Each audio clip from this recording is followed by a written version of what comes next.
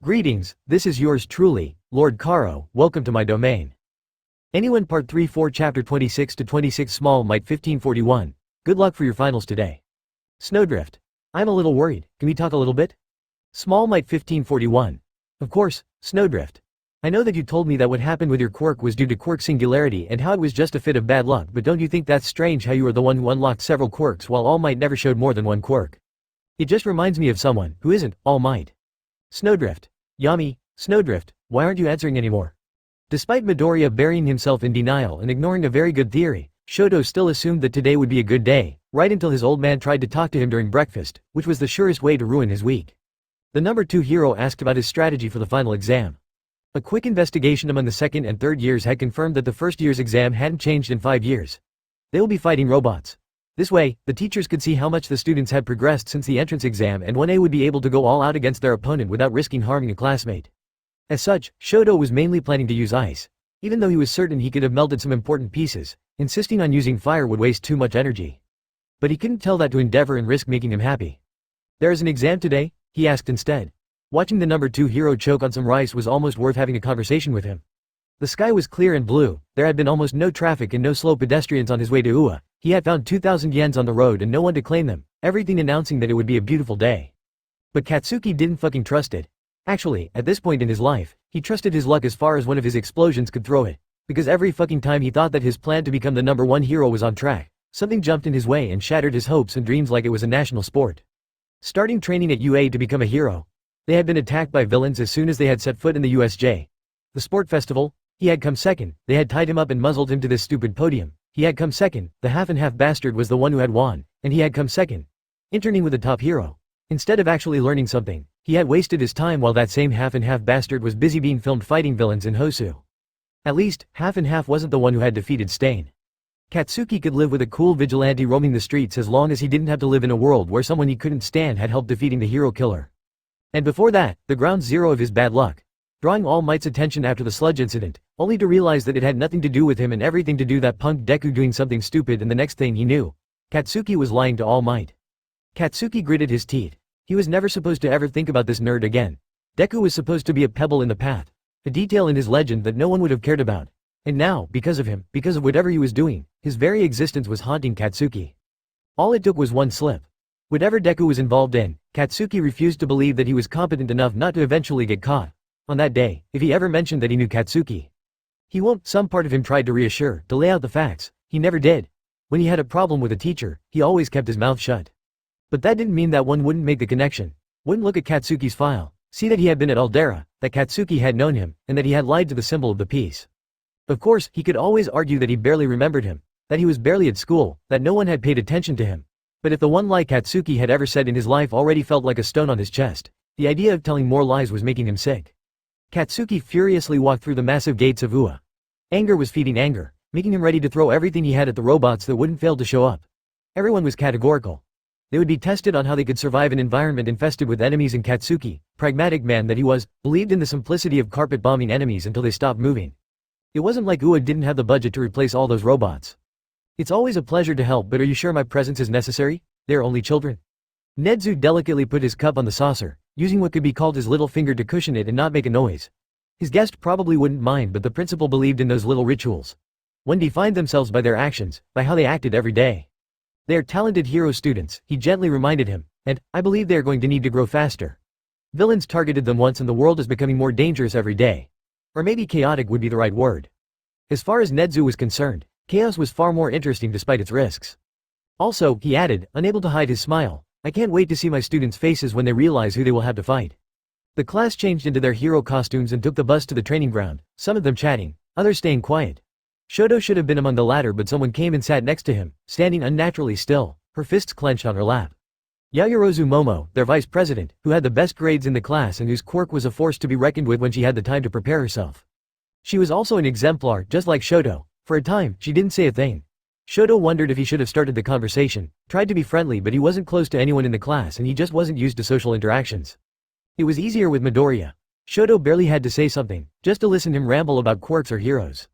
Are you ready? Yayorozu finally asked. And in this moment, Shoto realized why she was seeking his company. Both of them were exemplars, and because of this, they share a common experience that the others couldn't really understand. They might not have asked for the position, but they had freely enjoyed the perks that came with the position. Hero schools fighting to have them, their reputation already made, the sheer prestige that the Hero Commission had granted them when it had deemed them worthy of representing the best of the quirk society. But of course, there was a price to it. Their privilege came with expectations, and if they ever stumbled on the path of excellence, all the people who admired them wouldn't hesitate to tear them apart because to them, it would feel like a personal betrayal. Pro-heroes could fail from time to time and the general public showed themselves understanding. But exemplars who weren't up to the task. They disappeared from the hero life, relegated to general education, always reminded of what they could have been. Those who persevered endured a flow of critics, the people they had disappointed never forgetting this slight. Both Yaoyorozu and him weren't allowed to fail until they graduated and proved their worth, proved that the trust put in them wasn't a mistake, and now that Shoto was thinking about it, that was a lot of pressure to live with. I am as ready as I can be, he answered, and I think that so are you. Yaoyorozu smiled, just a little, and she stopped clutching her fingers. She didn't add anything, simply nodded, but words were overrated. They just stayed here, aware that they were going through the same very specific trial. For the first time since he had been a part of Class A, Shoto felt the beginning of something, a connection, the prelude of something akin to fellowship. Soon enough, the bus stopped at the starting point and the students were greeted by the entire teaching staff of the best hero school in the country, which was already a bad surprise. The teachers confirmed that there would be no robots this year. Instead, pairs of students would fight one teacher. They could either put cuffs on them or manage to escape the testing ground. Shoto was put with Bakugo Katsuki, which really was enough said. The boy who notoriously couldn't stand his guts and him were the ones who had the most firepower in the class. Since Midoriya's former childhood friend who had done everything to break any hope he had of becoming a hero and Shoto had ranked first and second in the sport festival, Uo probably wanted to teach them a lesson in humility. They're going to make us fight Aizawa, he understood. He is the only one who can completely neutralize the advantages our quirks give us. Unfortunately, once again, he had been far too optimistic. A familiar and powerful laugh echoed through the air, giving hope to the innocent and waves of cold sweat for guilty souls. Have no fear, for I am here. The symbol of peace laughed as he sauntered it. Well, fear a little. Maybe. This is an exam, after all. And then, he smiled brightly at Shoto and at Bakugo.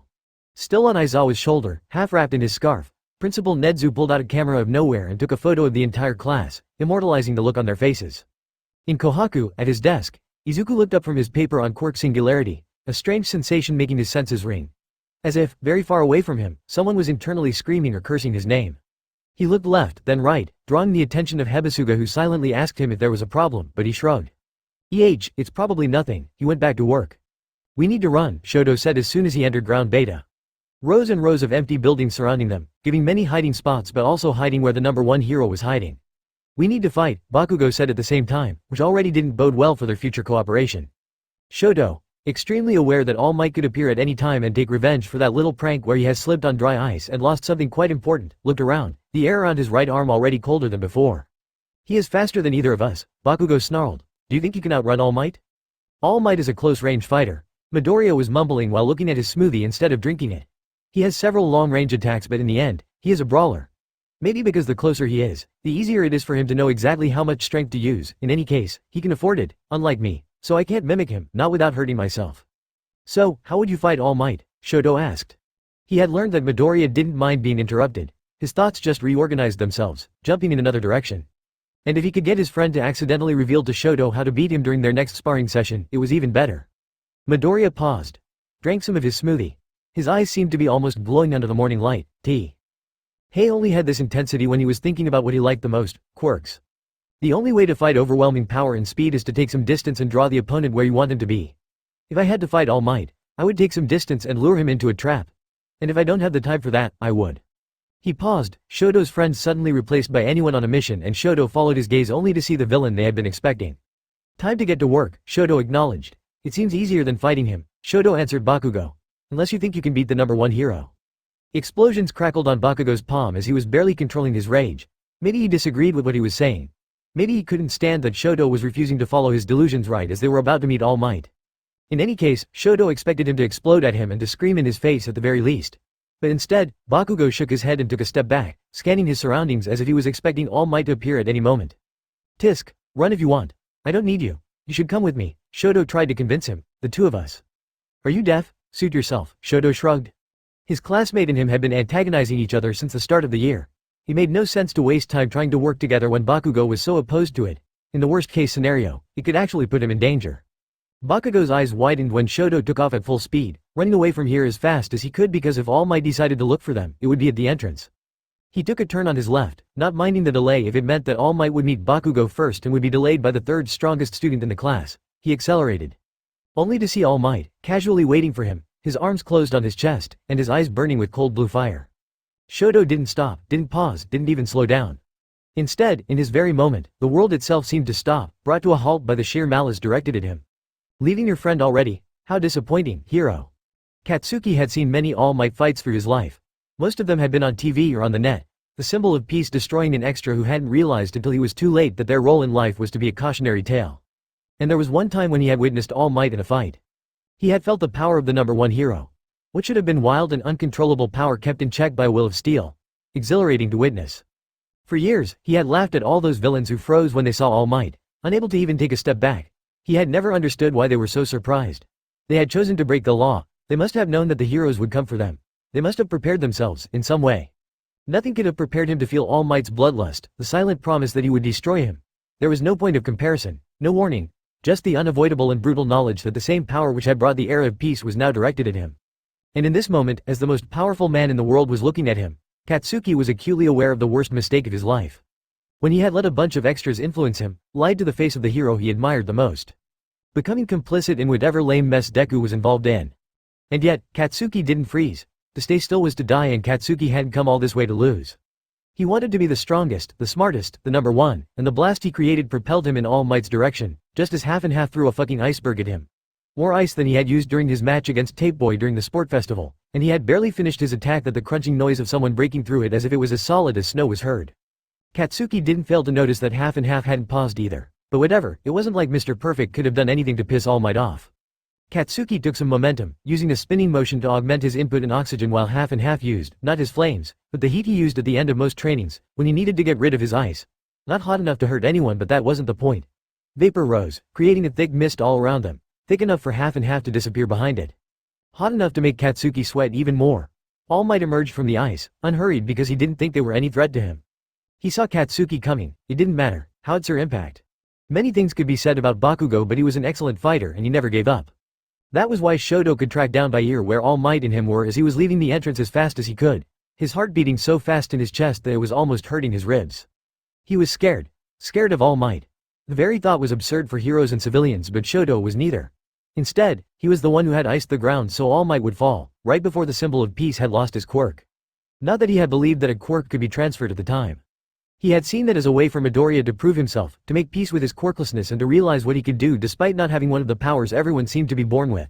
And then, Shoto had witnessed Midoriya making the impossible turning into reality for the first time. Shoto was complicit of the crime but certainly not of the miracle, not when he had never believed it could work. He stopped far beyond the exit, still in the city and surrounded by buildings, but the explosions weren't as loud as a moment ago, which meant that Bakugo was getting tired. Shoto prepared himself, ice spreading from him in the form of stalagmites. No dry ice, not when the memory of this day was so vivid right now. If he remembered it so well, there was no doubt that All Might remembered it even better. All Might appeared in front of him, the same way lightning would catch someone by surprise. Technically, Shoto had seen it coming, but reacting to it in time was impossible. Shoto called upon the power of his left side, because no matter how powerful and reckless Midoriya was, one thing that always made him pause was the flames. The number one hero ran through his ice as if it didn't exist, and his fist connected with his stomach, sending him flying straight into a wall before he had the time to summon any flames. Arg. Shoto heroically didn't curl into a ball and threw up. He even managed to stay upright, but only because he was hanging onto the wall and he was not willing to let it go for now. All Might said something that sounded like All For One would say, but the teenager didn't manage to hear a word as Dobby's voice was ringing inside his skull. Something about him regretting not using his flames for so long and how one day he wouldn't be fast enough to draw them out. If I can't get away from him, Midoriya had continued after they had finished the mission and changed clothes because of the paint quirk, well, I know that he is injured here. He touched his side and Shoto absent-mindedly noted the place. If I punch him here, it might give me a second to breathe. Am I really going to do that? Shoto's last shred of moral decency asked. All Might's hand appeared in front of him, about to grab his skull, and for a moment, Shoto had a vision of a nut cracked by an especially vicious squirrel. The next thing he knew, Shoto was kicking All Might in the side. Katsuki was not out of breath, just like his arms weren't screaming in pain. Instead, he let do something useful for once, and arrived just in time to see him kick All Might in the ribs, which should have been stupid, but somehow, the number one did pause, for just a moment. Katsuki's body moved on his own, every cell of his body knowing that this was the golden opportunity to finally take down All Might, to win. Only for flames to erupt from half and half, blue flames. Katsuki didn't take a step back as much as he was punched back by the sheer heat that spread from half and half. All his life, Shoto had been extremely careful with his fire, refusing to become reckless like his old man, and in this very moment, as blue flames were flooding everything around him, keeping All Might at distance, he was barely hanging on to that control, putting all his energy into making sure that the flames wouldn't take down Bakugo or himself. The rest of the town was fair game. The street became an oven in a moment, the flames licking at the asphalt, the walls, the windows, and making them lose their integrity. Shoto's right side was desperately trying to keep him cool, to insulate him against the hellish temperature, but for the first time since he had been using both halves at the same time and the effort was making his head spin, he could feel the heat on his skin. Not quite painful, not yet, but he knew he was close to it. In front of him, All Might wasn't moving, an arm protecting his face as he was trying to see what he could do to get to Shoto despite the asphalt bubbling between them. Shoto turned towards Bakugo, who had his arm raised, his hands pointed in front of him, but he almost immediately clenched his fist, a feral grin on his face. He couldn't get closer, not unless he wanted his own sweat to set him on fire. He had no choice but to leave the town, to make them win by reaching the exit. But instead, he looked around, trying to find a way to pass the flames, to reach All Might. Still wanting to fight, still wanting to prove himself. Please, Shoto managed to say, the effort to say this one word almost making his control slip, and for a moment, pain burst on the side of his neck. Bakugo couldn't possibly have heard him, not with the roar of the flames drowning any possible sound, but somehow, he still understood. Rage, then something close to grief passed on his face, and he walked to the exit like a man walking to the death row. Congratulations, heroes. You won. It took 5 minutes and a dozen of barrels of water carried by All Might himself to retrieve Todoroki Shoto from the hell of his own creation. At first, the water evaporated before it even touched the ground, but soon, the temperature became bearable for those who didn't have some inherent heat resistance. The student was retrieved, dehydrated and with what looked like a nasty sunburn on the left side of his body. He was led to the infirmary for a checkup but managed to walk out of it almost immediately, with some anti-burn cream, some bandage, and a bottle of water. Bakugo Katsuki didn't visit him, instead, he went directly to the lockers, changed into his uniform, and left. Toshinori fled as soon as he was sure that young Todoroki would be alright, smoke already coming from him, and it wasn't because of that half-cold and half-hot quirk. He jumped in the empty office and just as he was closing the door, all his muscles deflated like some sad balloons. Too close. Just too close. Despite all the protocol and treatments he was religiously following, he could feel the remnants of one for all slowly slipping between his fingers. It was like he was an hourglass lying on the side, but a small crack was letting the sand escape little by little. He grabbed the chair, blocked the door with it, and walked back to sit on the couch. He would take some time to rest and see if his body allowed him to visit Aizawa to talk about how his students had handled the test. Young Todoroki and young Bakugo were undoubtedly powerful.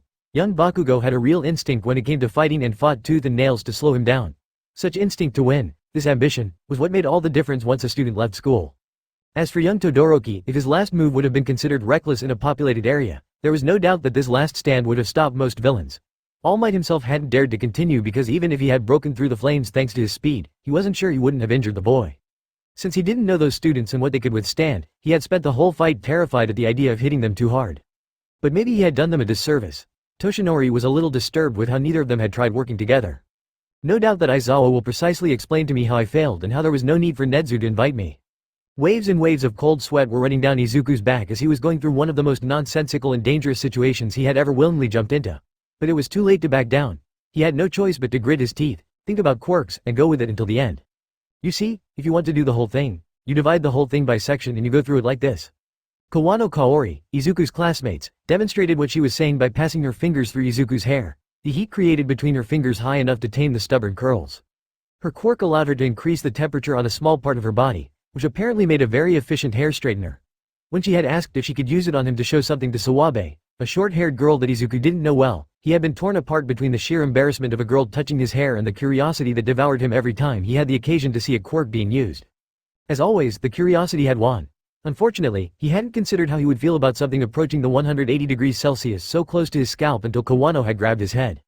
It was absolutely terrifying and he couldn't believe how some girls just did that several times a week. Be brave, Midoriya Izuku. Since your hair isn't as curly as Akatani's, Kawano continued. You just need to arrange them a little when it decides to do whatever it wants, but don't forget not to let the hair straightener too long on the strand. It can really damage it. Sawabe approached to inspect what she was doing, saying something about how she wasn't sure her hair straightener would be as efficient as Kawano's fingers on short hair, but Izuku stopped paying attention as he saw, from the corner of his eye, Yuto approaching with his phone. Izuku's hand flew, so fast that he heard the sound of the wind as he moved. Even without using one for all, his training had made him faster than most people, and snatching the phone from Yuto's hand was as easy as stealing candies from a baby. Though, it might not be the right expression. Izuku remembered how protective of his sweets he used to be as a child. Are you a ninja or something? Yuto asked as Izuku was going through his phone in his folder. I just don't like being taken in pictures. Izuku avoided answering as he deleted the two photos. He paused, puzzled because he hadn't realized that she had straightened so much of his hair. It was falling around his face in white strands, far longer than Izuku expected. "I need a trim. My finest work," Sawabe declared with a smug smile. Somewhere, inside a quirk that had been passed down from heroes to heroes, the first holder of One for All cackled. After class, Izuku didn't wait for his friends and walked back home, needed the time and the space to think. Too many things were happening at once. One for All was more than what he had been expecting. Dealing with the fear of having a new quirk showing up at the wrong time, in the most destructive way possible, was keeping him awake at night. He had tried to make this time profitable with some quirk analysis, but his thoughts were too loud at night and during the day. Between the classes and dealing with anyone, he didn't have the specific mindset needed to dismantle a quirk and see what made it tick. Izuku blew some air, dislodging a strand of straight hair from his left eye. He had followed the advice of the Black Whip user and controlled his emotion every time he had tried to use the quirk in those last 2 days, but it still wasn't enough. He could only control it at a ridiculously low percentage. Higher, and he took the risk of seeing it go berserk. The memory of him drowning as Black Whip was dragging him deeper in the sea reminded itself to him. The burning sensation in his lungs. The pain. His screams, swallowed by the never-ending amount of water waiting on him. It was funny how he never had nightmares about that time with the sludge villain, but one accident with a quirk had left its traces. The teenager shook his head, not willing to let himself wallow in self-pity. He was far too busy for that. The only solution he had come up with so far was to boost the percentage with which he could use Black Whip for a short moment. That way, he didn't have to control the output but the window of time, an idea he had directly ripped off from how he was using Full Cowl and Air Force when he needed more power. However, it had proven impossible to use with Full Cowl so far. He apparently didn't have the brain power to control One for All, so his bones wouldn't explode, use Full Cowl, and control the time and the output of Black Whip at the same time. So far, all of his attempts had ended painfully as he had to end the use of one of his quirks. All in all, his problem seemed to stem from the fact that he couldn't use multiple quirks at once, and he didn't know which was worse. How he wasn't able to use a very cool quirk or how the solution to his problem might be. To actually ask for the advice of someone else with multiple quirks. Izuku shuddered as he finished the thought. Some part of him admitted that it made an awful lot of sense. Despite how he was considering his quirk, Shoto only had one and both fire and ice obeyed to the same rules when it came to using them. Full Cowl and Black Whip were completely different and Izuku didn't have much experience with juggling with quirks. But I don't want to ask for his help, the child inside him whined. On the other hand, what was the point of having to deal with a several centuries-old sociopath who stubbornly refused to leave Izuku's apartment if he couldn't squeeze some cool quirk facts out of him? By the time Izuku arrived to the apartment, he had carefully erased any trace of distaste from his face. He was greeted by the odor of fresh coffee, kicked off his shoes, and almost floated in the direction of the kitchen, his body craving for the sweet ambrosia. Not even All for One's sight, back to him and pouring himself a cup in his cup with drawing of the green rabbit, could put out his good mood. "You come home early," the villain said as he raised his arm, opened the cupboard, and took Izuku's cup with the white cat on it. "I wanted to train some more with Black Whip, so I came straight home," Izuku explained. "I will probably go to the beach." All for One nodded, filled Izuku's mug with coffee, added just enough sugar to make it delicious, and turned to give it to him. "Are you going to spend the knee?" The cup fell. By some miracle, it didn't shatter upon impact, but hot coffee splashed on the floor and on some of the furniture. Fortunately, none of it reached Izuku or All for One, the latter not even reacting to it, preferring to stay extremely still and to look at Izuku with piercing eyes. "What happened to your hair?" Izuku pointed at the cup, silently asking the question that had the priority. "What happened to my coffee?" All for One didn't answer, preferring to grab the biggest glass they had and filling it with water. Maybe dementia had finally gotten to him. Are you?" Cold water splashed Izuku, completely soaking him in an instant, before he had the time to ask what was going on. Izuku calmly and methodically passed a hand over his face, focusing on things that were real, like the sensation of his hair curling against his forehead again or the smell of coffee in the air, but none of it managed to distract him from the sweet feeling of homicidal rage that the cold water had managed to summon. "I admit I might have overreacted," All for One said, setting down the now empty glass. "You just reminded me of someone. And homicidal rage wasn't such a bad thing. Actually, the more Izuku considered it, the more convinced it was that the bad reputation of such a natural feeling was unfair. Izuku walked away and went to the bathroom, where he found the bucket next to the cleaning products. One of the advantages of living in an old apartment was that the water took its sweet time to warm up, so he filled said bucket to the brim with water barely warmer than Todoroki's ice. As he left the bathroom with his bucket, Izuku made a note to call his friend to ask him how his exam had gone once he was done with this. All for One tried to run. It didn't save him. 4 Chapter 27-27. In the Kansai region, in a specific neighborhood, most of the stores and restaurants had taken a loan from the same businessman. There was nothing illegal about it. Simply a rich man whose company wanted to invest in the local economy. The interests of the loan, climbing little by little, slowly so they wouldn't be noticed at first, not until it was too late, were just as legal, but it still grabbed the storekeepers by the throat. But they paid, because if they didn't, whatever they had mortgaged would be next, be it the building in which they were working or their homes. Until one shopkeeper refused. He went and met the man he had trusted to be honest, or at least decent, and he explained to him that he simply couldn't pay. How that sudden increase was pure madness, that he was willing to keep paying at the rate they had agreed at the start, but that any other path was simply impossible to follow. When that didn't work, he rallied his neighbors. They pooled their funds, agreeing that they would have to settle this matter in court. They were optimistic, not sure that they would win, but knowing that at the very least, as long as they stood together, they would be able to fight. And then came Monday. A blond man with pointy ears strolled inside the grocery store belonging to that first shopkeeper. Unassuming, he looked like he was in his 30s and he was an extremely polite fellow. He made a point to greet the shopkeeper and his wife, looked at the different snacks available while making sure not to make the slightest mess, and once he selected a chocolate bar, he walked to the counter and smiled at Kaoru, a college student who was working part-time here. She smiled back, of course, not even pausing when the smile revealed how sharp the customer's canines were. In a world of quirks, vestigial mutations were aplenty. Instead, what made her lose her smile was the disintegration of the glass bottle of Coke she was keeping behind the counter. Only the glass, nothing else, soda spilling on her jeans and her workspace. The young woman jumped back, about to bolt because a quirk had been used in a public place. She didn't more to know that she was in danger. But the blond man wasn't even paying attention to her anymore, focused on the elderly couple. Life is so precious, he told the storekeepers. If I were you, I would stop looking for troubles. He turned towards her and Kaoru just stayed there like an idiot, unsure of what to do, but he didn't talk to her, just sliding some cash to her to pay for the chocolate bar. He even left a tip, along with images inside Kaoru's mind about what someone who could disintegrate a bottle with such ease could do to a human body with sensitive nerves. The very thought made Kaoru's chest painful and her breathing laborious. Right until she realized that it wasn't due to the fear. In a minute, she started to cough blood. 5 minutes later, she was heaving on the ground, terror driving her to madness because there were shards of glass in her lungs, cutting them from the inside every time she tried to breathe. The police came. They asked every question that needed to be asked. They did research. They even went to the businessman that had granted the loans. But nothing could be proven. The research in the quirk registry didn't lead anywhere, and since there was no camera that could have taken his picture, the chances of finding whoever had attacked were slim. A first person realized that she didn't want to risk her life fighting a battle that couldn't be won. A second person soon followed. On Friday, the same man walked into a familial restaurant. There was nothing to write home about the place.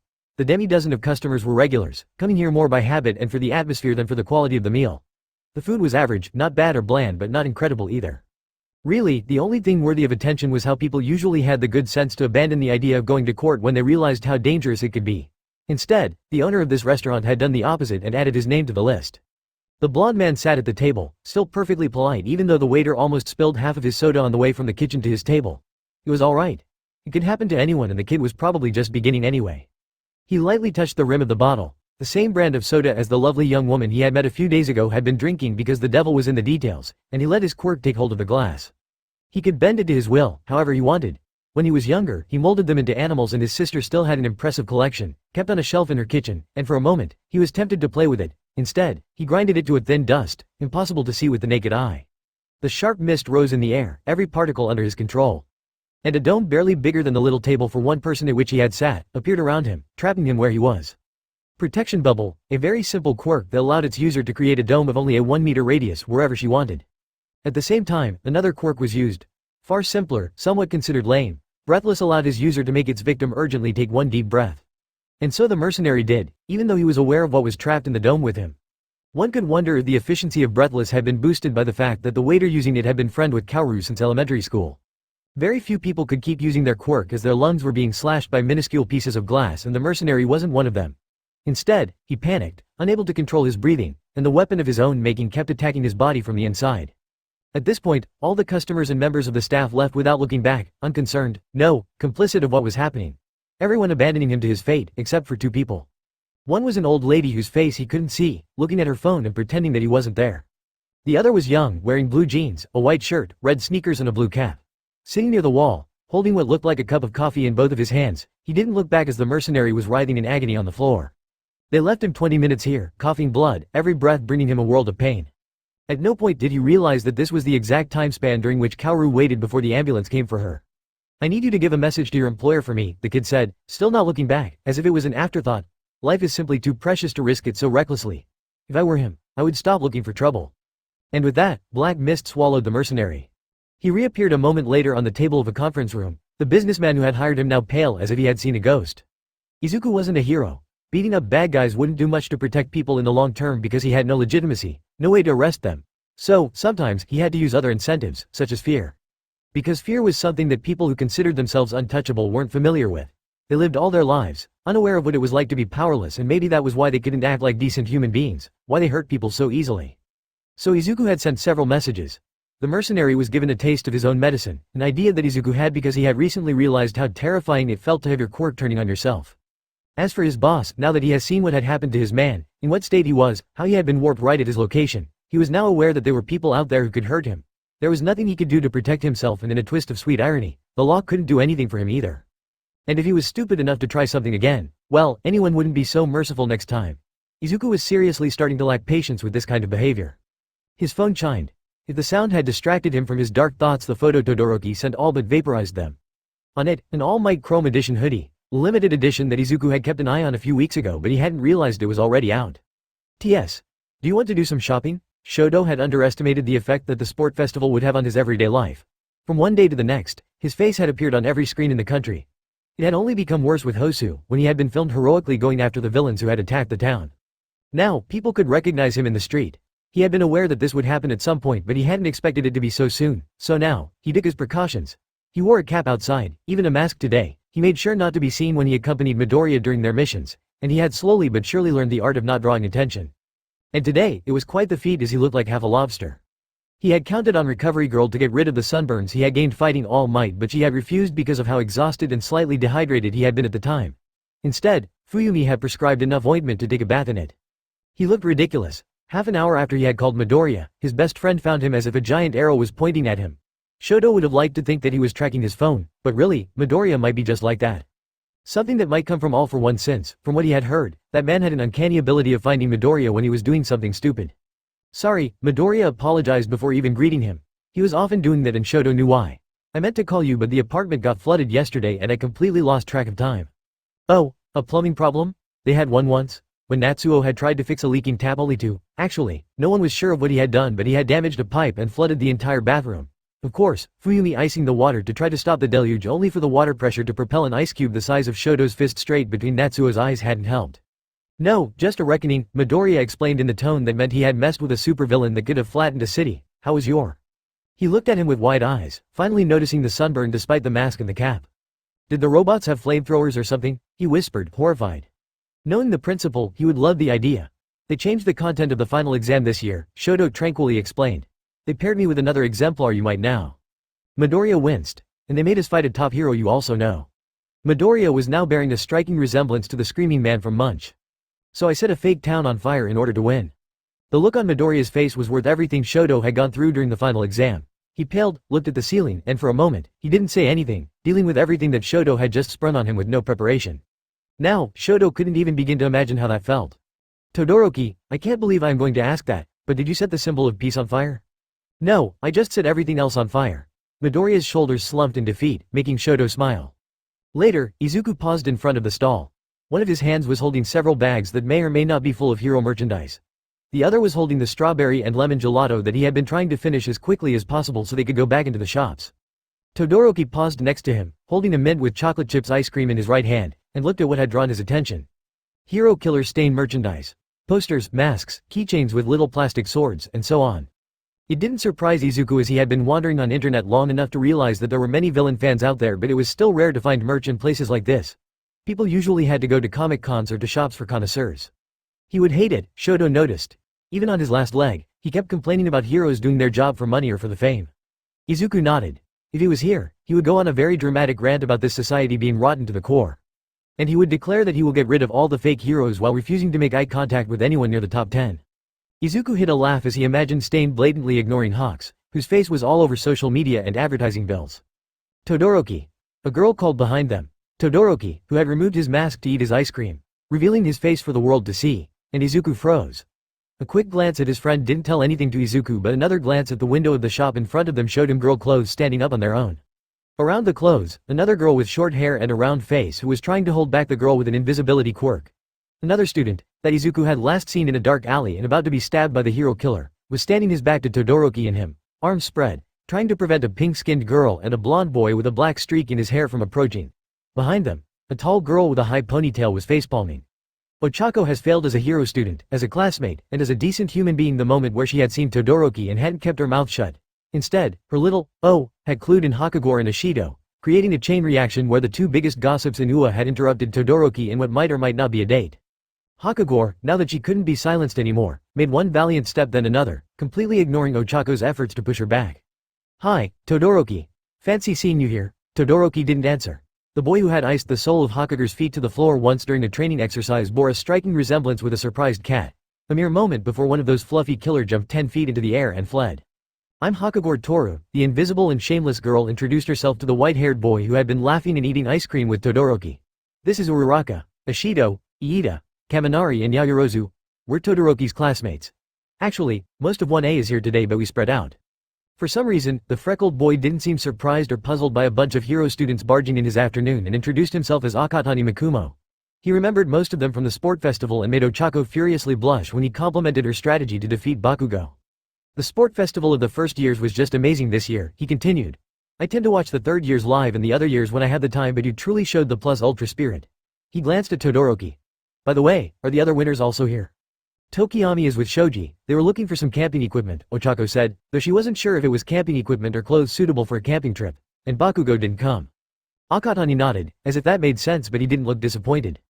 "He is probably trying to make small talk to a bunch of nosy hero students." Bakugo, Kirishima and Shinso were the only ones who hadn't wanted to come to the mall with the rest of the class. Well, obviously, so did Todoroki, but he tended to leave right after class was over, so they had all assumed he had something else to do. "Still, we should maybe explain to him that we didn't mean to exclude him." "Akatani, you said that you usually watch the third years for the sport festival but that you watched the first years this time." Ishido intervened before Ochako could talk. "Is it because this year, Todoroki was there?" "Well, yes, that wasn't the thing to say. Every girl in 1A knew that Todoroki had talked to someone right before the sport festival started, and Ishido and Hakagor had been looking through the school for the mysterious interlocutor. They didn't care about the most probable explanation like a family member or a friend. No, they wanted scandal, romance, and like sharks who had just smelled blood in the water, they surrounded Akatani, bombarding him with questions. What was his favorite color? Red. Since when did Todoroki and him know each other? A while. Did they get along? Todoroki was a very good friend. Had he seen Momo's commercial shoot with Kendo and pro hero Uwabami, and what did he think about it? He hadn't seen it, sorry, he didn't watch much TV, and Momo's smile didn't reach her eyes and gave Ishido goosebumps. Iida, bless him, tried to stop them from bothering this poor sweet boy, but he failed, held back by Kaminari, who started to ask questions in turn. "Please, for the love of everything that is holy, can something happen? Anything to distract them so Todoroki can grab his friend and run?" Atsuhiro smiled at the lovely waitress who brought him his cappuccino and enjoyed a coffee worth the name for the first time in what felt an eternity. Around him, the wall was crowded and loud. Children were running around. Their parents were pretending not to notice it. Students were enjoying some free time as they either had finished their final exam or were trying not to think about those. Young adults were enjoying their independence, all of this causing a maelstrom of people who were alternating being between genuinely happy or stubbornly trying to be happy.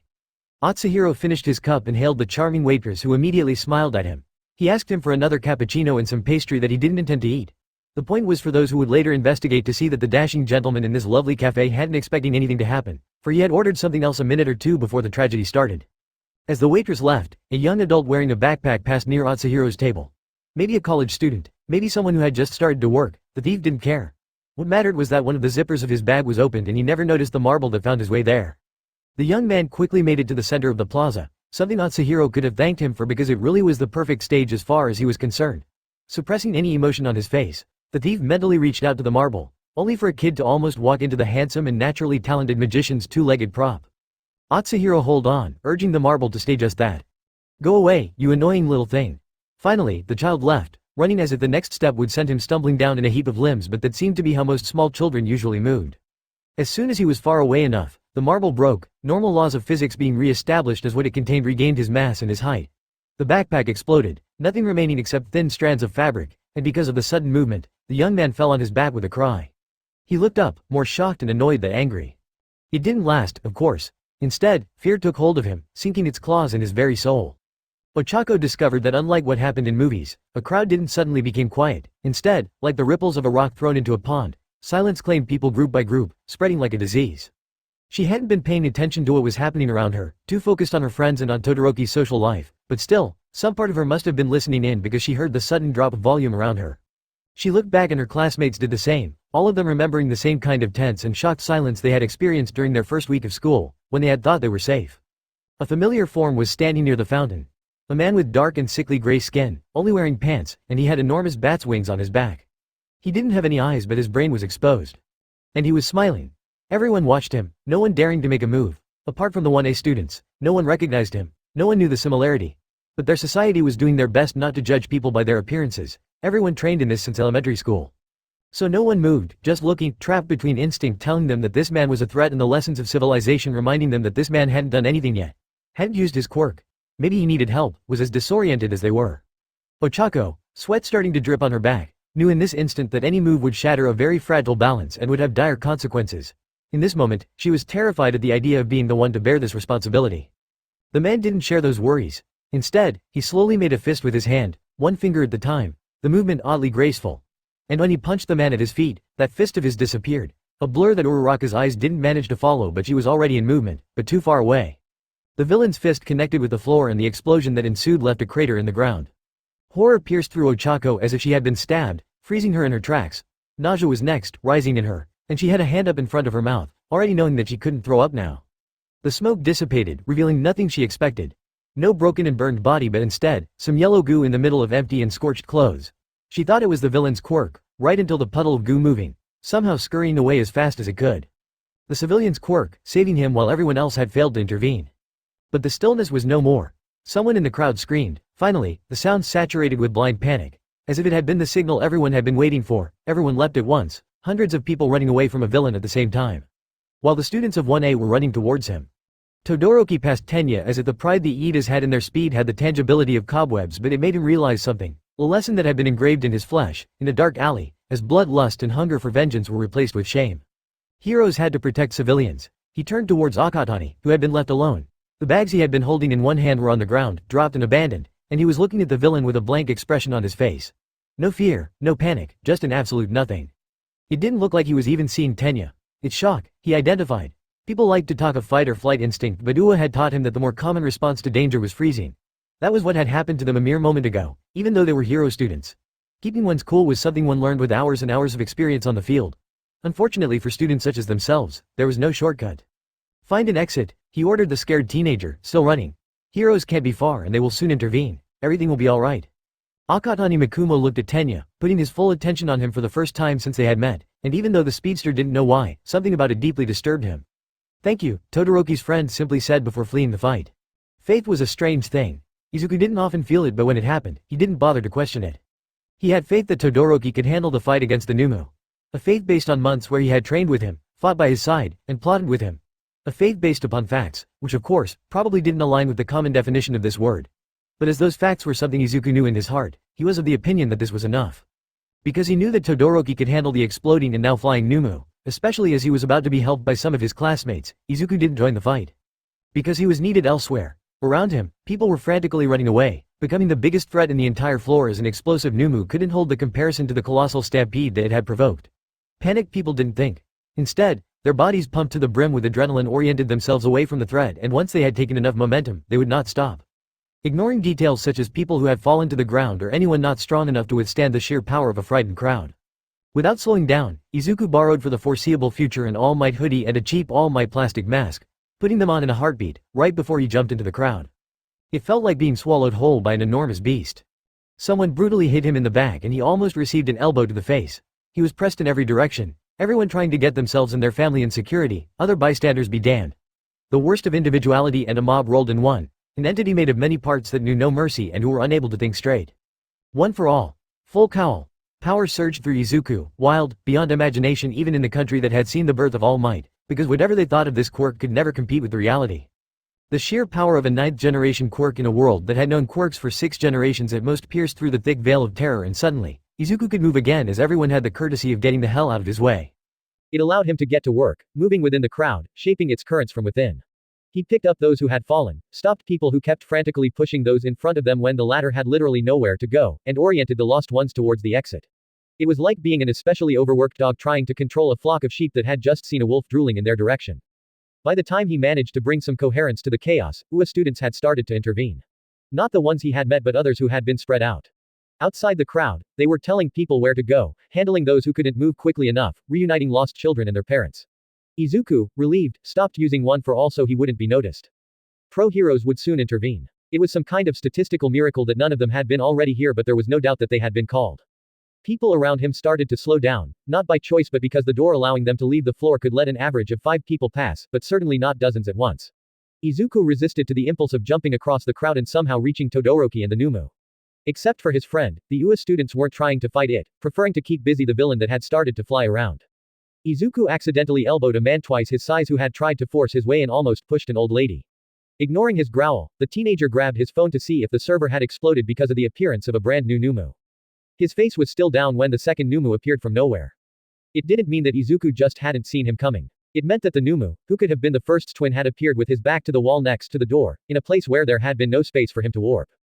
People were pushed back by his sudden appearance, and all the work the UA students and Izuku had done to calm the crowd evaporated as panic took hold of them once again. The teenager would have thought that there would be nowhere to move, let alone run, but a circle of emptiness still managed to appear around the Numu, creating a human wave that pushed him down and almost crushed him. It was done on purpose. They waited for everyone to be packed like a bunch of sardines so civilians would be trapped. People around the Numu were pushing like crazy, desperate not to be on the first line. All except one, a man holding a cane who just looked at the Numu and sighed, not bothering to flee. The Numu saw the absolute resignation in this man. And he chose him. Full cowl. Izuku grabbed the shoulder of the man he had previously elbowed and used it to propel himself upwards, rising above the crowd, before kicking him in that very same shoulder to gain more momentum. The man screamed, but since he was an almost 3 meters tall tiger, Izuku hoped that he would be alright. The bald man with the cane didn't scream. He didn't try to flee either. Izuku reached the wall a heartbeat after he had started to move, using the sheer speed he had accumulated to run on the vertical surface. One for all was roaring in his veins. His vision was tainted with green. Faster. The man's shoulders slumped down and he raised his head, accepting what was about to happen. A glow spread from the Numu's shoulder to his raised fist. Izuku's kick hit him in the center in the chest, something breaking under his sneaker, a moment before the Numu exploded. Of course, a kick might not have the right word for it, as it seemed fairly innocuous compared to the sheer power that rammed into the Numu, making his chest collapse. Pain coursed up Izuku's ankle, but he refused to acknowledge it, and the multi-quirk wrecking ball that pulverized the wall at the right of the exit, away from the civilian and leading outside, proved to be an adequate distraction. Both of them tumbled into the open air. Izuku was suddenly too far to use the wall or any decent fulcrum, so he threw an arm in front of his masked face and kicked the air with his legs, an air blast in tow, right before the explosion seemed to shake the very reality. He felt scorching heat barely stopped by the airflow he was using both as a shield and as a mean to take distance, but the shockwave left him dazzled. And if climbing 3 floors was a matter of minutes, falling from them was a matter of seconds. Izuku threw his arm to the sky, letting go of full cowl, and reaching deep within him, to a place of power whose depths he hadn't suspected until that day on the beach. He pushed down his fear, which should have been difficult when the ground was getting closer and closer, but his brain had always been talented at ignoring bad things in order to focus on quirks. Black whip burst from his arm, ripping the sleeve of Izuku's hoodie, the thick whip of energy soaring to the Numu, taking a hold of him. Full cowl. Izuku screamed, half because of the sudden pain, half because of the effort as he sent an impulsion through the whip, rising as he used the Numu as a fulcrum, canceling his speed. The Numu crashed to the ground in a mess of broken bones. Izuku followed, somehow managing to land on his feet, but the impact made him fall to the ground. Unhurt. What was that? Kosuke asked out loud, clutching the tablet connected to various cameras inside and outside the wall, his knuckles even starting to become white. On his screen, the thief was down, lying on the asphalt, one arm spread in the Numu's direction, as if he was still trying to reach him. His forearm was bare, but with the resolution in this angle didn't allow him to see his sleeve had rolled up or some support gear had destroyed it. The bomber moved, slowly putting one foot under him, but his leg didn't manage to carry his full weight. As the doctor had made sure to remove their ability to feel pain, if he couldn't move, it meant the thief had done an impressive number on him. The bomber category had been fitted with a regeneration quirk in order not to be neutralized by their own explosions. However, and Kosuke could have bet this o'clock figurines on that, the impact with an all-might level quirk while being in the process of detonating had probably activated bomber cells where they had nothing to do, causing internal damages to the poor thing. However, his wings were still working. He moved them once, then twice, testing them, making sure that they could carry his broken body, and he rose slowly, almost painfully. And the thief, on his knees, holding his arm, watched him go, not doing anything to stop him. Kosuke cursed the angle of the camera. He would have given a right arm to see an expression, to try to see what was going through his mind. He had already crippled Stain. He had broken Nightmare. Was he scared of doing it again? Was he injured? Give me something I can work with. Give me a story. But the thief left, maybe not bothering to pursue the bomber when he was flying away from the mall. It left Kosuke a little heartbroken. It was a missed opportunity, something great interrupted too soon, for a pathetic reason, leaving him haunted with the energy of all those lost possibilities. But he tried to be philosophical about it. After all, this was just the beginning. He was watching the video of the fall from a different angle when the bomber found him, several buildings away from the mall. A nice spot for him to enjoy the show, though he had hoped that he wouldn't be disturbed. But the doctor had lost too many children back in Hosu and he had ordered Kosuke to send them home if they were too injured to go on. That was why he punched the Numu in the chest, sending him flying across the roof. The bomber made a high-pitched noise that hurt Kosuke's ears and made a whole show of getting back to his feet with difficulty. Oh, come on. You know it's no reason to slack off. You're almost healed as it is. And what hadn't healed right the first time had just been broken again by Kosuke, so it would have a chance to heal the right way. After all, he wouldn't just hit someone for no reason. He wasn't a monster. And don't pretend that it hurts, he warned, passing a hand on his scarred face, the gesture soothing him.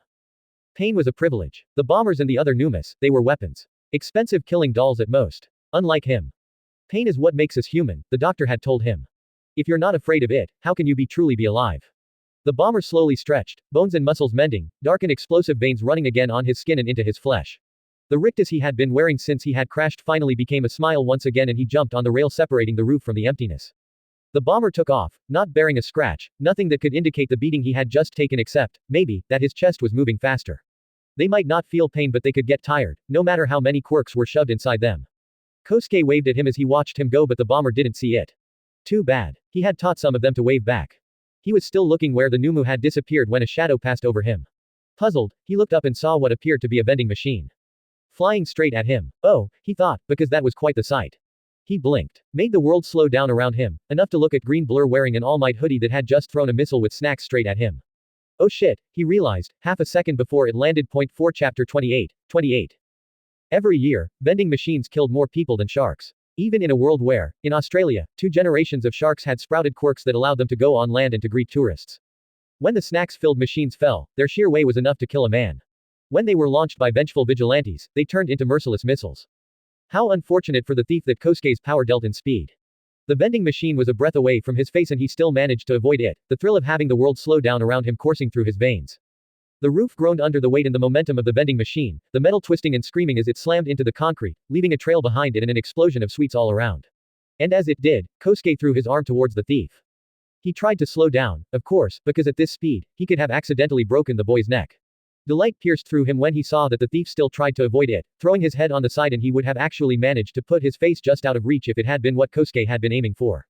The speedster grabbed the ridiculous All Might plastic mask that he was wearing, revealing the thief's true face. Only for him to freeze in confusion as he saw All Might's boorish features on a teenager. By the time his brain sped up by his quirk, Overclock, acknowledged what he was seeing, he was on the other side of the roof, still holding the mask.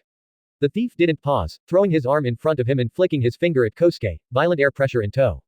It never touched the speedster. Instead, he danced around the thief, the boy with All Might's power, but whose speed was still no match for Overclock. It's no use. He pushed him, sending him tumbling but the kid threw his right leg back, regained his balance in the second, pursuing him across the roof, throwing too much strength around. I love your style, you know. But you have to watch out for. The thief kicked the roof. A shockwave more powerful than what the vending machine had created rippled through the ground as if it was made of water, only for the stone to shatter under Kosuke's feet, making him lose his footing for a moment. Still, he regained it but the thief was already in his face, his hand on Kosuke's arm. Kosuke made his body go limp, preparing himself to be thrown upwards. Instead, the thief took advantage of the fact that the speedster's feet weren't touching the ground anymore to punch him 3 times in the face. Cold fury bubbled inside Kosuke's chest, enraged at the very idea that this brat could damage the scar he was proudly wearing. Straight to the face, he growled. The thief tried to get away but Kosuke's enhanced muscles had no trouble throwing him away and using the sudden leverage to find an anchor point. His right heel touched the floor and he started running again, striking the brat 6 times in the chest, in the back and in the arms in a second. The thief crashed to what was left of the roof, bounced, and landed straight in the railing, leaving a huge bump in it but he at least had the courtesy of not going overboard. Kosuke took a deep breath, forcing himself to calm down. Mistakes were allowed, especially for someone so interesting but who was barely starting running that specific road. The teenager, half crouched, took a trembling breath, obviously in pain but he didn't show anything. Instead, he calmly picked up the All Might mask which had landed not far away from him and he put it back on. Just to sat my curiosity, how did you know I was here? He asked. To his delight, the thief answered. People who were too serious and who refused to talk with villains because it was beneath them were always so boring. They didn't know how to make a story really interesting. I didn't, he said, sounding even younger than what Kosuke had thought. I saw that the Numu wasn't returning to the mall. I wanted to know where it was fleeing. Why are you doing this? What are you gaining from targeting those students? Kosuke hid a smile. It's just a job, kid. You don't need to look further than that. And why talk about me when you are far more interesting? After all, if the speedster had lost all taste for personal glory, something about him was still drawn to great stories. To create narratives and making them stick, knowing what people would like. And this one's mere presence could change everything, for better or worse. You put those heroes to shame, he continued as the kid got back to his feet, favoring his left leg. The public is starting to get interested in you. And even better, you're making the suit sweat buckets every time you're not asking the permission to use that fine quirk of yours. For Kosuke knew what it felt like to love a hero until you wanted to be just like him. To see this power, to happily let it mold you, and to hope you could also fit in the narrative crafted by this person who had given you so much. Except that this disastrous debut of his had taught him better. One word of advice, though, I'm sure there is a voice inside of you that whispers how good it would be to live in the light. To be a hero, to be the next All Might, to have everyone depend on you, to have a goal, a purpose. Well, snuff that voice out. The thief tilted his head, and something about his body language indicated that he had just realized something, making Kosuke hope that despite what someone kept telling him, wisdom wasn't wasted on the youth. But then, before he even talked, the speedster realized that something was off. Your quirk, the thief said, something strange in his voice, as if he wasn't completely there. There is a limit to it. You're talking to give yourself the time to recover. Kosuke paused, feeling this gaze behind the mask, eyes that weren't seeing him but something inside him. Every time you attack, you take some distance and you start talking, he continued, as if he needed to put it into words to analyze the quirk correctly. I thought it was a matter of time but I was counting, I think it's more of how much you speed up.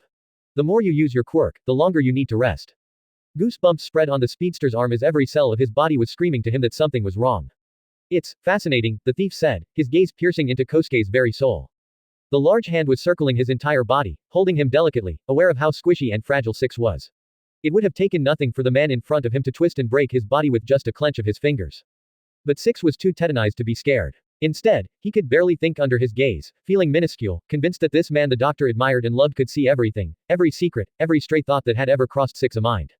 Fascinating, the man simply said. There was something wrong with Izuku's ankle. Adrenaline and the urgency of the situation had hidden how bad it was, but it was impossible to ignore now, not when he was keeping himself from wincing every time his foot touched the ground. Even on a good day, his opponent would have been faster than him. And since his quirk allowed him to think faster, he would find a way to dodge by the time a long-ranged attack reached him. He needed even more speed or a way to reach him without letting go of him. One for all at full strength would leave him with broken bones. Black Whip meant debilitating pain and revealing that he had another quirk. There was no right choice. So Izuku let himself think about the numas that had been unleashed in the mall, in the hope of making a carnage. Of what would have happened if that one person didn't have the right quirk, if Izuku hadn't been fast enough to save the other. He thought of Todoroki, fighting against one of them in this very moment. Of his classmates, who just wanted to have fun with their friends and who were now again victims of an attack and who had to fight for their lives. The anger rose within him, carefully, precisely, in order to fuel Black Whip. The speedster, who had been looking at him oddly, no, through him would be more exact, smiled, something unhinged in the expression. Here he is, he said, about to use his quirk. The villain who crippled Nightmare. At that moment, the bomber who was unable to fly straight almost reached the mall in order to finish his mission. Only to brutally meet his end at the end of something sharp. Oh. The speedster tilted his head instead of attacking Izuku like he was about to, as if he could hear something interesting. Emotions passed over his face, almost too fast for Izuku to recognize all of them, but annoyance stayed in his eyes longer than the other, only for regret to take over. He looked at Izuku, sighing. Well, it was a pleasure meeting you. Izuku, who had been preparing to unleash an especially destructive and painful quirk, simply didn't get it. He heard the words but the meaning never registered, the brutal whiplash just too much for his tired brain. The speedster noticed the sheer confusion washing over him and he saluted him. Only for black and foul-smelling liquid to splash around him. In a second, it completely covered him, even appearing in his mouth, making him gag, and soon, the contours of the speedster's body started to dissolve. No, you don't. If he escaped, there would be more numas. There would be no answer. It would just start again and Izuku would have to react to it, taking the risk of failing to save someone, instead of having the opportunity of preventing the tragedy. Twin strands of dark energy exploded from Izuku's forearms, his panic shielding him from some of the pain. Black Whip grabbed the man who was handling the numas and yanked him. At least, it tried to. But instead of being removed from the influence of the warp quirk, the speedster stayed in place, anchored to where he was the same way a building was anchored to the ground. Not only did Izuku fail to make him bulge, but in this moment, he felt that it was impossible to make him move. The black liquid spread on the tendrils of dark energy, trying to reach Izuku at full speed, to drag him wherever the speedster was headed. He let go a moment before the revolting goo touched him. Black Whip disappeared as if it had never existed, the liquid falling, but they disappeared before it touched the ground, along with the speedster. Leaving Izuku alone with his failure. After taking care of the Numu, Hawks didn't go back to the mall. From what his feathers were picking up, Endeavor had arrived and taken care of the remaining villain.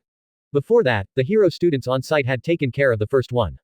So, his feather sword still in hand, he flew where his quirk had sensed something, just to make sure that another Numu wasn't waiting in ambush.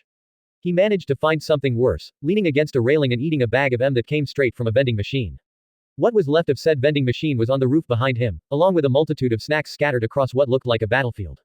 Just when I thought I had seen everything. The boy in an All Might hoodie didn't react when he saw the number 3 hero flying his way, confirming that there was only one teenage villain with a power-type quirk and with no respect for Hawks. The kid didn't even take a step to leave and he didn't try to shoot him mid-flight, which the winged hero took as a sign that their relationship was improving. Hawks landed on the roof, facing the opposite direction the thief was looking at, wings outstretched so there would be some feathers between his anyone handler and him. Not leaving was stupid but he had to admit that it was a good thinking spot. They were high enough to feel that specific calm brought by the impression of being above one's problems, but that building wasn't the tallest, hiding it in the shadows of his bigger and more massive siblings. Has the Hero Commission ever found out who filmed me and Hosu and leaked the video? The kid asked. Is that a way to greet a coworker? The thief put down the cheap All Might mask he had been slightly holding up in order to eat without showing his face and he took 2 steps, limping a little and looking around until he located what he wanted. He spun towards Hawks, a bag of spicy chips in hand, and he gave them to him. Hawks accepted the gift, not commenting on how he had promoted those snacks several times this year. He supposed he should feel flattered that the villain who was giving cold sweats to several members of the Hero Commission was following him on Twitter but it only reminded him of when he had broken in his loft. Still, there was no sense in wasting free snacks. I don't think we even looked for them, he answered while eating his chips as loudly as he could. Why? I'm not sure yet. He seemed exhausted, which made sense since the Numu Hawks had been very briefly acquainted with looked like it had met a bulldozer. As for whatever had happened here, it had been something else. There was no scorch mark that could indicate an explosion but here and there, an attentive watcher could notice the trace of someone accelerating and slowing down at inhumane speed. Since the thief had been favoring his left leg since Hawks had arrived, he doubted that this was his doing. In my experience, no matter how much goodwill you put behind it, it's hard to be at full speed when you're in pain. Hawk's feathers could pick up the vibrations of the thief's phone but either he wasn't noticing it or he was ignoring the many messages someone was sending him because he didn't want a pro-hero reading over his shoulder. Instead, he hesitated, tension all over his body. He shifted his weight from one foot to another, apparently remembered that this was a bad idea because of whatever he had done to his right leg, then finally asked what had been on his mind. Have you ever heard of? Hawk's sensitive feathers picked up something abnormal. It didn't make a difference. Shadows spread over the thief, making him flinch as they greedily took hold of him. He took a step back but Hawks crossed the distance between them, his body moving on his own, and he grabbed him by the shoulder, using his wings to propel them away from whatever quirk was at work. But the shadows didn't let go of the thief. Instead, they also spread over Hawks, and in an instant, he couldn't see anything as they completely took hold of him. He felt himself falling and staying still at the same time. The next moment, his boots were touching the ground, some wooden floor, and his eyes were getting used to the lack of light of a windowless room. He was still holding the thief, his fingers actually refusing to let go of his shoulder, and in a second, he saw everything of his surroundings. A bar with a large room including several tables, chairs, and a leather couch. A man behind the counter, cleaning a glass, his body made of black mist and his golden eyes comically widened. A white-haired man in a suit, young, sitting on a stool, a glass of something that wasn't water in his hand. His gray eyes were cold and seemed too ancient for his face. Hawks was hit by the absolute certitude that he was going to die. That he has just committed an unforgivable crime and that even though he had no idea what it was, he was going to be ripped to bloody pieces. A feather sword appeared on its own in his hand, but he didn't let go of the thief, dragging him backwards with him at full speed as many other sharp feathers were flying in the man in the suit's direction. None of them reached their target. Instead, Hawks was grabbed by the face and he froze as the world wasn't making any sense anymore. He finally managed to let go the thief, a moment before his head violently hit the wall. He half stumbled, half crashed to the ground, gasping for air, disoriented to the extreme, the world blurry, but not blurry enough for him not to realize that what was keeping his head to the ground was a shoe on one side of his face. He barely noticed it, not when the only thing he could feel was the absolute emptiness where he was supposed to feel his feathers, another sense altogether that had been with him all his life and which was now gone. Along with the wings on his back. The man with cold eyes, the man that was supposed to be almost terminally crippled, pressed the sole of his shoe harder against Hawk's face, as if he was considering breaking his skull right here. Hawks had suspected he was going to die from the moment he had seen that man. But he hadn't even though that he was going to die quirkless. Snowdrift. Are you alright, Snowdrift? Do you need help? Vernon, one of his old man's sidekicks, informed Endeavor that they had just received a report from Hawks confirming that the third and last Numu, the one who had been sent through a wall, had been taken care of by Hawks. Except that Midoriya had been the one to fight him and now, he wasn't answering his phone. Even if he had met Midoriya in his anyone persona, Shoto couldn't really see the number 3 hero simply stealing the credit. No, he had to be the one to defeat the Numu, which meant that Midoriya had been distracted by something else. If he had simply left the job to a pro hero, he would be answering Shoto's messages. Shutu-u. He kept ignoring his old man looking at him meant encouraging him and he went through the app that allowed him to track Midoriya's phone. Only Gwen and him had access to it, in case some reckless calamity stopped responding and had to be picked from wherever corner he had passed out in. Familiar coordinates appeared on the screen. Kurogiri's bar. Relief washed over Shoto. It explained everything. No doubt that All for One had heard about the incident and warped Midoriya to him. His best friend, as usual, was probably too busy antagonizing someone who could raise a town from the map to think about checking his phone. Hawks, All for One said, delight in this very word. I've heard so much about you. Izuku hesitated, not because he didn't know what to do, but because he could see every ramification of this moment. Hawks was a paragon. Now that All for One had taken his quirk, he couldn't ignore that this was the supervillain who had escaped Tartarus, the one accused of leading the Tartarus escapees who had attacked the USJ. All for One was now irrevocably linked to anyone. If Hawks was allowed to leave this bar, the Hero Commission would stop ignoring Izuku's organization and would make hell rain down upon them, in the off chance of weakening All for One. But even if All for One didn't get any advantage in protecting anyone, Izuku knew that he wouldn't let Hawks go, not if there was a chance he could tell All Might that he was healed and who his associates were. Something he had to be aware of because Dabi, All for One's mole, was the one who had been working with Hawks. So, in this moment, Izuku didn't do anything because there was a part of him who wished nothing more than not to have to deal with this. He had been so careful, had kept Hawks from getting too close to anyone, and it had been All for One's lack of caution that had shattered all those efforts. It seemed fair that he would be the one to fix this mess. In the next moment, he was moving, full cowl coursing through him and he grabbed All for One by the arm, yanking him firmly to get him away from the number 3 hero. For Izuku didn't want to be the kind of person who hesitated to save someone because the alternative was easier for him. He had been at the end of this kind of rationalization, he had met numerous people who had been left away because it was easier.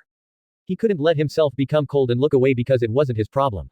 Because once he stopped caring, there was no going back. The glass the villain had still been holding spilled on Kurogiri's nice woodwork, but he did step away from Hawks, reporting all of his attention on Izuku, whose quirk was still active. Until now, they had both been very careful into never using their quirk in a confrontational situation. Because despite all the breakfasts, the gifts, the conversations about quirks and the occasional snuggles, All for One was the villain who had annihilated every one for all holders before All Might. While Izuku was the one holding a power that had gruesomely maimed All for One once already. All for One looked at him, the air around him becoming colder and colder. Izuku clenched his fist, slightly shifting his weight on the ankle that wasn't injured. He didn't want to fight. But he would, even if he had to break every bone in his body and some more. For some reason, it made All for One smile. Not a nice smile, of course, not by any stretch of the imagination, but the cold receded just a little, allowing Izuku to breathe better. I can live with the consequences of letting him go, the supervillain said. Can you? Not a nice smile at all. The smile of a man who knew that whatever happened, Izuku was trapped. He is an anyone operative, the teenager said. What happens to him is none of your concern. Touching anyone in any way was just as bad as hurting heroes. All for One's smile got wide, somehow even more shark-like than before. The urge to hit him sank its teeth in Izuku, so violent that it actually surprised him. He didn't get violent when things didn't go his way. The thought had never even crossed his mind until today. But in this moment, every cell of his being was saturated with the need to punch the smugness off his stupid face. Even One for All seemed to have gained some giddy energy at this very idea. Slowly, he unclenched his fist and he took a deep and absolutely not soothing breath. He wasn't exhaling his bad energy, he was sucking in all of his anger and repressing it until he could deal with it later. Or never. Maybe he would just have to bottle all his feeling up like a Molotov cocktail and one day, he would die. Now, give back his quirk, Izuku said. That one didn't seem to please the bane of his existence, the smile faltering just a little. He had probably planned to play with the quirk for a while, to see what made it tick. Izuku knew it because he would have given his limited figurine made for the 10 years anniversary of the first All Might movie in order to know how those feathers worked.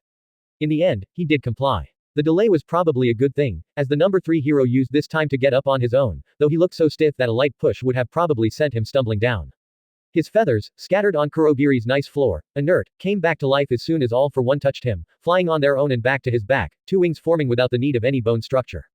Hawks opened his mouth. All for One waved at him and before the number 3 hero had the time to say anything, Kurogiri's warp gate swallowed him whole. The warp gate brought Hawks to the roof of a building near his loft and he took flight as soon as his feet touched solid ground, ascending at high speed, higher and higher as if he could leave behind what had just happened. He had almost died in there. Everyone in his profession made peace with this eventuality, but so far, Hawks always had the possibility to prepare himself for it. When a problem had to be fixed, he evaluated how much risk he needed to take and what could go wrong. He needed to, so he could take the right decision. But in here, there had been no warning. One moment where he was talking with the kid and the very next where he was dragged away to be killed. Or maybe what was making his hands tremble wasn't how he hadn't been able to anticipate a dangerous situation. Maybe it was the fact that none of what he could have done would have been enough to prevent All for One from killing him. Hawks had never felt so powerless than when he had been hugging that floor, too disoriented to get back to his feet, too terrified to do anything that would break the fragile balance between the two giants arguing over his life. That terror had not been for him. He had already been prepared to die here, half blind and unable to do anything. It had been for everything, no, everyone else. He didn't know how strong All for One and Yami were, but two people whose power were approaching All Might's level could create cataclysmic collateral damages. Not only would Hawks had been taken in this fight, making it pointless, but the same thing would have happened to the bar and any buildings around it. In the end, they had backed down. And Hawks was alive, but only by Yami's mercy. The cold started to pierce through his clothes despite the thick jacket he was wearing. It meant that the air would soon get thinner if he kept ascending at this speed. He stopped trying to find a place high enough to leave everything behind and he took the direction of the mall. Meeting colleagues and pretending that nothing unusual had happened right after a near-death experience was not a good idea, but he needed some time to think. To obtain it, pretending that everything was fine was vital.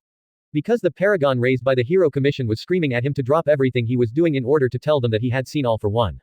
The supervillain who had terrorized the underworld for decades, if not for a century. A villain that could go toe-to-toe with All Might. A villain who could take quirks, leaving his victims with nothing.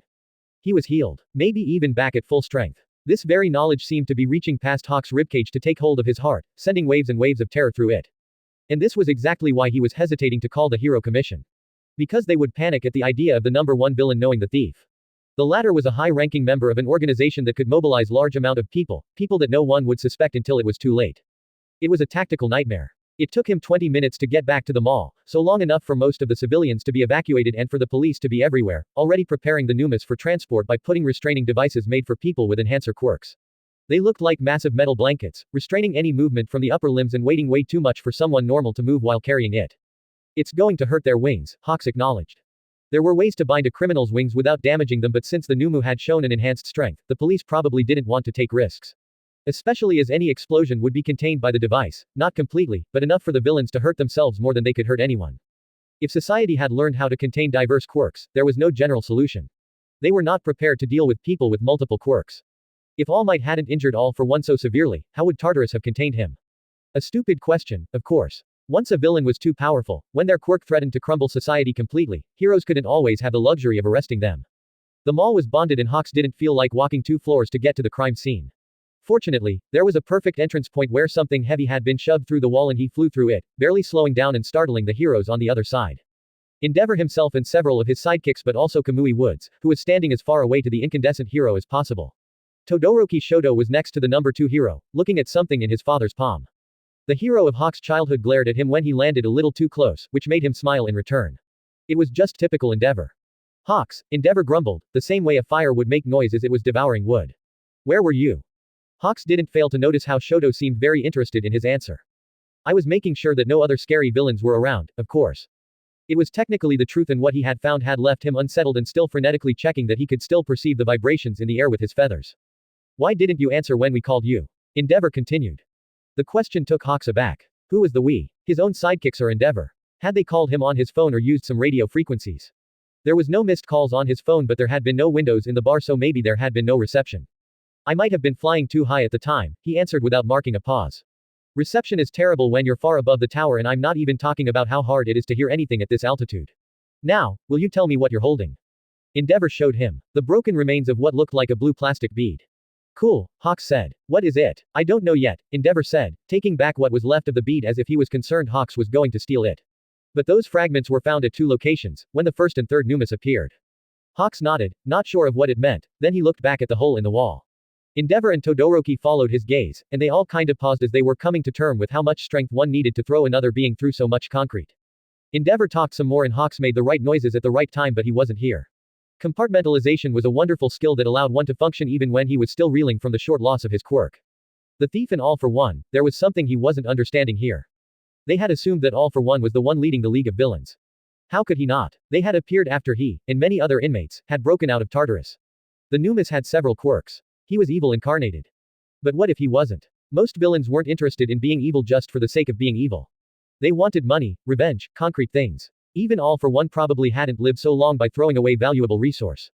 And there was something else. I can live with the consequences of letting him go. Can you? He isn't anyone operative. What happens to him is none of your concern.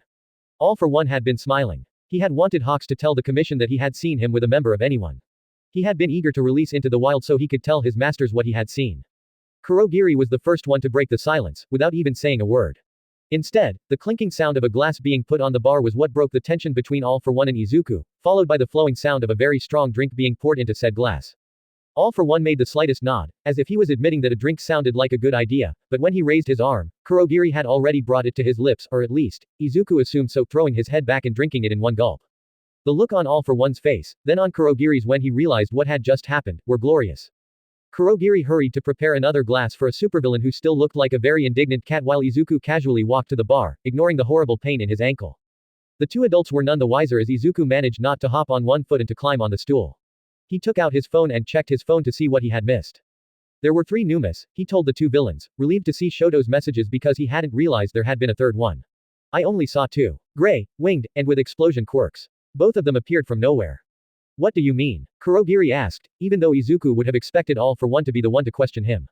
Instead, the villain hadn't touched his drink and was watching Izuku from the corner of his eye, something unnerving in the way he was sitting. It was like he wasn't bothering to hide behind the usual mask, not feeling like conforming to the usual social charades. What I said, Izuku answered Kurogiri. He was all out of patience for All for One's games. No visible warp quirks and they weren't hiding in the crowd. One moment, there was nothing, the next, here they were and people in the space they were now occupying had been pushed back.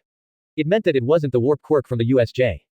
It sounds like teleportation but, Kurogiri looked at All for One, who looked at Izuku and frowned. Izuku only realized why when All for One grabbed the cheap All Might plastic mask the teenager had been wearing to protect his secret identity. No doubt that he disliked seeing All Might's face around him longer than necessary. Naturally, as soon as the mask was just slightly off, Izuku shifted his features and once again made his best All Might imitation. It backfired. With a noise of disgust, All for One let go of the mask whose plastic band still at the back of Izuku's skull made it painfully boomerang to his face. The difference between a warper and a teleporter, All for One pretended that Izuku hadn't just been grievously injured by an unjust attack, is that a warper create a portal. The portal either push whatever is in the way or allow the warper to at least feel the obstacle. A teleporter doesn't have this luxury. If they teleport to a space that is already occupied by something solid, both of their molecules fuse. Izuku, his mask in hand, grimaced. All for One drank some more relaxed now that he was talking about quirks. Unless it was because he was feeding on Izuku's pain. That's why teleporters are rare. They tend to get themselves killed long before they can pass their quirks to their descendant. Are you sure you didn't see anything that could qualify as a warp gate? Izuku shook his head. It was so crowded that I could barely breathe. If a warp gate had been used for the second Numu, someone would have passed through the gate or been cut in half. Then you don't have a teleporter but something else, All for One shrugged. After all, quirks are varied and keep becoming more complex. What were the Numa's quirks? Wings, explosion, healing, Izuku answered, not needing any time to remember them. All for One smiled, not with his mouth but with his eyes. It's smart, he said. That way, the intensity of the explosion doesn't have to be limited by the need to preserve the wielder. Did it look like they had an enhancer quirk? The shock of his kick against the Numu's chest reminded itself to Izuku. Along with how the Numu had been kicked around by the speedster. It's possible, he admitted. They also had a handler. He was waiting away from the mall, where the Numas could regroup if something happened to them. A man, black hair, a scar on his face. This time, he took a second to find the right words, seeing the quirk in his mind. And as he did, he remembered something. A half-forgotten memory, the kind one couldn't access unless they got a specific reminder. With an experience born of a life repressing anything he couldn't deal with right now, he held that thought and didn't let anything reach his face. I barely know anything about his quirk, the teenager admitted. An interesting speed one, where he couldn't only increase his physical speed but also his thinking process. However, he needed some cool down time. The faster he moved, the longer he needed to recuperate. All for One gave one appreciative nod to the description, his usual reaction when he heard about a quirk he would like to get his hands on. None of it was genuine. Izuku didn't know if it was because he was looking for it or if it was because he had been living with the man for several months but the teenager wasn't seeing any of the usual curiosity, the intense fascination this man felt when there was an interesting to dissect. Good think you barely know anything about it, Kurogiri said on a strange tone, interrupting his thoughts. The teenager looked away, embarrassed. In his defense, a fight he was part of didn't leave much time to observe a quirk. All for One put down his glass and turned towards him. You do know I love talking about quirks but I am more interested in the part where you sprained your ankle. Anyone. I am going to need you to track Salty's phone. Where he is going and who he is calling. Gwen. On it. Why are you suddenly so interested in his activities? Anyone. He got introduced to that cat who followed me home. There were simple pleasures in life and chilling in a sofa with her girlfriend was one for Ava. She had done nothing today except eating unhealthy snacks with Ao and watching TV. Ao herself was in Morpheus's arms, using Ava's lap as a pillow, her blue hair ruffled by sleep. Until her eyes snapped open, pure irritation suddenly coursing through her. She sat up and looked around, the hair at the back of her skull making her look like an especially spooked owl. I sense a disturbance in the force, she said, furor in her voice, referencing her favorite movies. Clone Wars or something. Ava had never stayed awake during an entire movie, she had problems watching things so old but she had watched several episodes of the cartoon. It's him, Ao continued. I know it. Ava gently patted her head to put her hair back into place. I know Akatani called you on 2 of your days off but 3 times in a row seems to be a little. Ao's phone rang. Knock it over the head. I just don't like when those two are fighting. Gwen. I wasn't there and I don't like it either.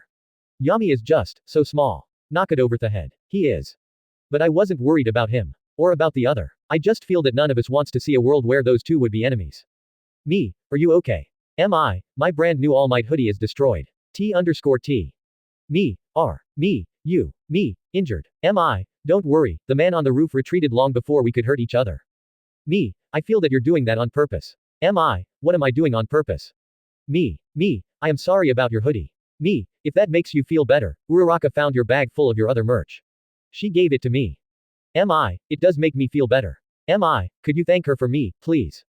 Gwen. Hawks went to the mall and was seen talking with Endeavor, then he went straight home. He didn't call anyone with the phone that has the Clamor app. Izuku would have liked to see Todoroki as soon as possible, but All for One did his best to become a second shadow. He followed him on groceries runs, drove him and picked him up from school, and he was never far when Izuku was on an anyone mission. Patience used to be one of the teenager's virtue, but since All for One had put his entire organization in danger by bringing Hawks to the bar, it had the lifespan of a snowball in hell. He did try to use words and reason to appeal to his hypothetical common sense. But if the only thing that worked to get some privacy was to walk to All for One's closet with a Zippo, then so be it. The speed quirk that this villain used was incredible, Izuku told Todoroki 3 days after the mall incident. There was no awe in his voice. It was hero-worthy, and there was no downside that could explain why someone like him wouldn't have a hero license. They were in the middle of a war council, and usually, it shouldn't have been the two of them. So far, Dabi had always been invited. Or at least, included, since Todoroki and Izuku organized those meetings at his apartment. But recent developments had shown that Dabi was a zealous mole, so he had coincidentally been sent on several missions today, leaving the apartment free. You're the proof that people with incredible quirks don't always become heroes, Shoto reminded him. Except that he was wrong. I am not a hero because I stole that quirk, he corrected. And this villain does have a perfect heroic quirk. Todoroki had been homeschooled most of his life, so maybe he couldn't understand how rare it was for someone with the right quirk to get into trouble. Izuku still remembered the right quirk for the right path poster on the wall of Aldera. Society was forgiving to them, made for them. Dabi had an incredible fire quirk, but for most of his life, he hadn't been able to use it without horribly burning himself. Ao was a healer, but her quirk tired her out. Todoroki himself was more of a vigilante and would become a hero. But that wasn't the only thing that was bothering Izuku. He took a notebook from his bag. Unlike his usual ones, there was nothing written on it, only a drawing of All Might on the cover, though no one would have guessed it was the symbol of peace. It was also extremely old. Izuku delicately opened it, afraid to tear the pages, until he found what he was looking for. A drawing of a pro-hero, with lightning for speed and zigzags to indicate how he was moving. There was only one word on the 2 pages, a clock. There was something about the quirk that was familiar, but I wasn't sure I hadn't invented it, Izuku explained. I had to go through my first notebooks to confirm it. There was a hero with a similar speed quirk. His name was a clock. Wait, Todoroki interrupted. Are you the one who wrote his name? Izuku blinked. Well, no, it was my mom. It wasn't like one could mistake her sensible handwriting with Izuku's. It was more than a decade ago. I don't think I knew how to write at the time. But you already had notebooks about heroes. Well, they were unofficial ones, but yes, Izuku admitted, uncomfortable under Todoroki's stare. In his defense, heroes were at their coolest when they were actually using their quirks. Todoroki slow blinked at him. I asked Nagisa to do some research. Izuku changed the subject, really uncomfortable with the twinkle in his best friend's eyes. He retired after meeting an unknown villain. He suffered fractures in both legs that made him unable to use his quirk. Todoroki immediately understood what he was implying. Izuku still said it anyway. I know it's the same quirk. Yes, it could be a clock's son or a coincidence, but I just know that it's the quirk I saw all those years ago. All for One is the one who took it. And he had recognized it when Izuku had described it. I believed him when he told me he wasn't responsible of the USJ, Izuku said. But the Numis and their handler come from his old organization and he can't be trusted to deal with them. It's not like we trusted him before, Todoroki reminded him. And it just means we have to handle them. They would have to do more than them. They couldn't afford to keep reacting to those attacks. Anyone had to go after them. Point 4 Chapter 29. All for One yawned as he walked out of his room, his hair annoyingly well tousled. For comparison, Izuku's own curls looked like they were trying to turn intruders into stone every morning. As for the tracksuit and the t-shirt the villain was wearing, they were making him look ridiculously young, which was another confirmation that Izuku definitely should have taken Kurogiri at the teacher-parent meeting. The bane of his existence froze, looked around and looked back at Izuku, pure confusion spreading on his face. The teenager ignored him and finished to dress the plates. Typical Japanese breakfast with a bowl of rice, some miso soup, grilled salmon, and an omelet that was a little burned, so the worst of it went to All for One's plate. Not that Izuku was protesting against the delicious bacon and American breakfast he had gotten for the past few months, but sometimes, he needed to take a break from it. You're awake, All for One said on the same tone he had used to when he had commented on the appearance of Blackwhip. I am. At 7 in the morning, All for One now said on the same tone he had used when he had realized Izuku was going to get several quirks. When you don't have to. I went for a light training session this morning, Izuku shrugged. You will be happy to know I have made considerable progress with Blackwhip. He might be less happy to notice the tiny itty-bit minuscule scratch on his Mercedes, but that was a problem for future Izuku. All for one didn't say anything, seemingly moving along, but something in his body language indicated that he knew that Izuku's nightmares had returned. The kind of nightmares that left you gasping for air, drenched in sweat, and unable to fall back to sleep because the perspective of going through it again was enough to make one's heart race madly. Every time the teenager thought that he was over from what had happened with Nightmare, he had one of those nights. All for one was tactful enough not to comment on it, and he sat at the breakfast table, looking at his plate with, well, it wasn't suspicion but it might have been confusion. He thanked Izuku, then took a bite. He frowned and took another. And another. It's actually really good. All for one frowned, way too surprised for his own good. I didn't know you could cook. It might come as a surprise to you, but I actually lived by myself long before you arrived. Oh, I was aware of it. The surprise is how you managed to survive so long. Izuku reached across the table to confiscate the plate, but All for one put it out of reach with what could only be described as a shit-eating grin. Speaking of the lack of authority figure in your life, when is your mother coming back? Izuku was forced to repress a shudder, like every time he heard All for one mention his mom. In a perfect world, the villain wouldn't be aware of her existence. She was supposed to come back for our birthdays, but since Dubai is way better than Mustafa, she offered to have me at her place for 2 weeks instead, Izuku explained. Naturally, I accepted. Except that it hadn't been natural at all. Any child would have been delighted at the idea of spending 2 weeks in a beautiful place out of the country, especially if it meant spending time with his mom. However, most children didn't have to babysit a cat in human form whose main hobby was trying to drive Izuku crazy. Leaving him unsupervised in the same country where All Might lived felt like leaving a very bored cat in the same room as a very buff canary. Izuku was going to have to put Hawks to use. Having him tail All for one sounded like a good way to provide an aperitif before the plus ultra main course, but maybe he could have him on protective detail for the number 1 hero. You won't be in Japan for your birthday? All for one asked. That was indeed what Izuku had said, but he had expected the villain to be overjoyed not to have him around. Instead, he looked disappointed, and even a little hurt. I have a life outside of you, Izuku informed him. That's cute of you to think so. Izuku stuffed his mouth full of rice so he wouldn't say something rude and that would get him killed. Unfortunately, it brought a smile back to All for one's face, leaving the teenager with the feeling that he had just lost a battle. Do you, Izuku leaned back to avoid a hair ruffle, have plans for today? The bane of his existence asked. Izuku shrugged. I thought about hanging out with Todoroki at Dabi's, but I'm tired. I think I'm going to catch some sleep. They didn't say anything for a while after that, eating their breakfasts in silence, though All for one was sneaking glances at Izuku here and there. The teenager ignored him, preferring to focus on the food. He was happy not to have overcooked the salmon for once. This is only a suggestion, but if I were you, I would spend the day with your friend, All for one finally said. Heroes and villains alike need the time to breathe and to relax in order not to burn themselves out. Izuku slowly nodded. Despite his need to contradict the villain, even he could recognize that it was a good idea. I will call Todoroki to tell him to save a manga for me, he said, refraining himself from shrugging. It would have been stereotypical. Instead, he poked at what was left of his rice. Here, it felt more natural. Feel free to spend the night there, All for one added like it was nothing. I will probably come back home late. But of course, Izuku immediately picked up on it. He couldn't help it. It was like picking up the scent of blood in the water. Are you going on a date? He asked in the second, before realizing that he might not want the answer to that specific question. I am not going on a date, All for one said a little too firmly. Izuku kept talking like he hadn't heard him. Who would want to date you? That's not a date, All for one repeated. But you would be surprised. Oh, definitely. No matter who wanted to date the local supervillain, Izuku would be surprised. What would he even write in his profile? Looking for someone with an interesting quirk and no morality. Enjoys complaining about the hero system and killing people creatively. Can cook. Will definitely move in quickly. Once they finished eating, All for one did the dishes while Izuku was pouring himself a glass of orange juice before going back to bed. The advantage of being used to sugar and caffeine was that some mere vitamin C wasn't enough to prevent him from sleeping again. But just as the teenager was walking back to his room, All for one called him. Izuku turned towards him, trying to silently convey that he didn't tolerate criticism when it came to his cooking. Yes, even if it was constructive. I'm glad we can talk sincerely to each other, All for one said instead. I know you don't trust me, but I will always be there if you need someone to lean on. For a moment, Izuku didn't say anything. All for one didn't seem to mind and preferred to go back to the urgent tasks of rinsing the many dishes. Thank you, the teenager finally answered awkwardly before going back to his room. The door to his bedroom was left slightly ajar, enough for All for one to sneakily peek through it right before he left, making sure that Izuku was indeed in his bed, his eyes closed and his fists clenched. And as soon as he heard All for one leaving, Izuku pushed the blanket back, grabbed the set of casual clothes he had prepared the day before, put them on, then his sneakers, grabbed his bag and left the apartment in secret. Okay, I'm on the move. Don't forget to intercept any message Dabi will get from you know who. Me, already on it. Me, don't worry. I know how to keep him distracted. And that's why the appearance of Black Whip definitely proves that Midoriya is All for one's secret love child, Shoto explained while pointing with a ruler the doodle of his best friend being surrounded by black tendrils while Doodle Shoto and Doodle Dabi were watching, shocked expression on their little doodle faces.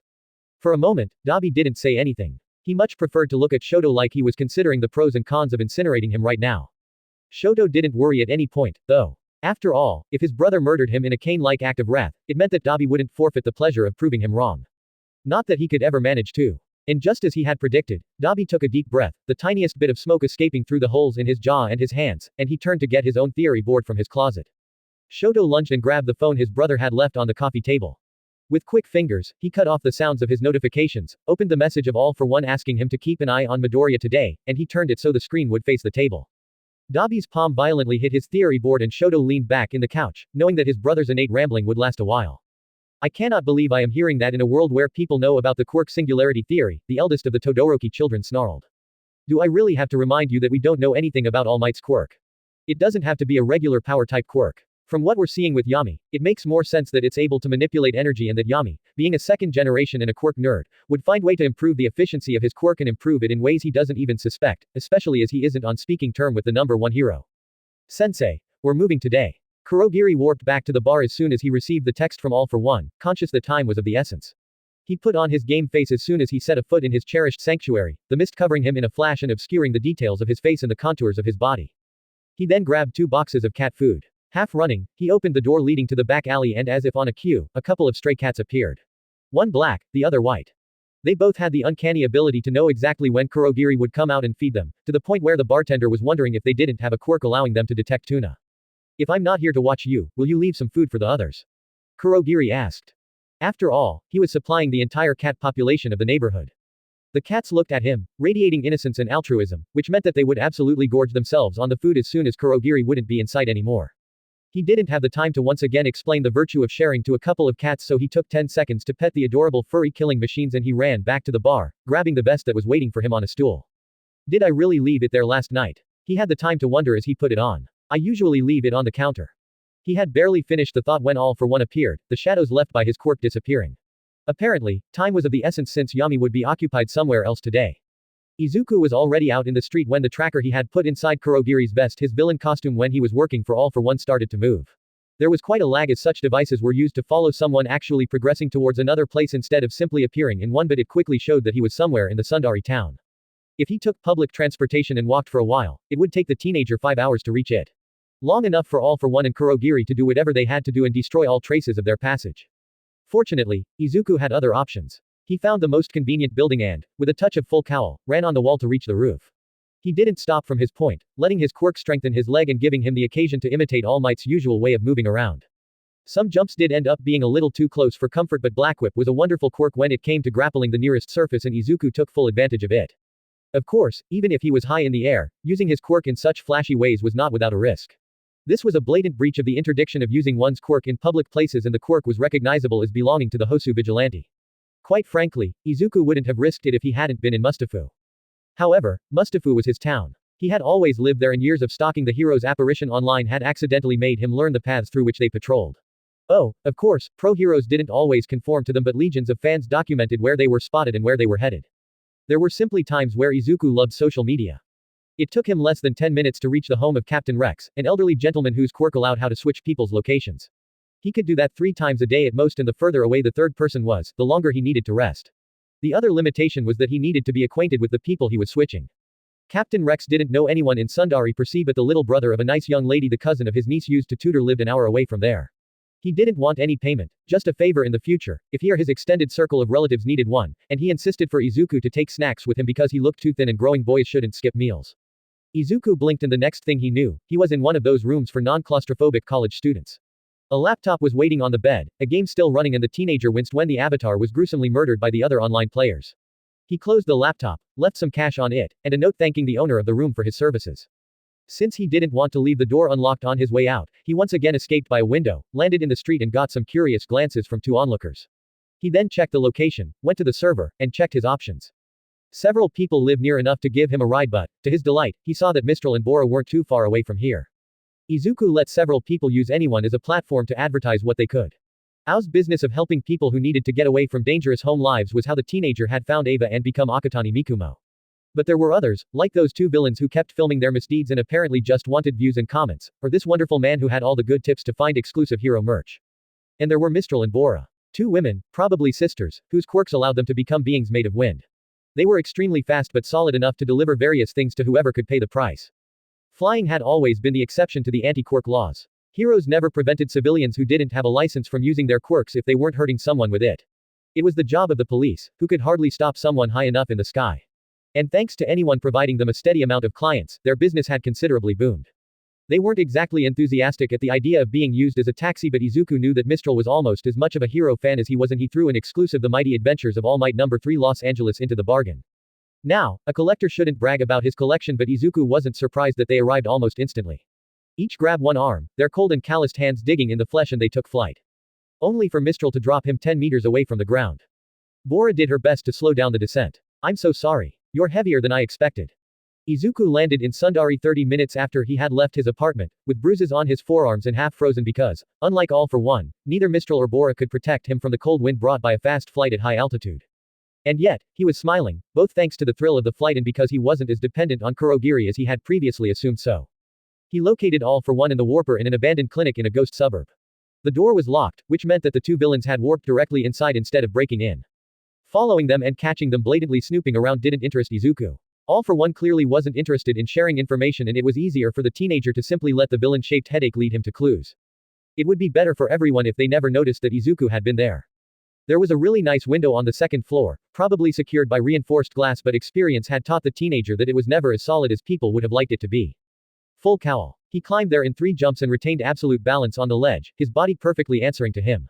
He still had some duct tape from another mission and he put it on the window, isolating it almost completely with several layers, before punching through it. Not only was the sound of broken glass muffled by the tape, but it also protected his knuckles against the sharp shards. The layers of duct tapes and shards fell to the ground, without making a dangerous mess. The room in which he broke in was a small office containing 2 desks and 2 computers, which surprised Izuku because even if they were old enough that no one used those models anymore, he would have thought that they would have been stolen anyway. He went through it, but there was nothing more than office supplies, dead plants, an impressive layer of dust, and the computer weren't alimented in electricity, so Izuku walked out through the unlocked door. He wandered for a little while, looking at the photos on the once white walls of the hallways, showing smiling people in scrubs or in white coats. Some of them were missing, hastily ripped away from the wall, leaving torn corners here and there. Thanks to his internship and the dubious pleasure of dealing with his boss, Izuku knew to look for the bigger office and located it where there was the best luminosity. It didn't hurt that it seemed to be the only locked room on the entire floor.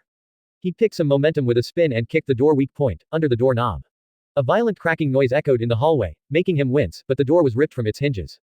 In the sanctum of Dr. Ujiko, Kurogiri immediately raised his head, his flashlight frenetically lighting the ceiling. A reasonable mind would have been assured that even with the lack of luminosity, he would have noticed something up there. But there weren't in a reasonable place, and he didn't put it past the doctor to put some tiny monsters able to stay undetected for years only to crawl through the vents and to murder unsuspecting villains. Is there a problem? All for One called from where he was, crouching in front of a safe that he had dug up from the wall with his bare hands.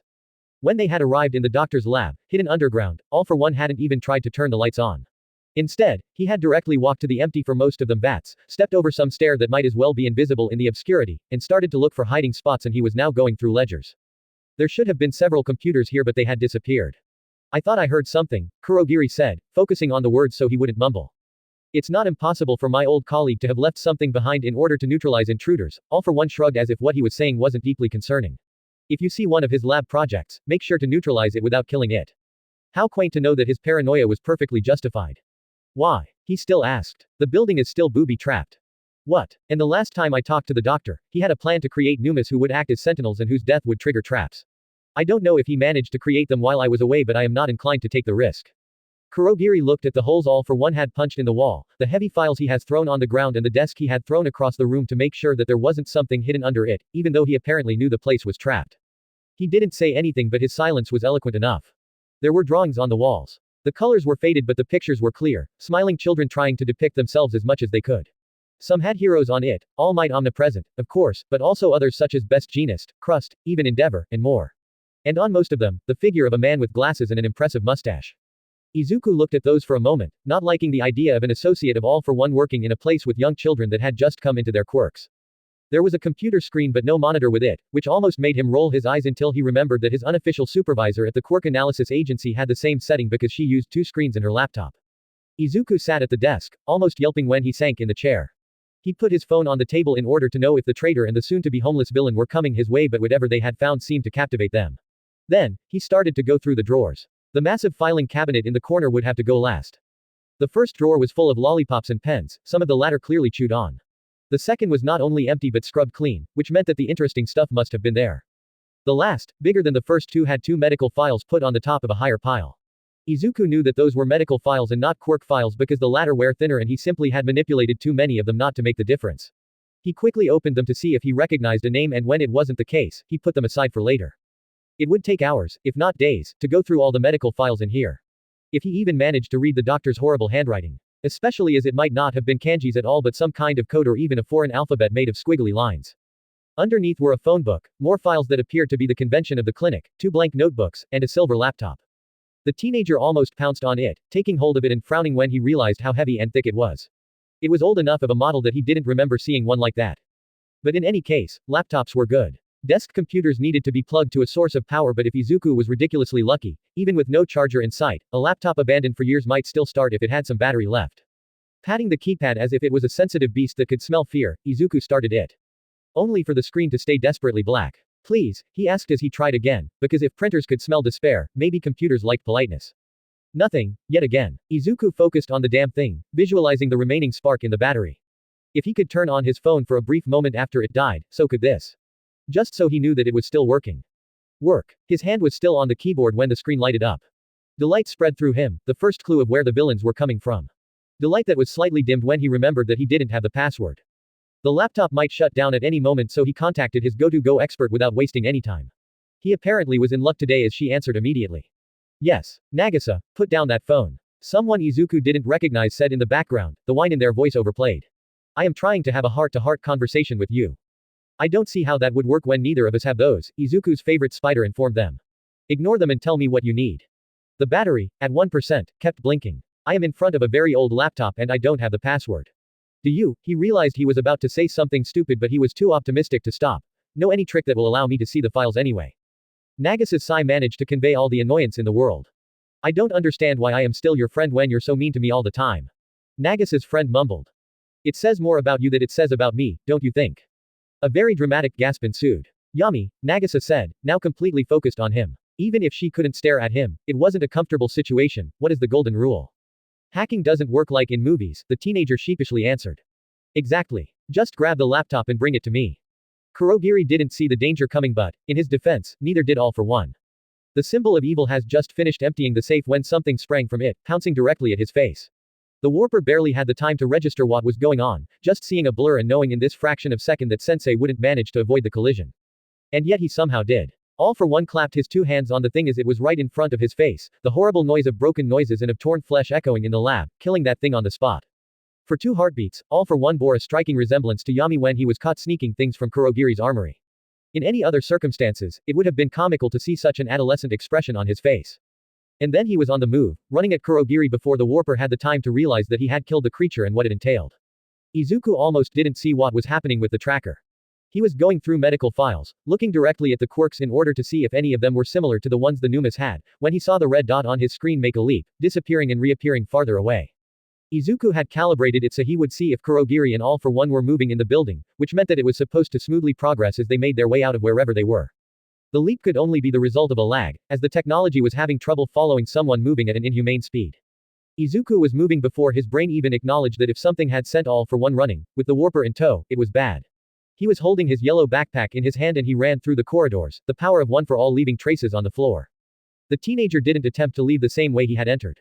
It would have taken too much time. Instead, he located the nearest wall communicating with outside and kicked through it. Bricks exploded under his sneaker, dust spreading everywhere, but Izuku barely had the time to acknowledge it as he passed through it in the same breath, leaping in the emptiness in a very dramatic way. Because, even if he was panicking over nothing, it was better to look absolutely ridiculous than to be sorry. A second later, someone else was breaking through the wall on the first floor, right below Izuku, actually. Someone wearing both a suit and a very startled bartender under his arm. Someone who raised his head and made eye contact with a very confused One for All holder. All for One, his eyes probably as wide as Izuku's, frantically raised his arms to catch him as they were both midair, letting go of Kurogiri as if he had completely forgotten his existence. The teenager raised one arm, a strand of black whip shooting from it and catching Kurogiri before the ground made him decelerate too brutally. With his other arm, the one whose hand was still holding on to his backpack, he used black whip to hold on to the building, slowing down his fall and slightly changing his trajectory so he would hit neither of the adults. Unfortunately, the building he was using as leverage seemed to disappear altogether as a deflagration sent Izuku tumbling down. Most people feared the heat created by explosions, but experience had taught Izuku to watch out for the shockwave. His body reacted on his own, ignoring the deafening noise that left his ears ringing as he turned to the side, rolling in order to absorb the shock. Even with that, he stayed a moment on the ground, stunned by the detonation or by the fear. He wasn't quite sure of which one had tetanized every muscle of his body. Move. If you're not injured, you can stand. If you can stand, you can run. So Izuku did so, getting back to his feet, feeling the pain on his arm as short sleeves didn't get along with a fall on the asphalt. It was nothing serious, not even bleeding yet, but he would need to disinfect it. There was dust everywhere around him. Dogs were howling, car alarms were screaming from afar, which had more to do with the awful ringing in his ears than with distance, and he had a feeling that people would come and gawk soon enough. As for the building, it hadn't been cleanly demolished. Instead, it looked like that bit of what was left of it could fall on their head. They couldn't afford to stay here. He put his backpack on his uninjured shoulder, quickly locating All for One, sitting on the ground with a hand on his ribs. The villain looked at Izuku, his eyes wandering over him as if he was checking that every limb was still attached. Then he gave him a look that made the teenager stop dead in his tracks. It was anger. Not hatred yet, but incandescent anger, as if he was refraining himself from walking to Izuku and grabbing him by the shoulder. Izuku didn't look away, his own anger rising and answering All for One's. He was the one who had sneaked behind Izuku's back. He was the one who had walked into his life under the mistaken belief that he had any right to be here. He was the one coveting Izuku's quirk. They looked at each other, Izuku standing tall, one for all burning within him, and All for One still on the ground but certainly not in a position of weakness. All for One didn't look away, but the anger suddenly disappeared from his eyes. Izuku knew better than to think it meant it was gone for good. The villain was simply excellent at hiding emotions. His own anger vanished when he realized that the prone form slightly outside his field of vision was actually someone. He ran to Kurogiri before All for One had the time to follow his gaze, kneeling by his side. Kurogiri was laying on his back, his yellow eyes opened and staring at the sky, but because of the mist covering his body, Izuku had no idea if he was injured. And if he was, Izuku was responsible for it. The explosion had made him lost control of Blackwhip and he had dropped the warper without even slowing him down. Kurogiri. He sheepishly called. The bartender slowly blinked, as if moving his eyelids was a novel experience.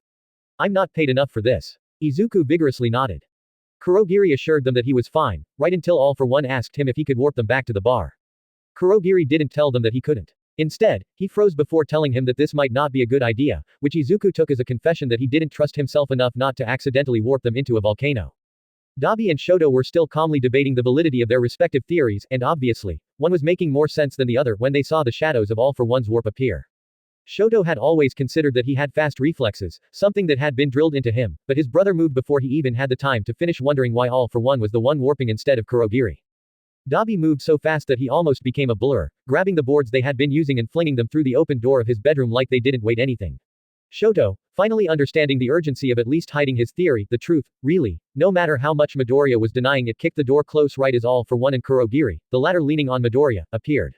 The three of them were covered in dust, looked scruffy, and if Kurogiri's lack of face was impossible to read, All for One's and Midoriya's looked downright grumpy.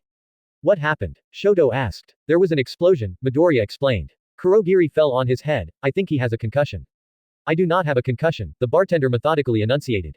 To prove it, he let go of Midoriya and took one step, only to quickly grab the teenager's shoulder again. As Kurogiri seemed to have momentarily lost his position as the only reasonable adult figure in anyone's inner circle, Shoto's big brother begrudgingly stepped up, asking Kurogiri if light was painful or if he wanted to throw up.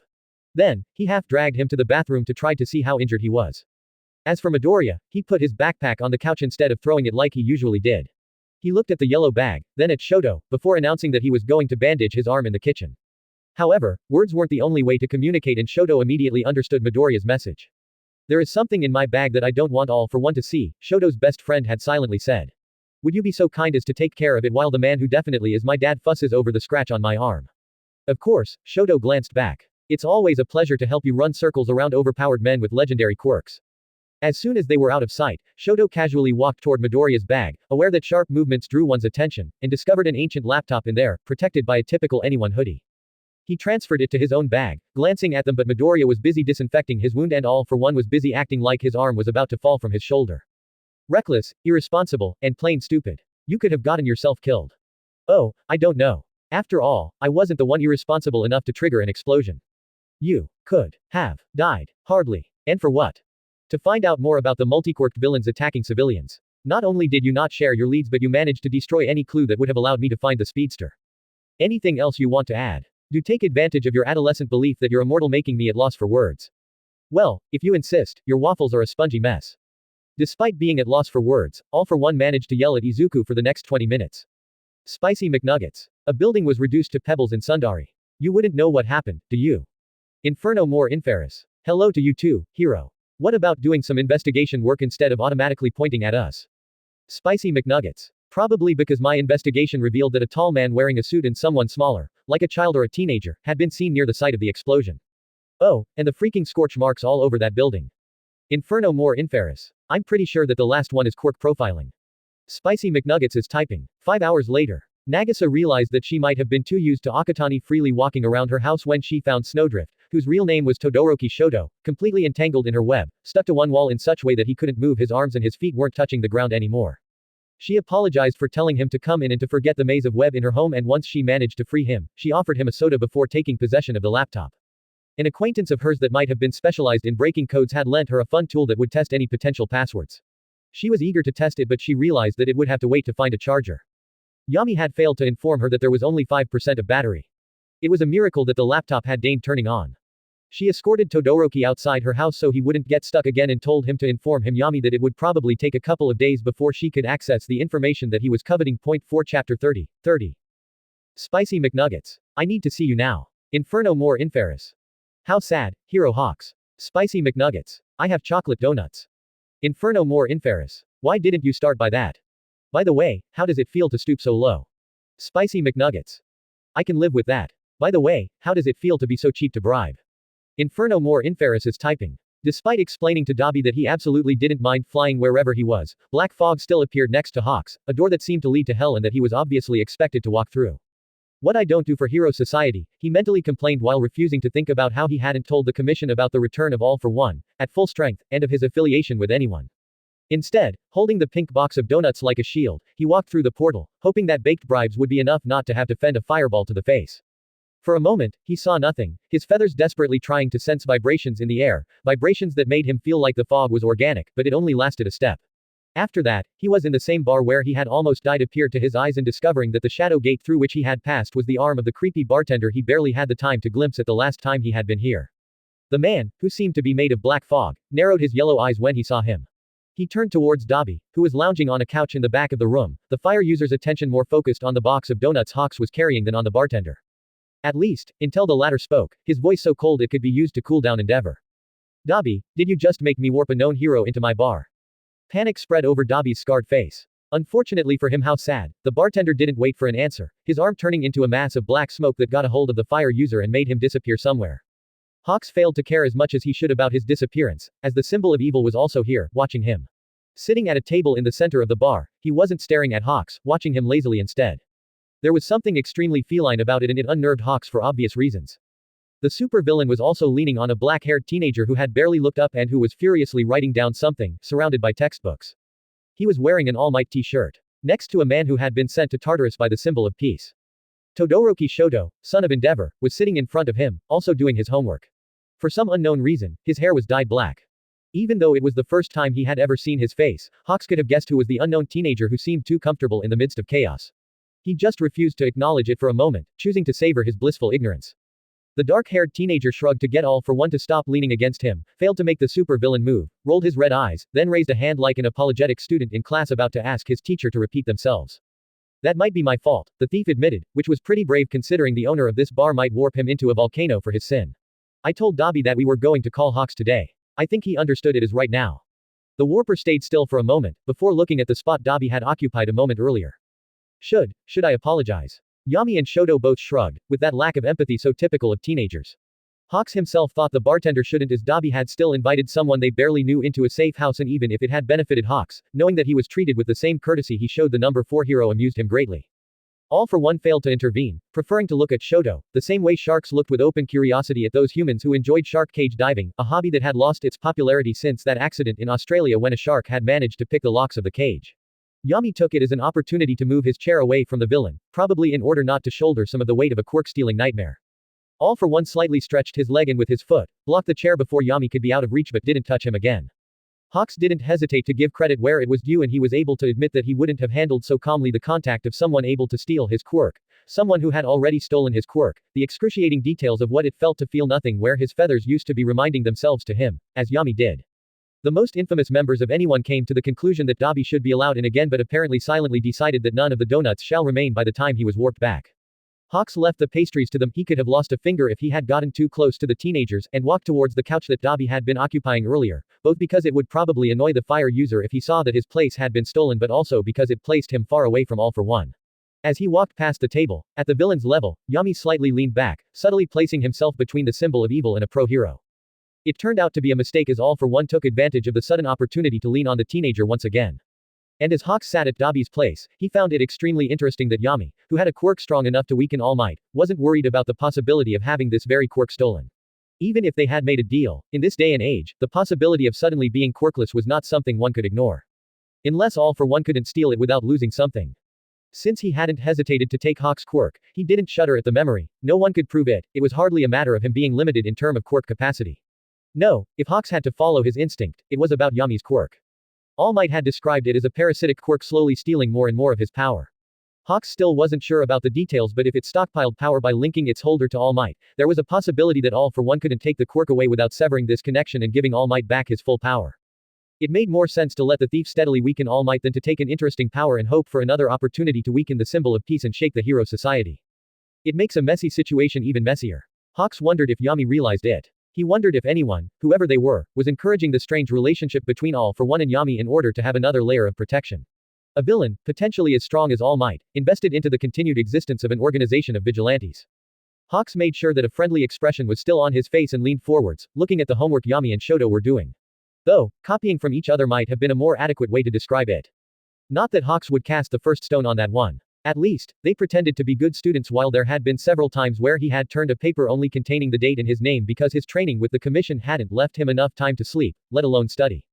Which subject is that? He asked. History, the children both answered. Propaganda, All for One said at the same time. Everyone looked at him. Villains did tend to denounce propaganda every time the history of heroes was mentioned, but it was rare to have someone who had actually been there to witness it all. Dabi came back to the bar only to witness pure chaos. Anyone tended to generate such situations, so maybe it shouldn't have been such a surprise, but, in his defense, nothing could have prepared him for such nerdish variant of it. And once we were done fighting for our rights and almost had the government by the throat, they had the brilliant idea of issuing hero licenses to a select few. All for One was bitching. There was no other word for it, as he was sitting at the bar with a glass in his hand, as far from the rest of the group as possible, except for Kurogiri, who maintained some distance anyway. Agents that would work hand in hand with powered and non-powered people, in order to guarantee peace. We were thousands. They selected a dozen of us and those fools agreed, all too eager to hunt us down because they were tired of fighting. Dabi witnessed his little brother writing it all down, which was concerning enough, but as soon as All for One was finished, he looked at a history book, glancing at a circled name on a page. Watanabe Sayuki, a politician who fought for the right of quirked people during the early stage of the dawn of quirks. He quickly asked, not as if he was afraid someone would cut him off but as if he didn't want to waste time. And as Yami also had a history book in front of him while Hawks and Kurogiri were both on their phone, scrolling at high speed, Dabi had a feeling that whatever was happening here, everyone wanted to say as many names as possible before All for One's patience ran out. Distaste spread on the villain's face, as if he had bitten into something rancid. The term quirks didn't exist at the time and he didn't fight for the right of people with superpowers, he just wanted to draft us as either cheap workforce or military assets. Harima Oji, the uncanny thief, Kurogiri then asked, which surprised Dabi. The warper was the one who had known All for One the longest. He would have thought that they would already have the, which famous people did you meet, conversation. Then, Dabi remembered that All for One was terrifying and how that kind of game would have never happened if Yami wasn't around. His quirk allowed him to. Yes, I remember him, All for One cut him off. He was indeed targeting heroes and gave most of his spoils to those who needed it. That man had an uncanny ability to find corrupted heroes, and if they didn't have a fortune lying around, he wasn't above stealing their oven or anything that could be extremely annoying to live without. Anyone in the top 10 was also fair game. He was also so good at holding his liquor that I used to be convinced that it was his meta ability. It would have been fascinating for everyone with a modicum of interest in history, but Dabi wasn't one of those people. Acknowledging that All for One wouldn't spare him a glance really, it shouldn't have surprised him, he made his way to the table on which the two teenage menaces were doing their homeworks on, less interested by them and more by the donuts box still there. One donut remained, a chocolate one, Dabi's favorite savor. Someone had taken a bite out of it before putting it back in the center of the box. Dabi looked at Hawks, who was sitting at his place. The hero, wearing civilian clothes instead of his hero costume, looked up from his phone and gave him a face that wanted itself innocent. I will kill you, Dabi silently promised. Kirigaya Kaoru, Yami said, interrupting his threat, a vigilante with the power to deflect bullets who died fighting carnage, a villain with a mutation quirk allowing him to morph into something big and red. She was declared a hero posthumously. His black hair and red eyes, courtesy of Ava, made him look plainer than usual, easier to lose in a crowd. She did manage to kill Carnage, All for One nodded, but she walked away from that fight. She was executed by the government while she was being treated in a safe house. They made sure to use knives. Dabi blinked but Yami didn't show any reaction. Knowing him, he might not trust a word of what All for One was saying. The Wraith, a killer whose quirk is still unknown to this day, Kurogiri said, reading their bio on his phone and missing the note of interest that crossed All for One's face. No matter how many men were protecting their target, they managed to walk past them, do the job, and leave without anyone seeing how they had killed the mark. I forgot they gave him such a stupid nickname, the supervillain smiled. It wasn't a nice smile. He was a mercenary, with a pretty simple quirk that he learned to fully use to his advantage. Unfortunately, he caught a terminal case of morals and that killed him. A long silence ensued and the more the seconds passed, the more everyone became convinced that All for One had something to do with the death of the Wraith. The satisfied little smile on his face might have something to do with it. Hawks, the only one of them paid for not to care too much about his survival, decided to break the silence. Suda Kenjiro, a lab assistant who didn't only steal important research concerning the quirk factors but he also sold it to a foreign country and he was never caught by the government. Quirk, All for One inquired, as if he couldn't be expected to remember someone simply by their name or by their actions. As Hawks was going through the Wikipedia page on his phone, Dabi suddenly wondered if All for One would have remembered their names if it wasn't for their quirks. No, it can't be. Dabi didn't interact with All for One that much but the quirk-stealing villain called the members of their merry band by name. And yes, Kurogiri, Dabi and even Hawks were nicknames related to their quirks, but he called Yami by his real name and Shoto by his surname. However, Yami was a special case and Shoto was sharing a name with the number 2 hero. Dabi went through memories of conversations between Yami and him, most of them being about quirks as they both shared a love for such analysis, but anyone had mentioned his classmates several times. And now that he was thinking about it, Dabi remembered All for One urging Yami to remind him of his classmates' quirks in order to know who the teenager was talking about. Those memories couldn't be the product of his imagination because if that was the case, how would Dabi know that Yami regularly hanged out with a girl with a Gorgon quirk and a boy with a Thermos quirk? If this is true and he really remembers people thanks to their quirks, how did he do during the dawn of quirks? There were more quirkless people than quirked ones at the time. Virology intuition, Hawks finally found while Dabi was imagining a young All for One who was bearing a striking resemblance to Yami in his mind, something he blamed on Shoto's stupid theory, never calling anyone by their names and squinting as he wondered if he had been introduced to his interlocutor. All for One didn't recognize the quirk either and asked about the year where the crime had been committed, only to admit that he didn't know as he hadn't been in the country 30 years ago. Hawks seemed disappointed to be the only one not to obtain an answer but he was quickly distracted by Yami saying that it was time to go. Apparently, he needed Hawks for a specific mission. Surprisingly, when All for One asked what it was about, instead of his usual, "How is it any of your business?" Yami deigned to answer. "From what I understand, it's about some very angry squirrels." Hawks caught the squirrel a second before the horrible little thing tried to dig into his face. Even trapped in his clutch, the rodent was still trying to attack, far stronger than something so small had any rights to be. "Please, don't upset her," the woman who had called them pleaded. She seemed made of rocks, if rock could have the color and probably the feeling of flesh under which blood was flowing. She bore a striking resemblance to someone in Shoto's class, and she was the one who had called anyone for aid. Apparently, someone had gone into the forest in order to safely release the gas produced by their quirk, not realizing that no human presence didn't mean that it was empty and infecting the local squirrel population with a substance-inducing aggression. Unless it had just been a cloud of unholy rage. Hawks put the little demon who had clearly forgotten its place on the food chain into one of the carriers the woman was handing to him. "Are you sure they will get better on their own?" Shoto asked behind them, a cookie in hand. "Oh yes," she whispered, her voice low enough for Hawks to need to listen intently so it wouldn't be drowned in the noises of the forest and of someone loudly munching on some chocolate-chipped cookies. "I know the poor boy who did this and his quirk doesn't last but we can't just let them be on their own in the meantime. Children love playing here. But I also didn't want to call the heroes. I know that using quirks in public places is illegal but the poor thing can't control his gas production. I simply don't want him on the villain registry for a mistake so many could have made." Hawks wondered how she felt about a pro-hero. She had to have recognized him, still intervening here but he was distracted by a flying rodent leaping at his face from the branch of a tree. Two of his last remaining feathers not employed to tracking down and neutralizing the other squirrels intercepted this one. Yami got that one, carefully putting the little demon into another transport carrier as if it wasn't trying to chew through his hand, before looking at him, bewilderment in his red eyes. "Why do they hate you so much?" he whispered. Hawks didn't have the answer to that but he could hardly deny it as the squirrels had tried to end his life since he had arrived. He would have loved to say that it was because he was the man responsible for the newfound imprisonment of their brethren but no, it had started from the moment he had put a foot in this forsaken forest, little eyes full of hatred suddenly recognizing him as the ultimate enemy. The obnoxious sound of someone loudly munching on some chocolate chips cookies was interrupted long enough for Dabi to mutter something that sounded like, "Payback is a bitch." Both Dabi and Shoto had latched along onto this excursion, even though anyone hadn't called for them, and probably because they had been curious about the squirrel problem. Of course, when they had arrived, they had realized that neither of their quirks was suited to catching and rehabilitating delinquent rodents, which should have been the end of it. Unfortunately, the civilian who was calling for help had taken one look at Dabi and somehow adopted him, mistaking him for a young lad who didn't hesitate to help the community despite his frail health. She had immediately set up a picnic with a white and red tablecloth, homemade cookies. Drinks had then been warped from the bar, but only after Yami had made the call. Apparently, Kurogiri was more than okay with ignoring the two fire users' requests. And now, Hawks not only had to risk his life against rodents determined to make him pay for the sin of every hawk that had ever snatched a family member, but he had to listen to the running commentary, which wasn't only annoying but also distracting as his feathers were picking on it when he should have been focused on ending that quickly and locating the remaining squirrels. Yami's patience was apparently also growing thin as he found a new plan.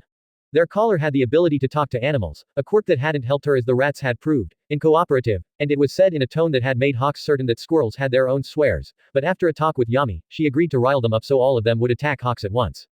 Something Hawks volunteered for. That was what his life was now. So she crouched to the ground, her fingers touching the dirt as if, just like Hawks, she could feel the vibrations created by so many rodents on drugs, their anger saturating the air. And when she spoke, she probably thought that it was too low for two teenagers and the nice young man who had complimented her cookies, but Hawk's ears confirmed that the squirrels had nothing to envy her in the swearing department. They moved at once, far more than what Hawks had suspected, as if a string had snapped, shattering the little self-control they still had. They ran at them, at Hawks, coming from everywhere at once. But to everyone's surprise, most of the rodents didn't come from the depths of the forest. No, instead, while Hawks had been distracted by the rogues, a drop in comparison of their army, the main part of their forces had apparently snuck behind their back in order to attack. Leaving Dabi and Shoto in the first line, gazing into the eyes of about 50 bloodthirsty squirrels, rats, and a fox that was used as a mount by 3 of those far too smart rodents. Despite what others would say afterwards, as he looked into his imminent death, Shoto didn't panic. What he did next wasn't a lack of control but actually the result of his problem-solving skills. While Dabi was busy pulverizing his cookie in his clenched fist, Shoto reacted to the threat and saved them from being torn apart by an army of animals squeaking like they wanted to inflict unending torment on them and to add Dabi and Shoto's screams to their Spotify. And he did that by freezing the animals solid. It didn't matter how heavy the silence was until it was broken by who he suspected to be Kota's mom's little, "I will get some hairdryers," and it didn't matter how loudly Hawks and Midoriya laughed, the kind of hysterical laughter that could only happen after a tense situation. Shoto regretted nothing. Is everything alright? Not quite Azula. Photo obviously taken from a phone, showing a hand with third-degree burns and holding what appeared to be a very tetanized squirrel, his eyes widened with frost on its fur. A hairdryer, one working with a battery, can be seen on the floor, where it was put down in order for the photo to be taken. It's the kind of experience that I can only live with anyone. Not quite Azula. Now, can you tell me why you wanted Hawks in the bar? After chipping at some of Shoto's ice in order to cool his drink, Hawks followed Yami in the forest. The woman who could talk to animals warned them to be careful as there was no service past a certain tree she described in details, but the thief wanted to see if there were any more psychopathic animals hidden in the woods, so they left Shoto and Dabi to their thawing. The attack had cooled down the squirrels' tempers so they should be safe, but Hawks still left several feathers behind. As they walked down the trail, Yami didn't seem especially worried about the possibility of being attacked by squirrels under what Hawks suspected to be steroids. His face and his body language were relaxed and he wasn't using his quirk, something the winged hero knew because it came with a pressure that was impossible to mistake for anything else. There was something about his face, it was oddly familiar. It felt like watching TV and recognizing someone, while being unsure if one recognized the actor or someone built the same way. Yami tilted his head, as if he was suddenly remembering something, before whipping out his phone, quickly typing a message without even looking and immediately putting it back in his pocket. Is there a problem? Hawks asked just as his feathers were warning him that Dabi and Shoto had just received a message. No, Yami shrugged, I'm just warning them to watch what they're saying since you left feathers behind.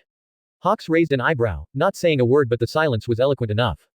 The details about his quirk were classified. Most people didn't even realize that his quirk was more than his ability to fly and to telekinetically manipulate his feathers.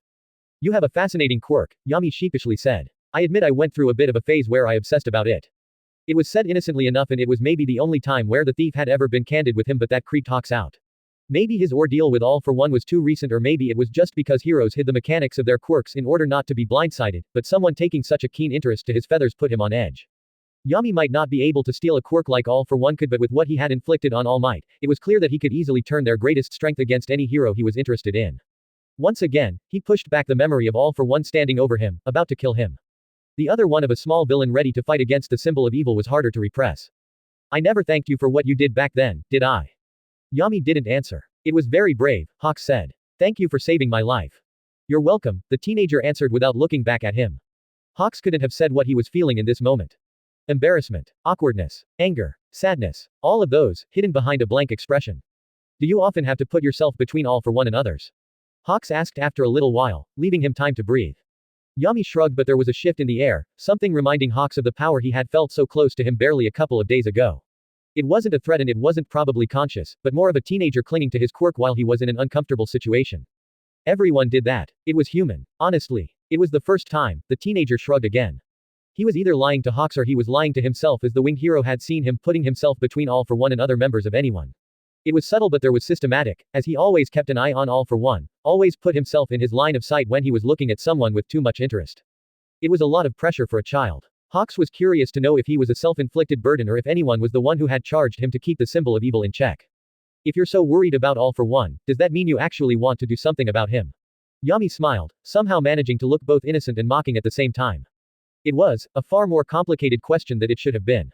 Hawks was perfectly aware that he should have flown back to the Hero Commission headquarters and tell them that not only was all for one back at full health, but he was somehow associated with anyone. However, he had noticed a certain confidence when it came to dealing with all for one. Ever since he had escaped Tartarus, the Commission had simply relied on All Might when it came to finding it, not wanting to tickle a formidable opponent who was supposedly too injured to inflict too much damage upon society. It was the same logic that made people avoid wounded animals backed into a corner. But if they learned that all for one was healed and seemingly back at full strength, Hawks wasn't sure of what they would do, and that was just as concerning. From what he understood, back in the day, the Commission was all too happy to let All Might handle all for one and his activities, but the symbol of peace was drastically weakened. If they wanted to get rid of him, the Commission would certainly lure him to a trap, somewhere where they would have the high ground, like Island, so the top heroes could fight him. However, in terms of power, there was a world between the number one hero and Endeavor. Were they sure to be enough for all for one if All Might couldn't fight? And if they didn't manage to defeat him, wouldn't it mean that they would deliver 9 of the most strongest quirks of Japan to All for One? Hawks was acutely aware of how quickly All for One could steal a quirk, and he didn't want to imagine what he could do with a power like Hellfire. And if Hawks shared that with them, the Commission would put far more resources into killing the thief so All Might could regain his power and be able to take care or at least stall All for One instead of capturing Yami and even maybe recruiting him. Choosing to eliminate him now would be premature. They didn't know what All for One wanted. They didn't know why All for One had stayed in the shadows despite being at full strength. They didn't even know the extent of said full strength. From what Hawks had been told, All for One had provoked a carnage in Tartarus. How many of his victims, villains whose quirks were deemed too dangerous for them to exist in society, had died quirkless? It was why Hawks had wanted to see them again, to gain more information in order to take the good decision. And instead of understanding what kind of deal All for One and anyone had made, he had seen familiarity between the symbol of evil and the thief, which was far worse. Hawks suspected that if they took out the thief, nothing would prevent All for One from passing to Plan B, the one with a lot of collateral damages, in order to rile All Might up. For now, I have faith that anyone has a reason for keeping him around, Hawks lied to a child with a straight face. But if he doesn't have any use anymore, are you willing to have the heroes intervene? Yami made a face. It was accompanied by yet another shrug, but the expression itself was both difficult to describe but easy to translate. Not my circus, not my monkeys. Oh, to be young and to not have to constantly think about the ramifications of every potential decision. He faintly registered the sound of a phone vibrating. Are you not? Yami held out a finger and checked his phone, with far more urgency than he had showed when he had warned his associates to watch what they were saying.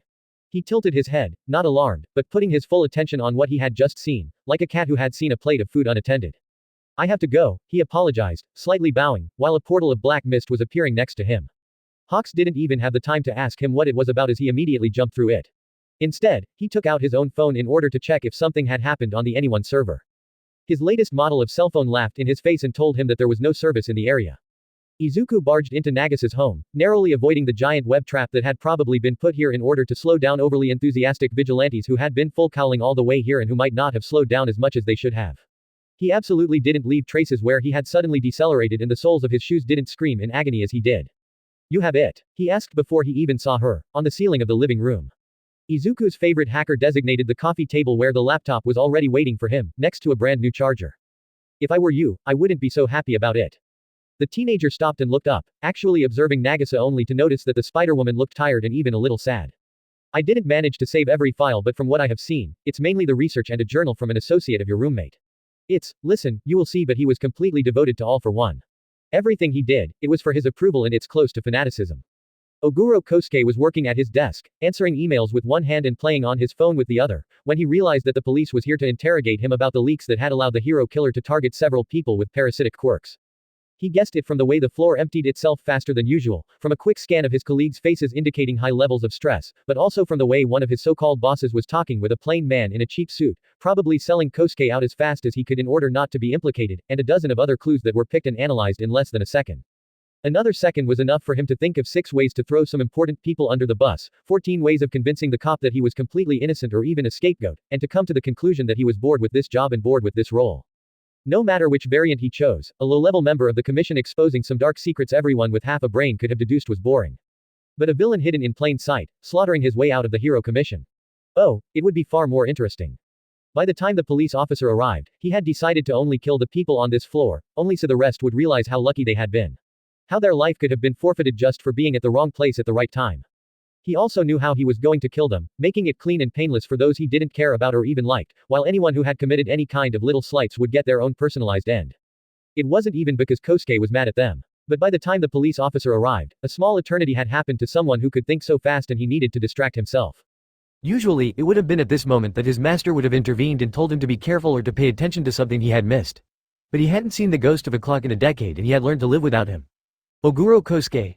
The police officer asked as he stopped in front of his desk, obviously already knowing who he was. Himself, Kosuke lied, wondering if he would keep his name after resigning from the commission.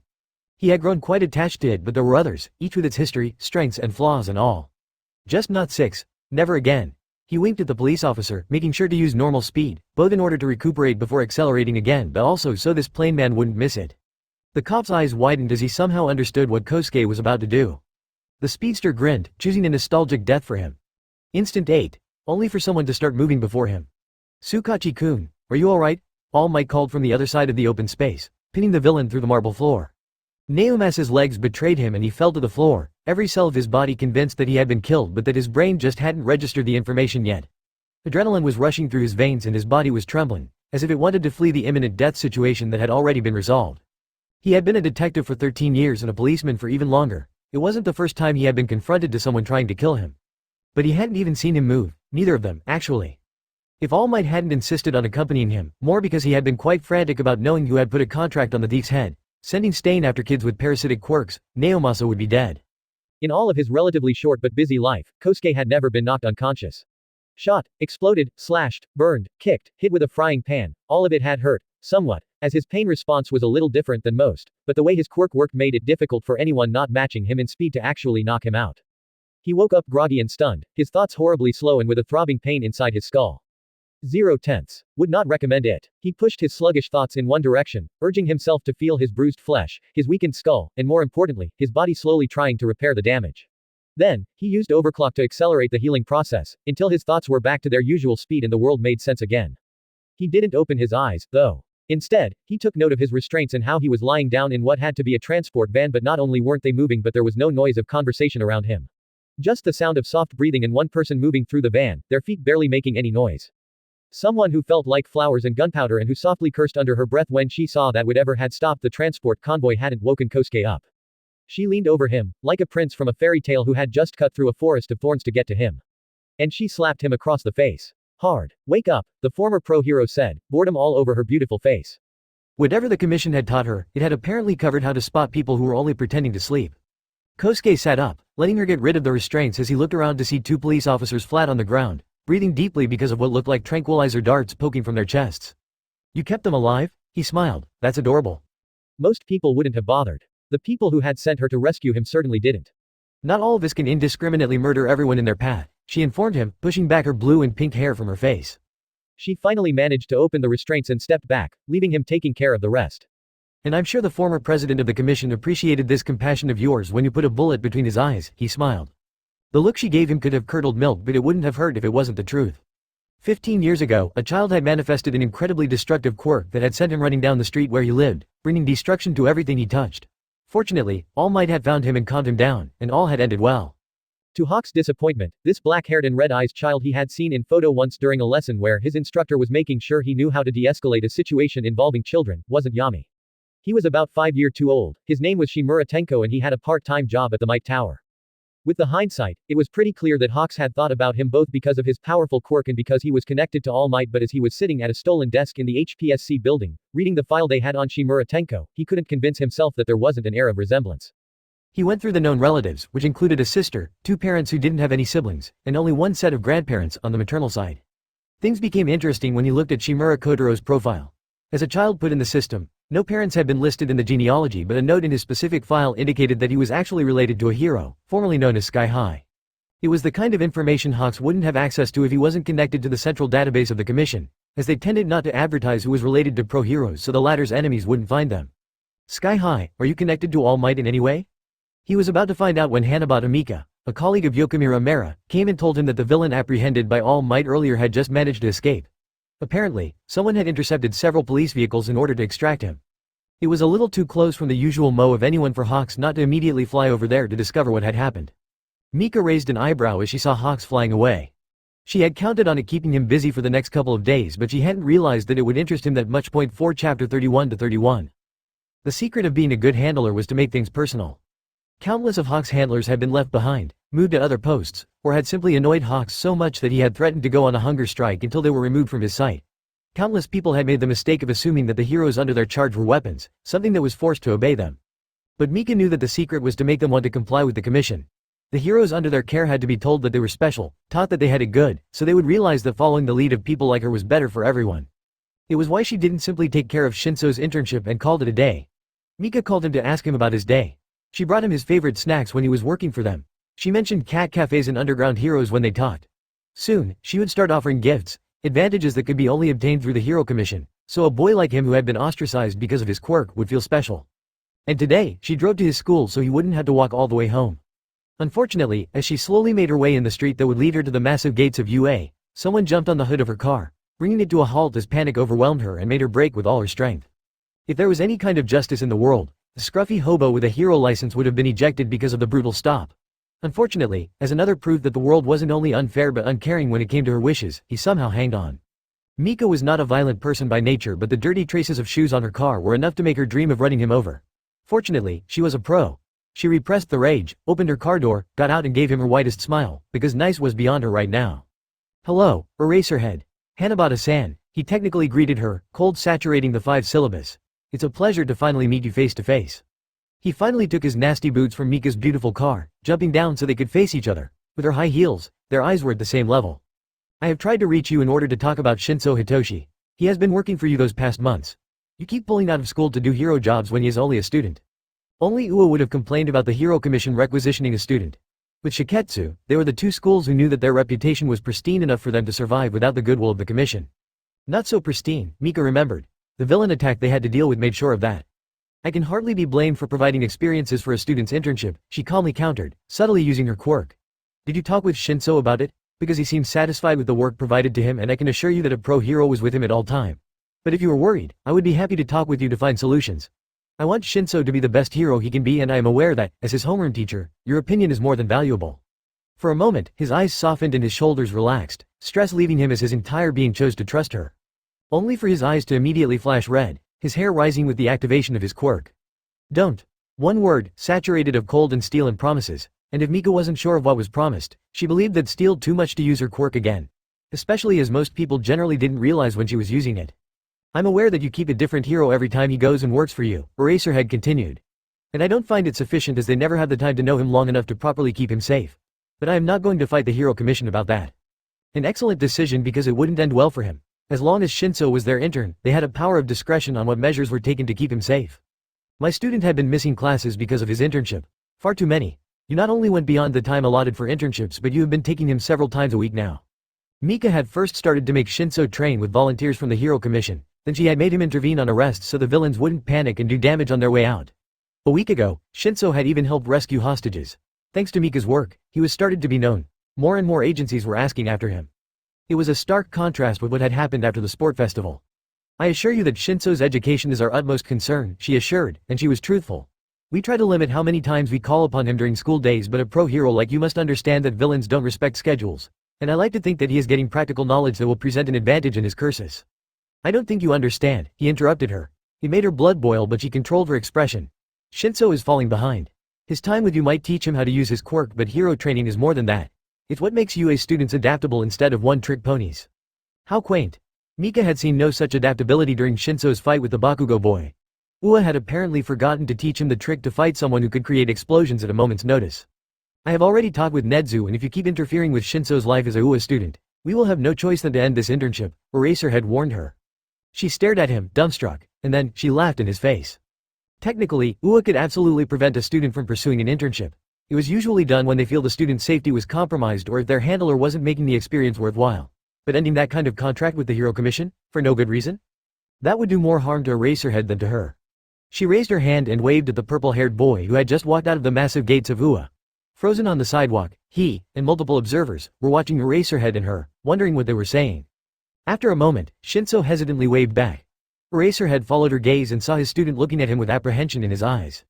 So, you're going to walk to this boy and tell him that you threatened to end his internship with the only person who ever believed in his aptitudes? Mika asked, laughter still in her voice. The Hero Commission, who let him enjoy the best working conditions a hero student can dream of. She leaned in, so Eraserhead's stupid face would hide the cold smile on her face from reward. You're going to break his heart, she promised. Eraserhead glared at her, scorn and animosity that would have worried her if they had been alone in a dark alley passing on his face, but he knew she was right. In any case, I regret to inform you that he has a mission tomorrow. It's non-negotiable, I'm afraid, however, I am not deaf to your worries. And again, she wasn't lying. They would make an effort so the files would show that the Hero Commission had listened to the concerns of a worrywart teacher. Shinso would be the one to ask for more missions and they would oblige, showing they put more trust in his decision skills than his teachers. I want the best for Shinso. But we need him tomorrow. If it can make you feel better, know that he will be accompanied by a top hero with which he already worked with. Most adults were liars. They lied with such righteousness, thinking that it was their right and moral duty to spare children from the painful truth, from the harshness of this world, when they actually lied because it was easier. Of course, everyone can be a hero. Oh, I'm sure your classmates didn't mean any harm. And Hitoshi's personal favorite, of course. All quirks are equal. Easy and blatantly false lies were used more to pacify kids like him than for anything else. Insults, as far as he was concerned. At least, when he was lying to his mom about having friends, he was putting some effort into it. It was why he was completely taken aback when Hanabata told him what Aizawa-sensei had told her. Your homeroom teacher is worried that your work with the commission is making you fall behind her peers when it comes to your studies, she explained while driving, her eyes firmly on the road. Hitoshi had noticed that she drove fast but also carefully in a, nothing get past me, kinda way. It's a valid concern and he was right to tell me about it. Hitoshi was so surprised that he didn't immediately realize what this meant. He hadn't expected her to lie outright but definitely to stay quiet about it, not sharing the details of what was a discussion between adults. Then, he understood that Aizawa-sensei wanted him to go on less missions for the Hero Commission. My grades have barely slipped and it's more because of that bad paper I did in history than anything else, he protested. I like working with you, I like what I am doing with the Hero Commission. Her lip quivered and she turned her head away in order to hide a smile but Hitoshi still caught it. She was happy to work with him. Relief and warmth washed over him because he was also happy to work with her. He was doing his best to be useful and to progress as fast as possible and to know that he wasn't a hindrance to her meant the world. I am really happy to hear that, Shinso, she admitted, but it's true that we have been asking a lot of you at times where you were supposed to be at school, studying and socializing. And even though we are grateful to you, it's not fair. Studying, he repeated. Experience on the field is far more important for my hero training than theory lessons or even training in class. Todoroki and Bakugo didn't become as good as they are because they studied for it. They had the opportunity to train with their quirks. An opportunity you're providing for me when no one else did. Todoroki wasn't born already able to perfectly control his ice. Having the number 2 hero for a father, with the means and the knowledge to train him in places that wouldn't fall under the interdiction of using quirks in public space, was what had brought him where he was. Even the other students in 1A probably had the opportunity to train out of sight, especially as they would only get a slap on the wrist if they were caught using, for the majority, safe quirks.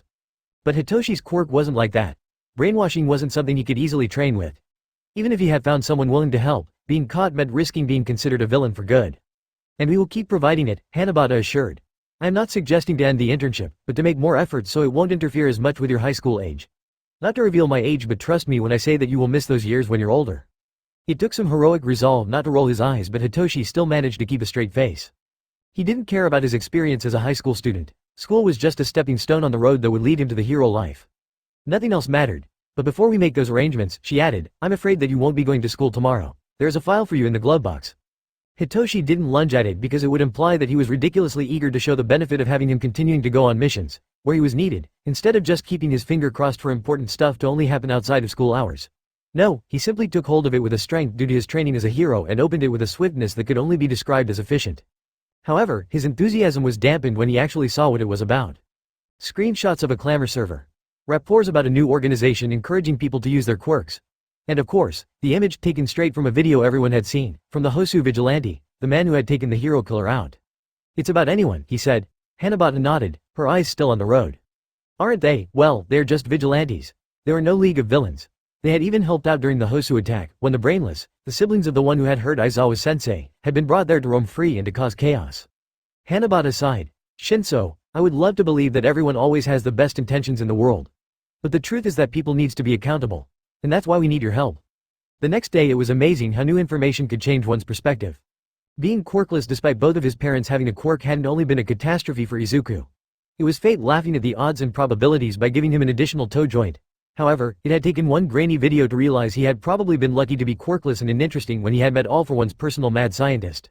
The teenager was sitting on his bed in front of the ancient laptop Nagisa had unlocked for him. The ancient beast was as far as Izuku's earbuds would allow it, showing the face of the doctor that had callously destroyed the Midoriya's hopes. Izuku's memories before he got diagnosed as quirkless were blurry for the most part, too painful to consider. But even if he had wanted to, he could never forget the face of the first man who had shattered his dreams. And when I first advanced my theory, I only saw the physical impact of quirk singularities, despite the effort of the government to shut down those studies. If those studies were even vaguely similar to the experiences he had written about in his notes, Izuku was all for shutting them down. The files that weren't corrupted had revealed things that had made Nagisa's reaction perfectly understandable. People with heteromorph quirks like her had a painful history when it came to curious scientists and unethical experiments whose goal was to learn more about quirks. A history that was supposed to have died during the dawn of quirks, back when people were narrow-minded about what defined a human being as such. The fact that the human baseline evolved in order to make people more resistant is an open secret in the scientific community. I was so focused on the idea that the evolution we're witnessing generation after generation isn't fast enough to counter the drawbacks of quirks that are getting more and more powerful, overwhelming their host's resistance that I didn't see what should have been obvious, but of course, he did. Izuku paused the video, took out his earbuds and rubbed his temples, pain bouncing on the walls of his skull. He needed coffee. He also needed sleep. Or even better, he needed to stop watching and listening to this. He needed to go back to a time where he didn't know that the Numas were meant to replace the number Siri because the subjects had proved too unstable or that quirks could be cloned, which was a terrifying thought. He needed to unlearn what the trigger experimentations had entailed and how the data had been procured. And he needed to stop hearing the devotion in this man's voice and to stop seeing the adoration on his man's face as he talked about All For One like he was both a god and a messiah. But knowledge was power, so he played it again, because he needed to know what those villains who kept attacking civilians wanted, where the doctor was hiding, or even what the hell the number Siri was. He saw it coming, and as much as I would love to pretend that it's thanks to neural paths that formed in his brain thanks to his quirk, honesty forces me to admit that he is simply brilliant. Izuku's epic eye-rolling was interrupted by his phone, the notification of a message sent by Nagisa. It meant that a request needed his immediate attention, either so he would intervene himself or so he would find someone else for the job. It appears quite clearly that quirk singularity isn't only about quirks that put a strain over their hosts. The teenager passed a hand in his hair, white again, which had been a relief until he remembered that it wasn't his real color, and thought about it for a second before accepting the request. He needed the break. But about the influence quirks have on said hosts. To repeat the words of my esteemed friend, quirks want to be used. Izuku closed the window, then the laptop, and hid it in the spot between his desk and the wall. There weren't many hiding spots in his room. All For One had already taken a peek at his closet to steal his hero merch, and hiding something under the bed meant accepting for it to be discovered in the first 5 minutes of a search. After changing into his work outfit, he texted Kurogiri to have a warp gate ready. It appeared a couple of minutes later, probably made by a sleepy bartender who hadn't left his bed. Kurogiri answered his phone at every hour of the day or night, but there was a reason why Izuku knew what kind of pajamas, night beanie included, he was wearing. The black mist had just appeared when someone knocked on his door, quietly enough not to wake him up if he was still sleeping.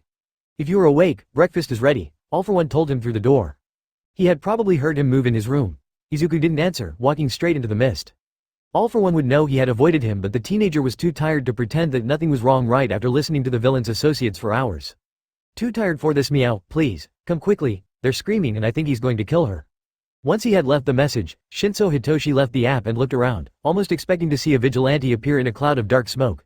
But of course, the harbor in which he was waiting remained empty. The Hero Commission had evacuated it in order to have a controlled location in which they could lure the famous vigilante of the Anyone organization. At least, Hitoshi hoped that the right one would show up. It would get awkward if they had prepared this entire operation only for a newbie vigilante to arrive. Hanabata might have assured him that 9 times out of 10, someone with a power-type quirk intervened during emergencies, but one could never be too sure. So early in the morning, the air wasn't warmed up by the sun yet, and the teenager was acutely aware of it, just like he was aware of everything around him. The sound of waves in the distance. The warmth of his phone in his pocket. The feel of the ground under his athletic sneakers, in case he needed to run at full speed. But he wouldn't. He was ready. He had been on several missions before, mandated by the Hero Commission of course, and even if a pro-hero had been right next to him each time, he had more experience than every one of his classmates. And it wasn't like the cavalry was far away from here. "What's happening here?" Hitoshi almost had a heart attack as he realized that someone had managed to sneak behind him, and he turned to see a vigilante as silent as a freaking ninja behind him. His hood was up, and technically, it shouldn't have hidden his face, but it was as if it was covered in shadows, which made Hitoshi pause. His mouth dried up for a second. The vigilante was keeping his distance, probably giving himself some room to work if Hitoshi used one of those flashy quirk everyone learned to fear. He was wearing workout clothes. Short, leggings, red sneakers, and the usual anyone hoodie this group of vigilantes wore. And he was shorter than Hitoshi. "You're here," the hero student said, his voice trembling. It wasn't a complete act. "Please, I need help." His quirk waited, ready to ensnare his prey. Just one word, even a sound would do. But the vigilante didn't say anything. Instead, he was looking at the building in front of which Hitoshi had been waiting, as if there was really someone in there, even though it was completely silent.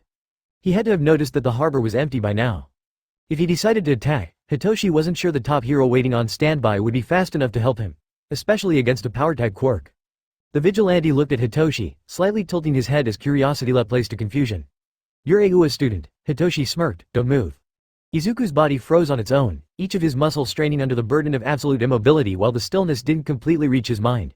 Whatever quirk was used on him was lulling him to a trance, encouraging to just let go and abandon what was left of his control over himself, but he couldn't afford it. He needed to move. He needed to flee. He needed to find a way. He had seen the purple-haired hero student during the sport festival, but he didn't know what his quirk was about, not when he had been thrown out of bound by Kachan before he ever had the chance to use his power on Izuku's childhood friend. Izuku should have paid attention to the first events. He should have known. If he had done his research, he would be prisoner of his own body, unable to do anything but breathe. He couldn't even blink and the panic was rising. Vigilantes and heroes were the sum of their reflexes. Years spent risking their lives and having to react immediately to threats had created new neural pathways that had taught their body to react on their own. It was something First was aware of, but he had assumed that death had freed them from knee-jerk reflexes. After all, how could one bear the consequences of such specific brain plasticity when one didn't have a brain anymore? Right until he saw what was happening to Ninth. In this moment, every vestiges looking through Izuku's eyes was reminded of another instance where a one-for-all holder had been lured into a trap as he was trying to rescue someone, only to be stopped by a quirk. When the impossible had become a reality. When Midoriya Izuku had succeeded where all for one had failed and stolen one for all. And it wasn't because the vestiges didn't have a body anymore that they couldn't blindly react. Not again, Hitoshi sighed in relief, trying to suppress the shudders brought by the adrenaline flooding his veins. The Hosu vigilante had defeated the hero killer and at least 2 heroes, but all of his strength wasn't enough to counter Hitoshi's quirk. The teenager couldn't help but smile. After all, it wasn't every day that he could prove that flashy powers weren't the best, and for a moment, he considered getting rid of the vigilante's hoodie in order to see what his face looked like. He was curious, and as the one who had arrested the guy, wouldn't it make sense for him to be the one to reveal his identity? But he had been asked to step back as soon as the target was neutralized, and being reckless or cocky would disappoint Hanabata. "I got him," he screamed while turning into the other direction. Gang Orca, who had been hiding out of sight because nothing made vigilantes remember that they might have left the stove on more than top heroes, was already out and running towards them. Hitoshi smiled at him, then searched for Hanabata with his eyes. She had insisted on coming, but since she didn't have a license or any training, she had stayed out of sight. He smiled when he saw her peeking out from behind one of the massive containers that was giving ample room to ambush a member of anyone. And because he was more focused on her, he didn't pay attention to the smell of ozone, the same thing he smelled right after a storm. Instead, he realized what was happening as all his muscles tensed because something was happening behind him. Power, wild and uncontrollable, made his hair stand on end and reminded the ape in his brain that he was soft and easily mauled. He didn't notice how Gang Orca was now running toward him at full speed. Instead, as if he was trapped in one of those dreams that forced everyone to move in slow motion, he turned to face the vigilante with a power type, the vigilante he had just neutralized, and he saw sparks of blue lightning dancing around his fingers. Fingers that he flexed several times, as if he was trying to make the sparks disappear. In this moment, 2 thoughts collided in Hitoshi's mind. They weren't simultaneous, but they still were absolute and inescapable. It's impossible, no one can break out of my quirk on their own. The vigilante stared at Hitoshi. His breath caught in his throat and he started trembling as his body admitted something long before him. His brain finally caught up to this second inescapable truth. I'm going to die. Izuku took 1 second to deal with the familiar kiss of electricity coursing through his veins. It had been years since the first time he had felt this specific brand of pain, and yet, his body still remembered it perfectly. 1 second. No more, not even an additional instant to deal with the apparition of a new quirk. He forced his body to move, just before Gang Orca was upon him. The last time he had seen him, it had been in the middle of a march against quirk prejudices, and he had radiated warmth when he had signed Izuku's notebook. But now, every trace of civility was gone, as one of the world's most dangerous predator had crossed the distance between them, his fist moving so fast that it became a blur. Full cowl. 40%. He jumped back just as Gang Orca produced a hypersonic wave, not caring that Shinso Hitoshi was right next to him. Izuku was aware that the effectiveness of said waves decreased with range. He was also aware that with Shinshu right next to him, Gang Orca couldn't unleash the kind of attack that shattered glass and rubbles alike. The impact still made his teeth hurt and his stomach flip a couple of times as his body tensed up, his muscles unable to do anything, let alone carry his weight. It made his landing awkward, but he managed to curl into a ball, and with an effort of will that made his head spin and experience handling the effects of a quirk that was inflicting one hell of a recoil, he managed to raise one arm, an air blast in tow. It stopped Gang Orca in his tracks, not for long. One heartbeat at most. Long enough for a strand of black whip to burst through Izuku's sleeve and to grab the number 10 hero by the ankle. Izuku somehow pushed himself his feet, full cowl burning inside him as he swung the whip, and the Orca tied to it like he was trying to break some kind of record.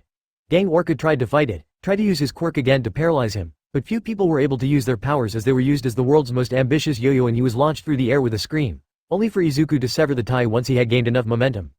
His arm sighed in relief as the weight was gone, and he took out his phone with the other hand, only to wince when about 100 kilos of Orca were reacquainted with gravity and crashed through the metal roof of a container. Izuku looked in this direction and saw that Gang Orca, rightfully in a homicidal mood, was making his way back to him, so he frantically tapped on his phone screen so he could call Kurogiri and get out of here as fast as warpingly possible. But the screen remained dark, even when the teenager turned the phone on and off again. Did the shock fry it? His breathing sped up.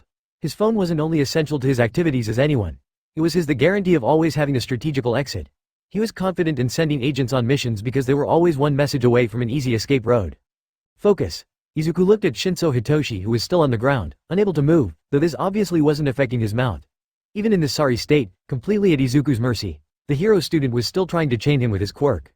A quirk that hadn't affected him until he had answered his question. He wasn't sure if Shinso needed a fully articulated answer or if any sound would be enough, so he stayed quiet as he knelt next to him, reaching out to the phone peeking out of his pocket. As for your mother, she is a... Shinso stopped before Izuku was legally forced to slap him in the face. What are you doing? He visibly paled as he watched Izuku go through his phone. The leader of anyone confirmed that he was the one who had used the app then, since, to his utter embarrassment and intense regret, he didn't know Kurogiri's phone number. He destroyed the cell phone, metal screaming between his fingers until only scraps remain.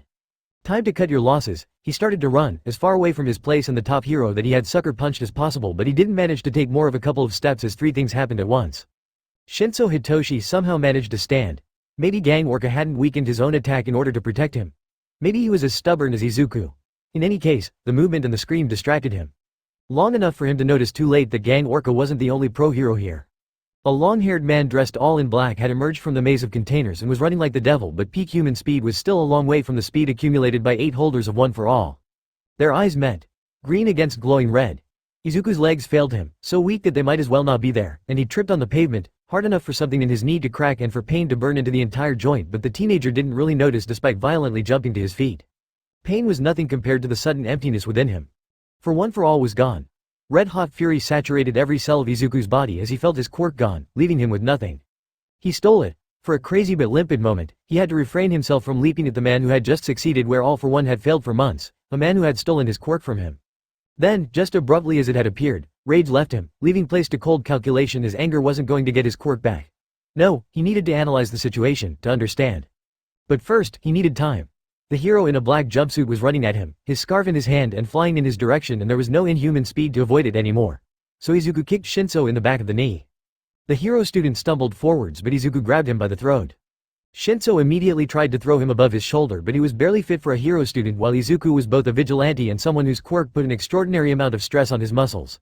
The hero student didn't stand a chance, and in a blink, his back was to Izuku and he had a hand on his throat, compressing it just enough for breathing to be painful but without granting him the comfort of simply passing out.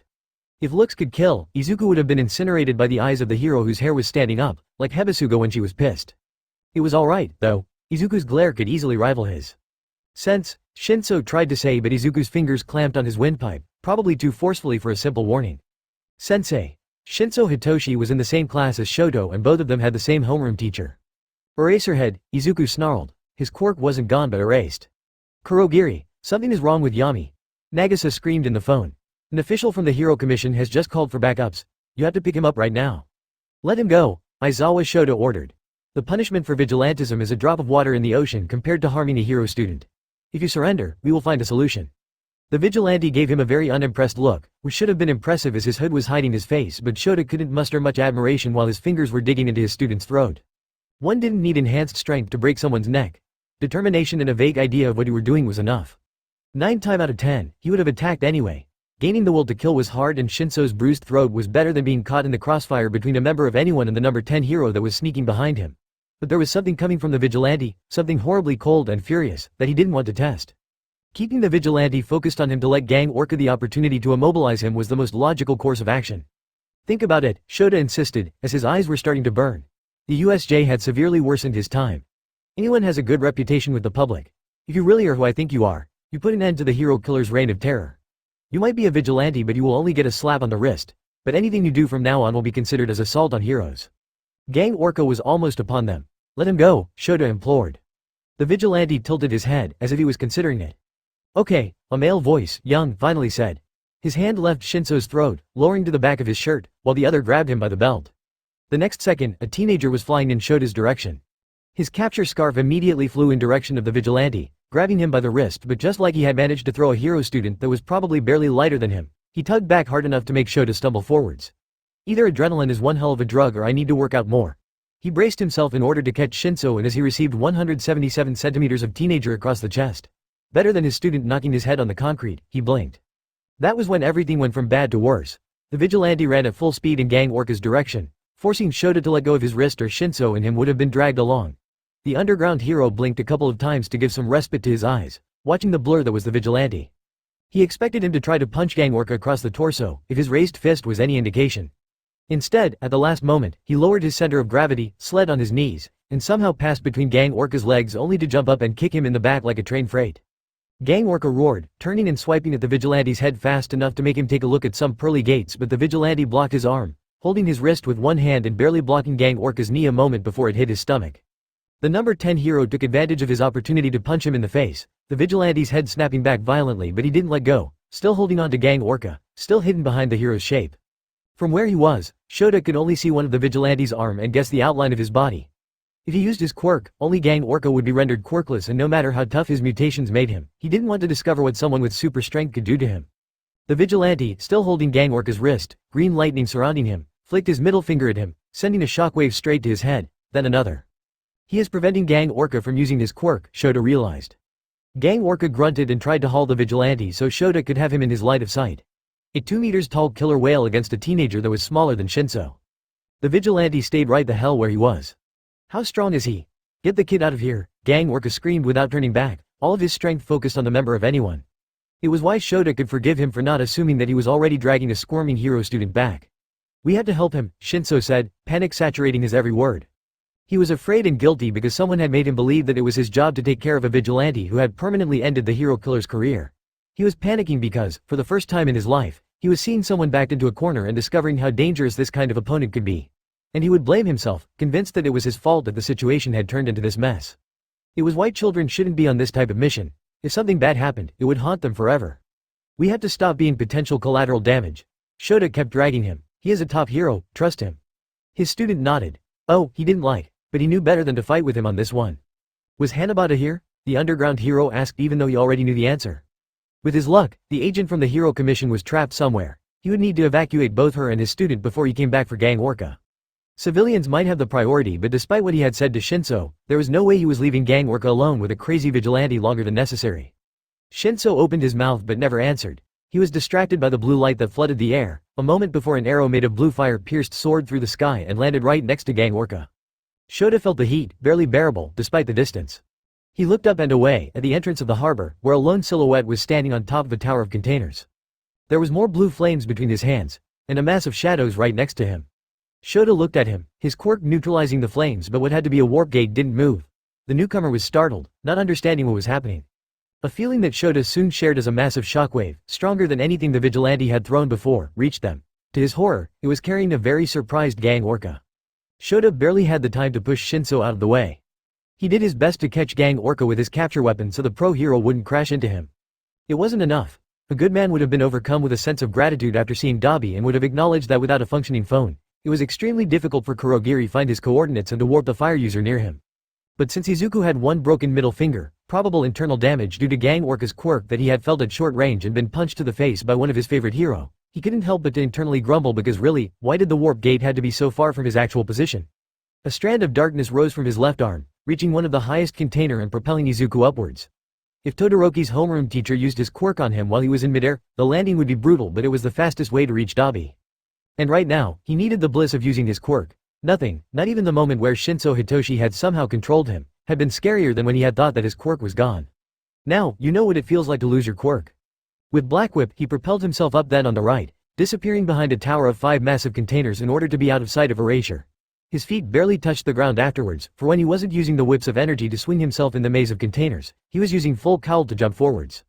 If he hadn't been preoccupied with the high probability of being arrested by heroes, he would have noticed that he had never used Black Whip so fluidly, or that using it in conjunction with full cowl was barely a challenge anymore. Instead, as he got to Dabi in record time, he tried to make sense of what he was saying despite the wind screaming in his ears and the perspective of a very high fall followed by a brutal stop if his concentration weakened.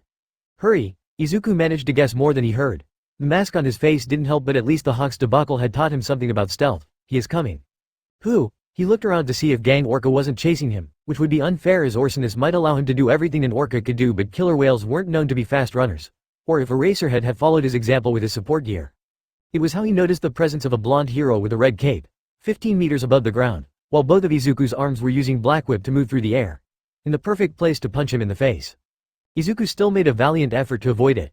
Power! The familiar hero screamed as his fist connected with Izuku's jaw, stunning him and making Black Whip disappear as if it had never existed. He fell. Dabi watched his boss fall like a bag of bricks, his body limp and not of those black tendrils he was fond of coming out of him to slow down his descent. Not enough time to call Kurogiri, who had stayed back in order not to be too tempting of a target for the heroes. No time to reach Yami, and even if he did, he couldn't avoid giving second-degree burns to his brother's best friend. If Shoto didn't kill him, Dabi's meaner, older, stronger boss would roast him with his own quirk. But just as Dabi was about to jump through the warp gate to forcefully drag Kurogiri to the battlefield so he could save Yami's bacon, the teenage villain twisted his body midair, this simple movement sending wind everywhere. He managed to shift so he would face the quickly approaching ground, raised his fist, and threw a punch that was so fast that Dabi barely saw it. Metal and concrete screamed as it twisted and shattered under the impact, dust rising and hiding the damage in Yami himself, but only for a short moment. As the dust settled, Dabi saw Yami on the ground, one knee down, in a crater of his own making. For a moment, awe overwhelmed Dabi, the same sense of wonder than when he had been a stupid kid admiring his old man's flames, the very essence of a quirk so powerful captivating him. Then, reality kicked down the wonder. Yami was strong but not enough. They had to get out of here. He had to find a way to get down so Yami could access Kurogiri's warp gate. He leaned over the one at the side of the container, trying to see if, with enough jet burn, he could make several jumps that wouldn't break his legs. Only to see the enraged number 10 hero waiting for him down there, looking at him like Dabi had kicked his poodle, insulted his mother and owed him money. Dabi stepped right back up on his metal card tower, away from the top hero's eyes. It didn't prevent the ground under his boots from immediately starting to vibrate. Izuku felt the blow coming even though no one was behind him a moment ago. He immediately moved to block, one for all, granting him a speed few could rival with, but his hand didn't touch anything and the blonde hero still managed to punch him on the side of the head, making the world still for a second. Black Whip took over, protecting him while he was stunned by the blow, but once again, the hero was gone. Pain burned in his arms, or tendrils of darkness were madly looking for him. As they did, Izuku noted that the tower on which Dabi had been standing was falling apart.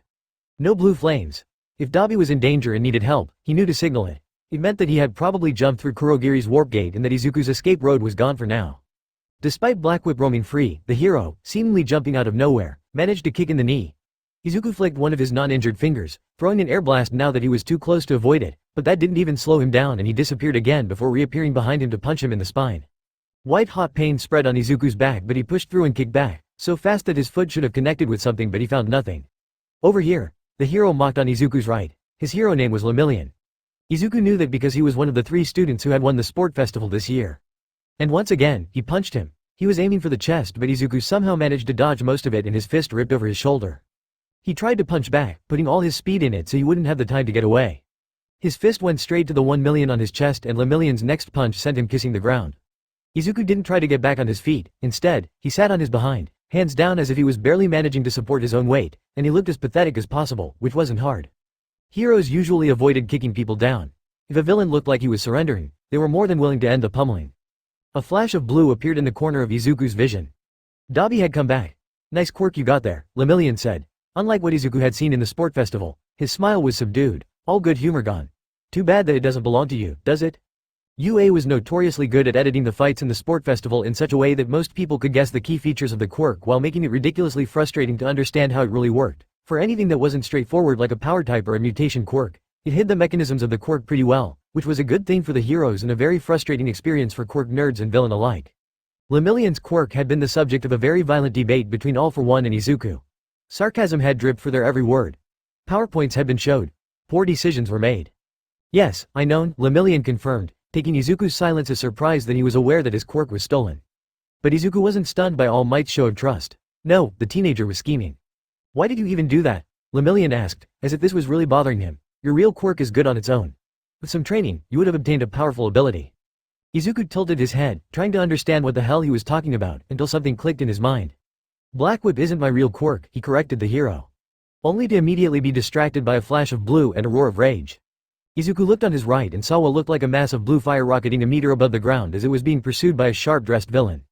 The teenager had never seen Dabi moving so fast, but as Gang Orca seemed less carried by his quirk than by the need to wrap his hands around the pyromaniac's throat, Izuku could understand his eagerness to get the hell out of here, even if he apparently had to create dozens of fires where he passed. He reported his attention back on the hero who had kept his focus on him.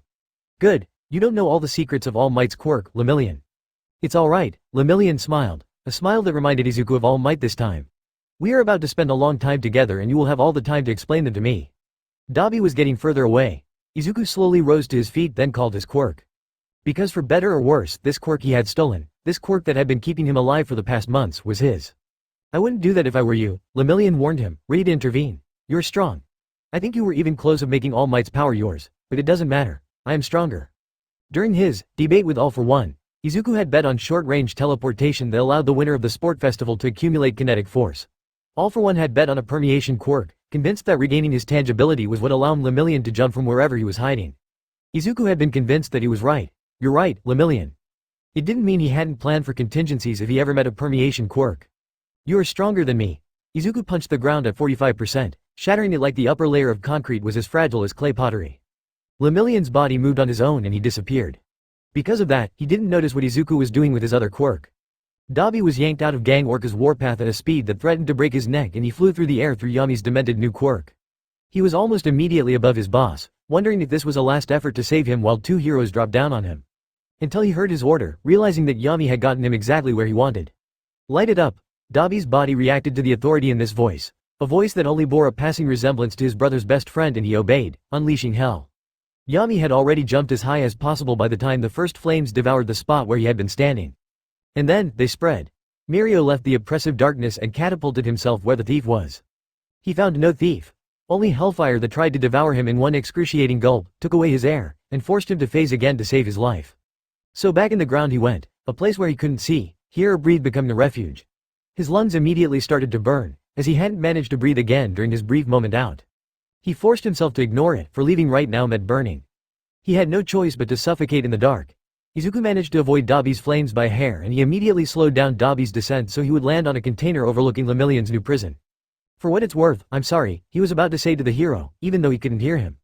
The words died on Izuku's tongue. Apologizing meant nothing if one wasn't willing not to do it again. He was lucid enough to know that if he had the occasion, he would steal one for all again. He wouldn't hesitate to use Lemillion's quirk against him, for if Eraserhead came back, he would prioritize rescuing him over stopping Izuku. And since Kurogiri's warp gate wasn't waiting next to Dabi, he didn't follow him. He would need to call the warper or for Kurogiri to hazard a guess and show up on his own, and any delay would allow heroes to target them again. Vigilante and villains alike cut their loss when they risk harm, and most of them let their opponent flee without chasing them down, Izuku pondered. Only heroes always refuse to let go of their prey. So he kicked the side of the nearest container and launched himself straight at Gang Orca. The hero's clothes were scorched and drenched at the same time. During the entire time where he had been in activity, no camera had ever witnessed him losing his cool or radiating the full animosity he was capable. Not when he was considered one of the third most villain looking in the industry. What Izuku was looking at would have easily propelled him at the first place. Gang Orca saw it coming, of course, those sonic waves of him targeting him once again. But at this speed and with so much momentum, it didn't make much of a difference and Izuku still kicked him in the chest with both feet. Gang Orca was flung backwards. The law of physics simply didn't let him any other choice. But one of his massive hand grabbed Izuku's ankle, gripping it so tight that for a moment, the teenager was convinced that he wanted to break it. The number 10 hero unfortunately had other plans. Oh. With a grunt, he swung Izuku around like a rag doll and smashed him against the concrete. Izuku put his hand in front of him so he wouldn't crack his head on the ground, but Gang Orca didn't let him any time to react and kept swinging him into every hard surface he could reach. Izuku did his best to protect his head, contracting every muscles in the hope that it would do something to attenuate the shock, but his body shrieked in absolute pain and terror all the same. He bent his knees, crouching down as much as possible, and wrapped his knee around the hero's wrist, before using Black Whip to grab the ground so he would have some traction, and he kept hanging on, full cowl turning him into an immovable object. Izuku twisted his body while still holding the number 10 hero in a vice-like grip. His ankle, the one trapped between steel-like fingers, screamed. While Gang Orca's wrist broke with a cracking sound that would haunt his nightmares for a while. Gang Orca didn't scream, grunt or even indicated that he could feel the pain, but he was forced to let go and Izuku jumped away from his grip. He almost fell when his feet touched the ground and blood was dripping in one of his eyes behind the built-in veil of his hoodie. But Gang Orca didn't allow Izuku or even himself the opportunity to take one breath. Despite the pain of his broken wrist, despite the exhaustion brought by the fight and the fires around them, he used his quirk once again.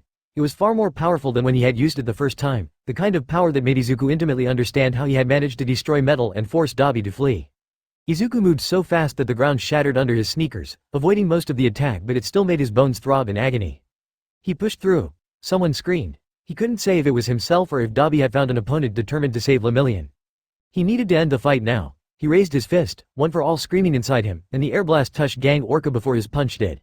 The pro hero blocked with 2 arms and the protection on his forearms shattered when Izuku's fists connected with it. The teenager didn't leave him the time to counter-attack. He kicked him right where he had punched him and Gang Orca keeled over. Izuku jumped and grabbed his head with 2 hands before smashing it violently on his knee. Gang Orca fell. Izuku grabbed him one moment before he crumpled to the ground. He checked that he was breathing, then slowly laid him in the ground, on the left side with his arm under his head, so his airway would stay unobstructed. Izuku managed to stand again. It wasn't easy. Dabi ran towards the small vigilante standing over the unconscious body of a pro hero. His sleeves were gone, ripped by Black Whip, and the exposed skin was already starting to bruise. He looked like he was about to pass out, and he was still so far when they had to run right now. They had to flee without looking back, before it was too late. Dabi forced himself to accelerate, but his body screamed, already worn out by his previous fight. Heat resistance had done nothing to improve his ruined stamina, and just the act of running through the harbor was threatening to end him. If the insane hero with yellow goggles hadn't been more focused on saving his colleague, he could have effortlessly taken him out. Instead, he had just robbed him of his quirk. Yami. He called him, hoping he would meet him in the middle because an exhausted anyone was still faster than him. It startled Yami, which wasn't a good thing for someone already wobbling on his feet. He slowly turned to look at Dabi, his head tilted, and what appeared to be confusion in his body language. From Dabi's experience, it either meant concussion or quirk strain, which could be fixed as long as they got away from here. Hurry, he screamed, already pressing the speed dial on his phone to call Kurogiri. He is coming. Yami's head whipped on the side, his entire body tensing, making Dabi think that he had finally realized the urgency of the situation. He would later realize that Yami was looking at something that couldn't be seen yet, sensing it like animals could sense cataclysms. Dabi would remember what happened next until the day he died. It wasn't the impact of someone landing with such strength that the shockwave pushed him back that would stay in his memory. No, it was the same feeling he had to bear when Yami activated his quirk, something terrible and beautiful and out of his world that made some part of him wanted to scream. But it was also the intensity one look from All For One could create, when one realized that they stood no choice, that their fate was out of their hands and inevitable. It was terror and glory in the form of a man who was the greatest fear of a villain who ignored the very concept of fear. Dabi's flames came back, warming him from the inside to protect him from the cold air while doing nothing to fight the cold within him. Further away, the pro hero known as Eraserhead sighed in relief while he was carrying a half-unconscious blonde hero on his shoulder. No, villains, the symbol of peace said, smiling, but there was no warmth, no assurance that everything would be fine in this smile. I'm already here. He hadn't raised his voice, but in the absolute silence his arrival had brought, Dabi could perfectly hear him.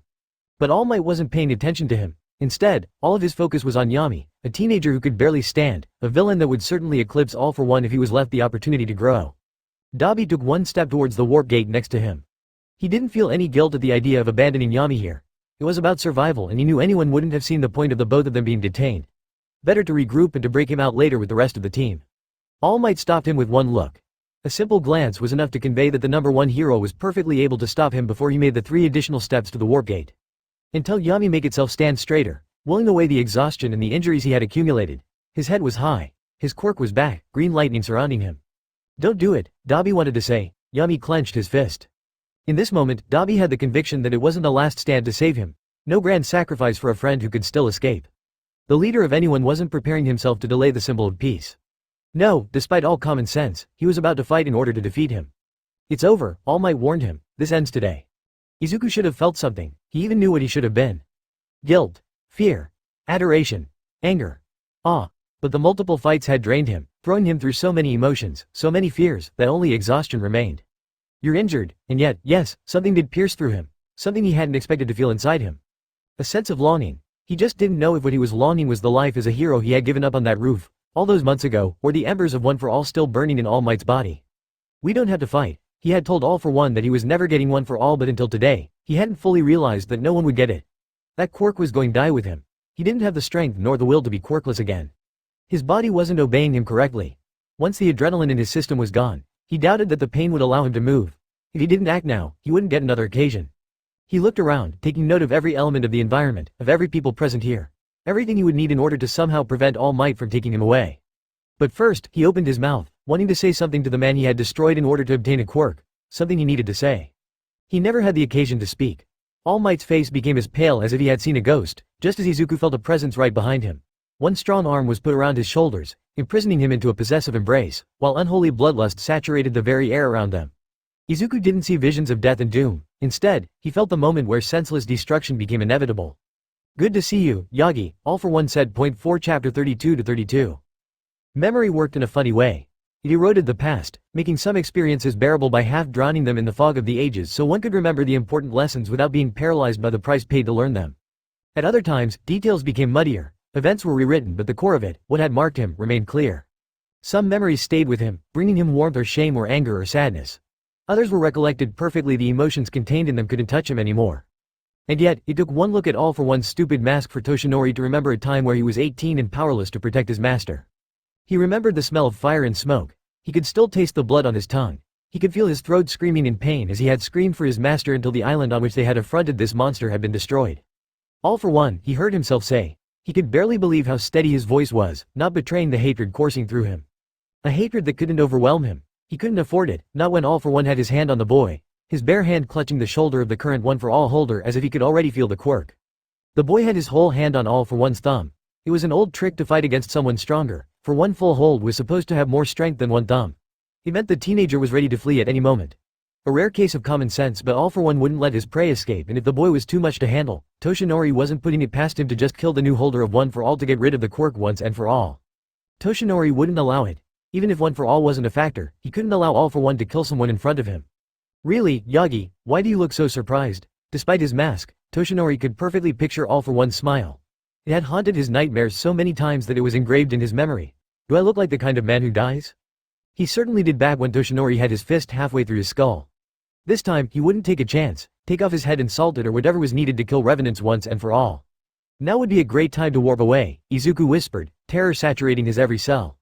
Some of it was for him, as being literally stuck between two titans about to go to war was enough to worry him, proving that what Todoroki had dared to say about his lack of survival instinct was wrong.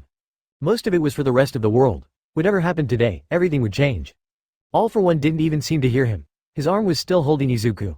It was actually starting to hurt, but the teenager was but an afterthought now that he was facing All Might.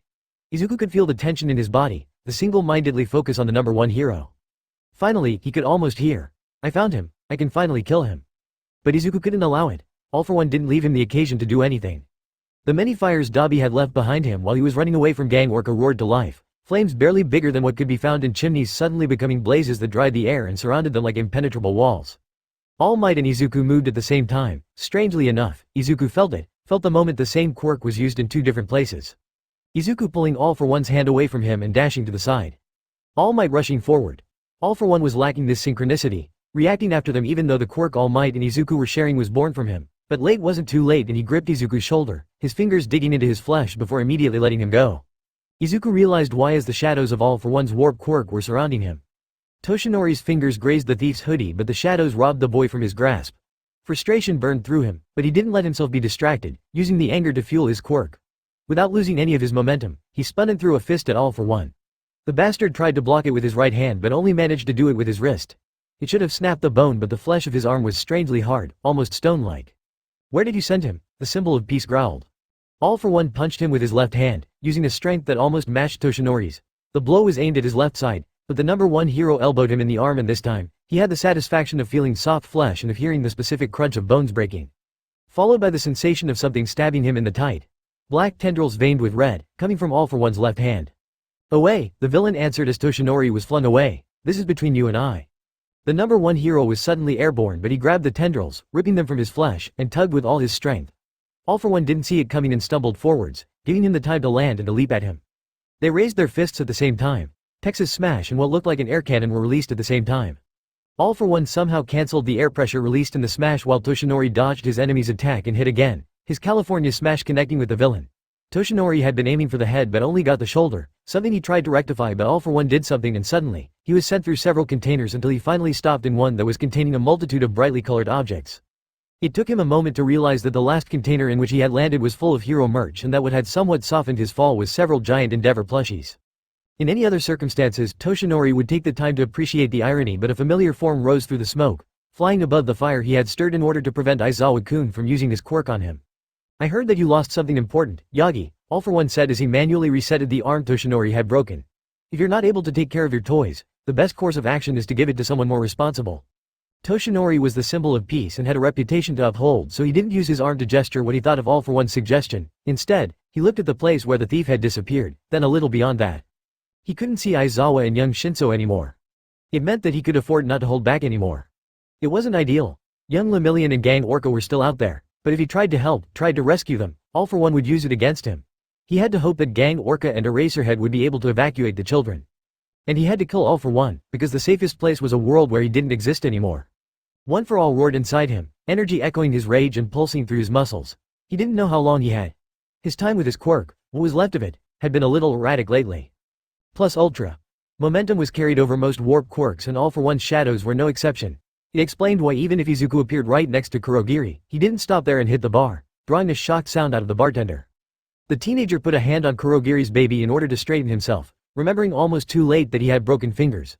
The pain wasn't too bad for now, but from the moment the adrenaline would wear off, it would be impossible to ignore and worst, distracting. Even if Izuku called everyone in his network, he would need at least 45 minutes to get to the harbor. By the time he arrived, All for One or All Might would be dead.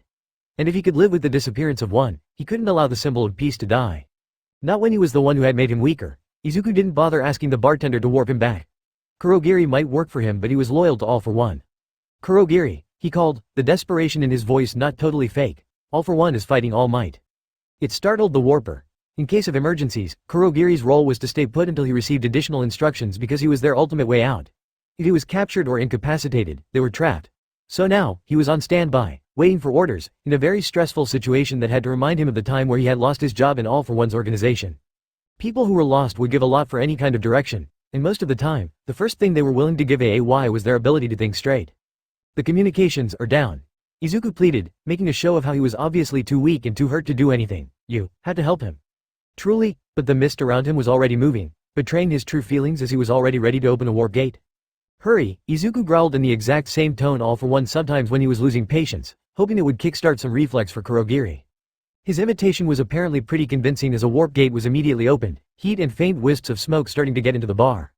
It would take barely a second for Kurogiri to get through it. It took even less time for a one-for-all holder to breach the distance. "Sorry," Izuku apologized as he full-cowled through the gate. Heat and flames and smoke immediately greeted him. The ground was shaking under his feet, only making him fall to his knees, but he pushed forwards, which saved him from being grabbed and dragged back by Kurogiri's arms, sticking out of new gates and frantically trying to get hold of him. Izuku kept avoiding Kurogiri's ill-advised attempts to rescue him and kept being thrown off balance by the air pressure of All for One's and All Might's attacks. Two titans fighting with powers beyond most people's comprehension. They wouldn't see him. They wouldn't notice if a stray attack took him out or if a pile of containers fell and crushed him. He was in the middle of a war zone. He wasn't the only one. Flames engulfed Toshinori as if they had taken a life on their own and were determined to devour him. 10 years. You stole 10 years of my life, letting me rot in the dark because you weren't even competent enough to deliver a good killing blow. His costume somewhat protected him, spite did the rest. His fist connected with All for One, in the same place where he had hit him 8 times already. Every time, the biological armor that was as hard as diamond had hold on. This time, Toshinori felt it crack under his punch. All for One hissed under his breath, 1 part pain, 3 times fury. "I would be more than honored to grant that wish," Toshinori snarled. A smile was beyond his abilities right now, but showing his teeth had always been easy when All for One was concerned. Aizawa showed his ankle wasn't twisted. Pain wasn't coursing up his leg and making him grit his teeth every time his foot touched the ground. Helping Shinso carrying Lemillion's deadweight was no torture. And he was strong, maybe not strong enough to help All Might, but certainly strong enough to save 2 UA students.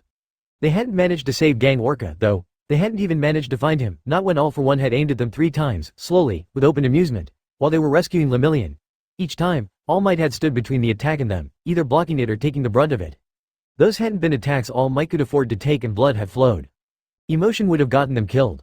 It still could. So Shota had taken the logical choice and abandoned a colleague, a man who had protected his student, to his fate. "Get the kid out of here," the number 10 hero had said back when they were only fighting one vigilante. He would understand. It didn't make the decision easier. Shota's instinct perceived something that his brain was too tired to pick on and he half dropped to the ground, his ankle screaming under the sudden movement and Shinso following him because he couldn't carry Lemillion on his own. As they did, a piece of metal flew right past them. What looked like the ripped wall of one of the metal containers surrounding them stabbed the concrete as if it was made of butter. Shinso stopped, his mouth open, unable not to picture what would have happened if they had been a little more to the left. Shota blinked away the tears his eyes were filled because of the smoke, that and the fires around them preventing him from erasing the quirk of the villain who had turned the harbor into hell on earth, and he forced his student to move on, because they might die while leaving this place but if they stopped, death became a certitude. Shinso stopped again. The underground hero grabbed him by the shoulder, ready to carry both Lemillion and him if it meant they could keep moving, but he felt something cold and not solid in the usual sense of the word grabbing his wrist. With horror, Shota realized what had made his student stop as familiar black tendrils grabbed the three of them. Oh no, the next thing he knew, they were airborne. Promises, always promises, All for One mocked, a madness born from bloodlust saturating his every word. All Might recognized it because it echoed his own. But you shall always remain a disappointment, Yagi. Your predecessor must be rolling in her grave. Don't you dare talk about her, Toshinori whispered. All for One shouldn't have heard him, he didn't need to. Oh yes, forgive me. I completely forgot I hadn't left you enough to bury her. I suppose she just didn't leave much of an impression. The ground didn't tremble under Izuku's feet so much as it seemed to jump under his sneakers, almost sending him and his precious cargo crashing down at a speed that would have resulted in broken bones. There were no words to describe the mix of confusion and terror of jumping from an extremely dangerous situation to a just as dangerous but completely different one. Being trapped in a minefield as two demigods were trying to kill each other was not a relaxing situation, but Shota had a plan to get out of it, or at least he had tricked his brain into accepting that there was a plan. Being suddenly thrown into the air like they were the other end of a yo-yo held by a sadistic child was something else entirely. All for One wasn't where he was supposed to be. The zone where he had finally landed looked like a meteor impact, but he still should have been there. Toshinori screamed in pain as black tendrils buried themselves in his side, exactly where All for One had gutted him all those years ago. Logic dictated that what went up eventually went down, but such mercy wasn't granted to them as they kept being yanked, until they reached a zone where the air was pure and the shockwaves of the attacks could be ignored. Alright, that's enough. Shota's scarf flew, meaning something solid that could carry the weight of Shota and his kids. He expected the tendrils that had grabbed them to pull more in order to fight what the support gear was doing, but instead, it pushed them before disappearing, sending them on a new trajectory. Once the roofs of containers were close enough, the underground hero gently threw Shinso while he was negotiating his own fall without letting go of the unconscious third year.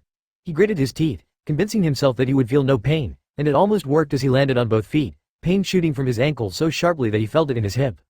Shinso immediately appeared in front of him, his student putting himself between him and the vigilante who had been waiting on them, one container higher than them. Shota promptly dragged his conscious student behind him, but the vigilante wasn't even looking at them. Gang Orca, the number 10 hero, was draped over his back. Premature relief flooded Shota. They weren't out of danger, far from it, not when any stray attack could make them fall to their death, and the only way out of the harbor was either through the flames that were obscuring the underground hero's vision or through a war zone. But at least, Gang Orca wasn't trapped in the flames or unconscious and at the mercy of whatever the symbol of peace and the villain that matched his strength were throwing at each other. He opened his mouth to thank the vigilante. On whose side are you, anyway? He said instead. The boy stopped looking at whatever was captivating him below and gave him a look that made the temperature drop. Gang Orca followed soon, though less metaphorically so, making a thud sound as he hit the roof. I'm on the side that allows me to help people, a boy's voice answered, except that every word was filled with cold anger and exhaustion. He might have helped them, but nothing was forgiven. I don't want All Might to die. And I would like you to remember I was just trying to help until you heroes decided to lure me here to arrest me. Shinso flinched. Toshinori's punch went through the diamond quirk All for One was using, the crunching sound the bones made making him forget the pain. All for One was more powerful than him. Healed. But he relied on his quirks so much that he forgot that he wasn't a good fighter, especially at close range. Toshinori screamed, elbowing him in the throat. All for One made a choking sound and the symbol of peace had to get his arm away from the metal of the helmet that was now red hot. The next time that Toshinori was sent through several containers, he wasn't lucky enough to fall again on soft plushies. He didn't know what hurt the most, the violence of the impact or the fact he destroyed so many sport cars. The black tendrils of energy erupted from the vigilante, not just from his arms this time but also from his back, bursting through his hoodie and reaching for something down below. Shota realized that the reason why he had dropped Gang Orca wasn't to make a point but because he needed all the strength he could afford as he lifted something, grunting in effort, his power saturating the air and giving goosebumps to the underground hero. He heard someone yelling in pure panic and the specific sound of a motor screaming but without any sound of tires on the asphalt. The car didn't appear as much as the vigilante dragged it up to their level. This was Hanabata's vehicle. Shota recognized it because he had jumped on it yesterday to make a point. Hanabata wasn't behind the wheel. Instead, the fire user who had tried to warn the Hosu vigilante of All Might's arrival was holding the wheel for dear life, with a freaked-out expression that undoubtedly mirrored the one Shota displayed earlier. Shouldn't you be out of time by now, Yagi? What did you do to remain so strong despite this decaying body? Instead of sitting on my ass and crooning over my stolen quirks, I work out, Toshinori informed him, ignoring the first wisps of smoke coming from his body. What happened to the woman this car belongs to? Shinso asked, horrified at the idea that someone could have hurt his handler. It was honorable of him, but it was also why he failed to notice that they had just been delivered an armored vehicle that would protect them from close-range explosions and the flames they would have to cross. I stole her car, the fire user shrugged. I don't care, Shota said at the same time as he was trying to maneuver Gang Orca on the backseat. The top hero's head bumped against the door frame, which made the underground hero wince because that wasn't going to improve his concussion and his legs were sticking out of the car, so he sort of folded them. Tagata Mirio was next, more hauled than delicately put on the back seat. At this point, Shota was running only on adrenaline and he couldn't allow it to fade before everyone was safe. The fire user, who had gotten out of the car just to watch the train wreck that Shota's life was, made an amused noise before glancing at his colleague whose lungs were making the same noise as an old locomotive about to burst into flames. Are you okay? Shota asked, teacher concern rising within him like every time he saw a teenager doing something stupid. The Hosu vigilante nodded, but his wheezing failed to convince anyone with working ears that he was alright. Cars used to be lighter, he finally admitted. Shota wasn't sure that his capture weapon could take the weight of a car and of 5 persons without breaking, but if the kid and him shared the burden, they should get down to the ground in one piece. You know, you could have called me and I would have waited for all of you down there, the fire user noticed, moving behind Shinso. The first year nodded, as if to say that yes, just bringing them down here would have been easier than to lift a car twice. My phone died and I didn't trust you not to floor it if I jumped down to play hitchhiker, the teenage vigilante said, also moving and disappearing in Shota's blind spot. He would later blame the dizzying influence of adrenaline and exhaustion for not seeing it coming. Someone kicked Shota in the passenger seat. At the same time, Shinso appeared in the driver's seat.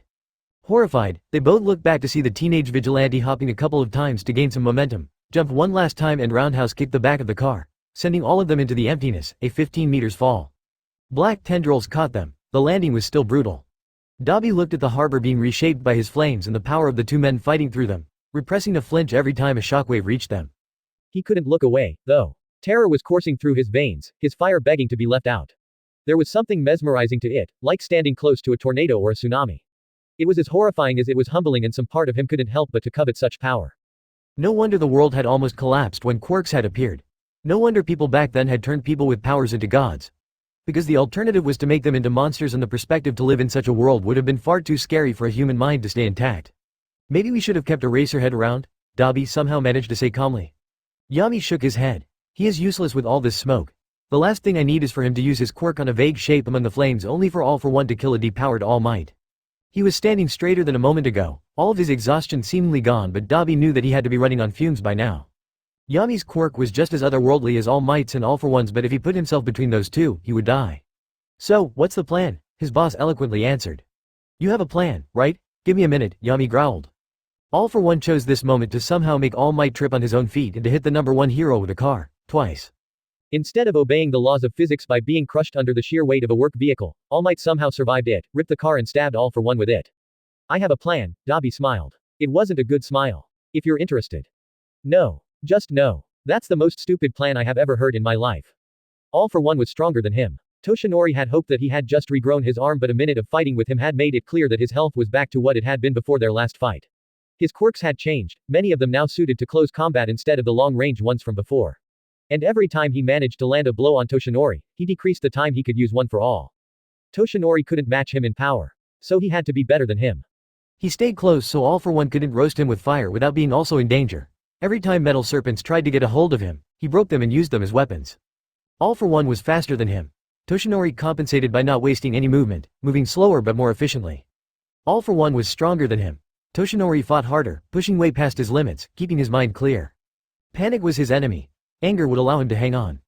Decades spent fighting brought a miracle as Toshinori somehow managed to fight on equal terms with someone stronger than him. Someone who has spent 10 years rotting in a cell, unable to train in any way.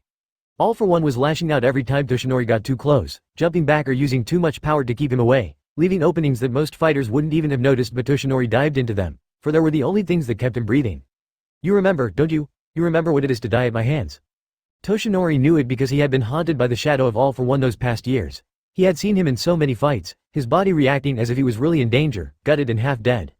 It had taken him years to get fully back into control, to convince his brain that every blow coming close to him wouldn't be the last one.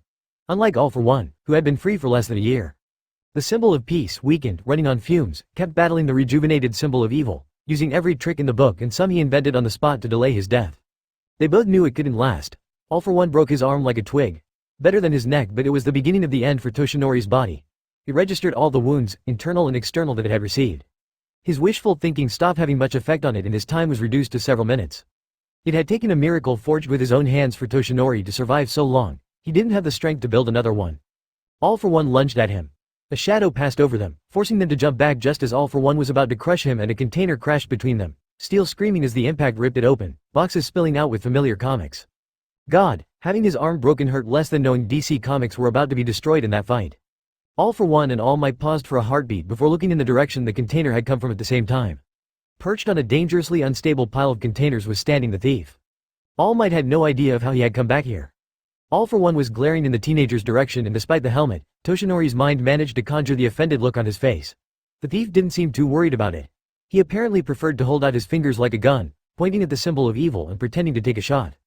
It should have looked ridiculous. Instead, Toshinori saw a silent promise in this simple gesture. He couldn't help but to smile. Cheeky brat. Adrenaline had stopped working its magic, and the only things allowing Izuku to stand were anger and his spirit of contradiction. His body was begging him to stop, to just stop and to recuperate, but All for One had forced his hand. And this was the only warning he would get.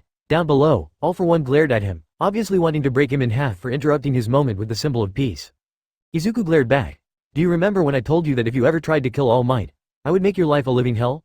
Well, I'm a man of my word. Sad, down. Shadows appeared in the corner of Izuku's vision and he jumped out of the way of All for One's warp quirk, racing on the roof of the container before jumping, steel and metal bending under his feet under the momentum. So be it. He had no idea of how much of One for All he was using. He could hear his bones protesting, but he didn't know if that was because of the high percentage or just because of common quirk overuse. It didn't matter. The shadows of the warp quirk appeared 1, 2, 3 times and Izuku managed to avoid them every time, sometimes with Black Whip, but also with air blasts. All for One's attempt to warp him back to the bar ceased, probably because All Might had taken advantage of how distracted he was. All Might, who was surrounded by smoke, the sure sign that he was past his limit and hanging on by sheer force of will. Izuku the fanboy wanted to see what he would do next. Anyone couldn't allow it. Izuku kept bouncing, spinning and launching himself with Black Whip, taking more and more speed and momentum, in the direction of the crane towering over the harbor. The 50 tons of steel that neither All for One nor All Might were insane enough to mess with. He propelled himself towards the crane, aiming for a specific point that he had weakened while All for One and All Might were distracting each other. He was going so fast that it felt like he had become a missile, some kind of energy warhead. The wild energy of One for All wasn't just coursing through him, it was him, barely held back by Izuku's mortal coil. Izuku didn't so much kick through the metal that it was pulverized around him, unable to withstand the strength of One for All. At the same time, he raised his arms, dozens and dozens of strands of Black Whip grabbing the top of the crane. The teenager felt himself screaming but couldn't hear anything over the howl of the stainless steel, and he brought the upper half of the crane down. With one last effort, he spinned one last time in the air, avoiding the 25 tons projectile he had just propelled in the direction of the greatest villain and the greatest hero the world had ever known, and he hung on to the lower half of the crane, which was already bending because nothing was conceived for such a brutal architectural redesign. Common sense dictated that something so heavy, so massive, should have started to fall slowly, but common sense rarely accounted for a one-for-all holder launching a crane into the ground. Terror crashed into incomprehension. Instinct taking over the need to analyze the situation, and the next thing they knew, All for One and Toshinori were both running for their lives. Panic rescinded for one moment, though, not even a second, but as Toshinori was passing through the ruined DC Comics, his hand found one. If he had taken the time to think, he would have noticed that it was Rise of the Super Sons by Ridley Pearson, a comic that was more than acceptable to sacrifice, and be it instinct or just the universe granting him a favor for once, he managed to throw this garbage in All for One's direction without even having the time to aim. It nailed him exactly at the back of his stupid helmet, almost making him fall, though Toshinori never had the time to see if he really did. His body in the last of his time of the day with One for All had decided to ignore whatever he wanted and to get him the hell out of here. About 25 tons of steel crashed into the ground. Sakamata Kugo wasn't so much woken up by what felt like an especially loud earthquake than by the silence that reigned supreme afterwards. Disoriented, his body hurting like he had tripped on his shoelaces in the middle of a stampede, he was also folded in the backseat of an unknown car with a hero student lying on his broken ribs. The Orca hero raised his head slightly, the world painfully exploding into colors when he did that, and he saw that the teenager he was supposed to protect was behind the wheel, driving the car. It should have been the most terrifying moment of the day if Eraserhead, the most no-nonsense hero he had ever met, wasn't in the passenger seat, watching back in the direction of the harbor, eyes wide and generally gaping. Only his professionalism as a top hero prevented Kugo from crawling back into his coma. Dabi found Izuku at the foot of what remained of the crane, their meeting point. The teenager was sitting among the rubbles and the dust, his back to the cold metal, with no memory of how he had reached the ground. I must have passed out for a second. Passing out again didn't seem so bad. If he was just a tiny bit lucky, All for One had died under several tons of steel and he could finally relax. Burning bloodlust spread through the air, dashing Izuku's hopes and making Dabi freeze. his fingers now digging into his tight as he was trying to use pain to convince himself that the promise of a slow death was only in his mind. Izuku tried to turn his head, but this simple movement proved to be far too exhausting for him. Instead, he listened, hearing the sound of someone digging his way out of the rubbles with what sounded like an air cannon quirk. When one added the malevolent quality of the rage burning around them, it could only be one person. Why can't I never have nice things? Dabi failed to commiserate with his misfortune, preferring to prioritize surviving All For One's wrath. Izuku opened his mouth to tell him to just run and leave him behind, but instead, Dabi mouthed the words, "Plan B," and lightly shoved him to the ground. Izuku crashed to the ground and stayed there, unable to move except for his soul, who was asking permission to go on an extended vacation. "Play dead," Dabi loudly whispered, as if he hadn't just almost sent Izuku straight to the tunnel of white light. But pretending to be deceased wasn't a problem for someone who felt like Dabi's new fancy car had hit him and probably parked on him to finish the job, so Izuku stayed on the ground, every one of his muscles sighing in relief now that he wasn't heaping abuse upon them. Dabi then proceeded to scream his villain name and to dramatically fall to his knees to clear the rubble in the most inefficient way Izuku could see through his half-closed eyes.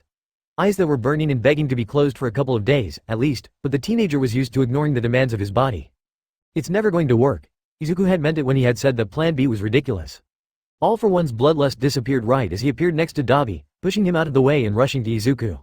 "Was he conscious when you found him?" All For One asked as he was checking that the teenager was breathing, probably to make sure he was alive enough to be strangled with his bare hands. "I don't know, he isn't moving anymore," Dabi technically didn't lie.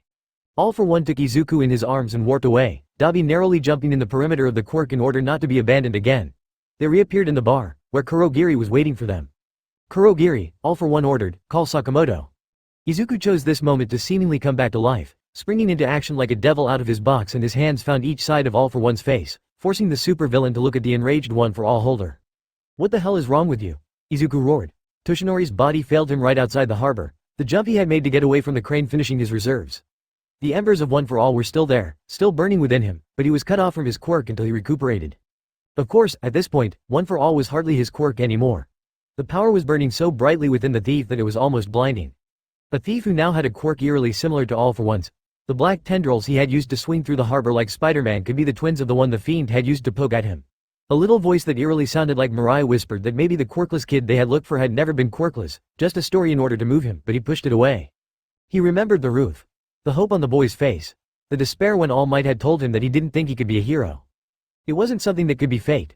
God, I hope the kid didn't discriminate and also managed to steal a quirk out of the bastard. The thought brought him a chuckle, which reminded him that he had broken ribs, and a broken arm, and that he was covered in blood. The sound of helicopters could already be heard, and if the catastrophe provoked by the thief had snuffed most of the flames, there was still enough smoke for heroes and firemen to rush towards the site. And he didn't even want to think about the packs of journalists who were probably running, flying and swimming to the harbor in order to get their scoop. Toshinori looked around, aware that he couldn't let anyone see him in this state and looking for a place to hide. He would then use his phone to call Night Eye, warn him that young Tagato was injured and ask him for help. His salvation came under the form of a hero commission car, armored and with windows tainted enough for no one to see on the inside. It was slightly roasted and there was a massive indent on the back, as if someone with a power-type quirk had kicked it with all his strength, but it was still in one piece. Toshinori stuck out his thumb. The driver slammed on the brakes so hard that Toshinori heard every one of the passengers groan as they were propelled forwards, and the door on the side of the driver was opened, revealing that a baby was driving the car. A purple-haired child who was old enough to go to high school but still a baby in Toshinori's book.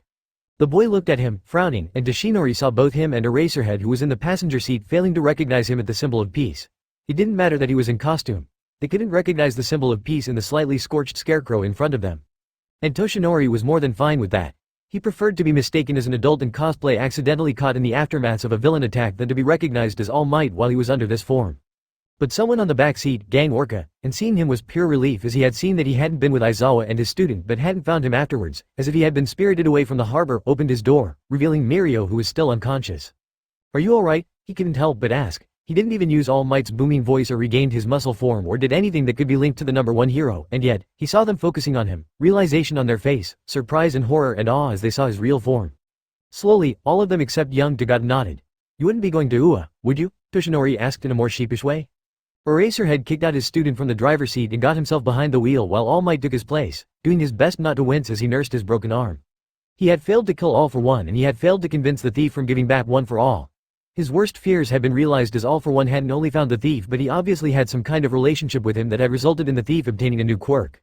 The thief had also helped evacuate 2 heroes and 2 hero students, and he had saved Toshinori's life. He wasn't sure if it was on purpose, but he couldn't argue that Toshinori should have died against All For One and that the thief's intervention had prevented that.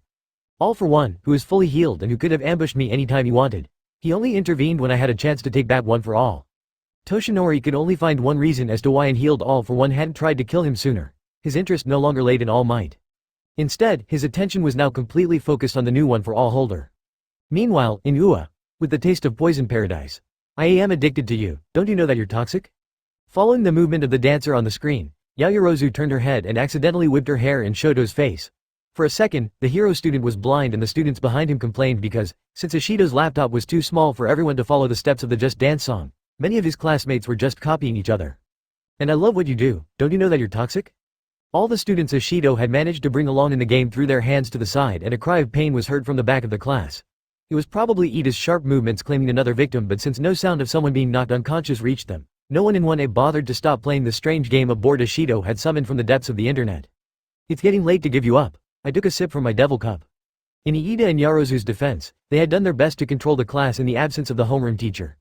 They had managed to contain the sheer chaos a class full of unsupervised teenagers could get into for 5 full minutes, which was more than the leader of anyone could say when it came to his own inner circle. Don't you think, Yayorozu tried to say. Slowly it's taking over me, too high can't come down, losing my head spinning round and round. Shoto leaned towards her, which shifted the center of gravity of half of the class through the sheer power of mimetism, but it wasn't his problem. Don't you think it's weird that Mr. Aizawa and Shinso are so late? Yayorozu finally managed to ask. Do you feel me now? Shoto shrugged. With the taste of your lips, I'm on a ride. 4 Chapter 33-33. Izuku remembered screaming in All for One's face and the satisfaction after that, but not much of what happened next. The exhaustion was a constant in his fragments of memory, followed by All for One who was constantly hovering and someone he didn't know, a healer affiliated with All for One instead of Ao. He was a small man with white hair, probably due to age rather than because he was born with it, and small glasses, which reminded Izuku of his old pediatrician, which probably explained why the half-unconscious teenager had growled at him to leave him alone. At some point, the healer had informed Izuku that he was a pain in the ass and that he preferred him when he was unconscious, and Izuku had informed that none of his complaints exempted him from answering questions about his quirk. Izuku wasn't sure if the healer had answered him in the end, if what he knew of the healing quirk had been told to him or if his mind had taken it apart in order to understand it better.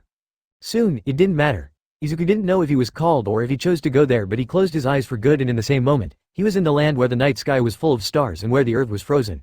Izuku couldn't move because he didn't have legs, or at least no legs that would obey him. He was anchored to the ground, with only his eyes, his nose, his ears, part of his chest, and his right arm out of the strange mist most of his body seemed to be made of. There was a man in front of him. Young, short black hair, and he was wearing a blue coat that covered half of his face. He was barely taller than Izuku, and for a moment, he looked more curious than anything else, as if he had just woken up and wasn't quite conscious of what was happening around him yet.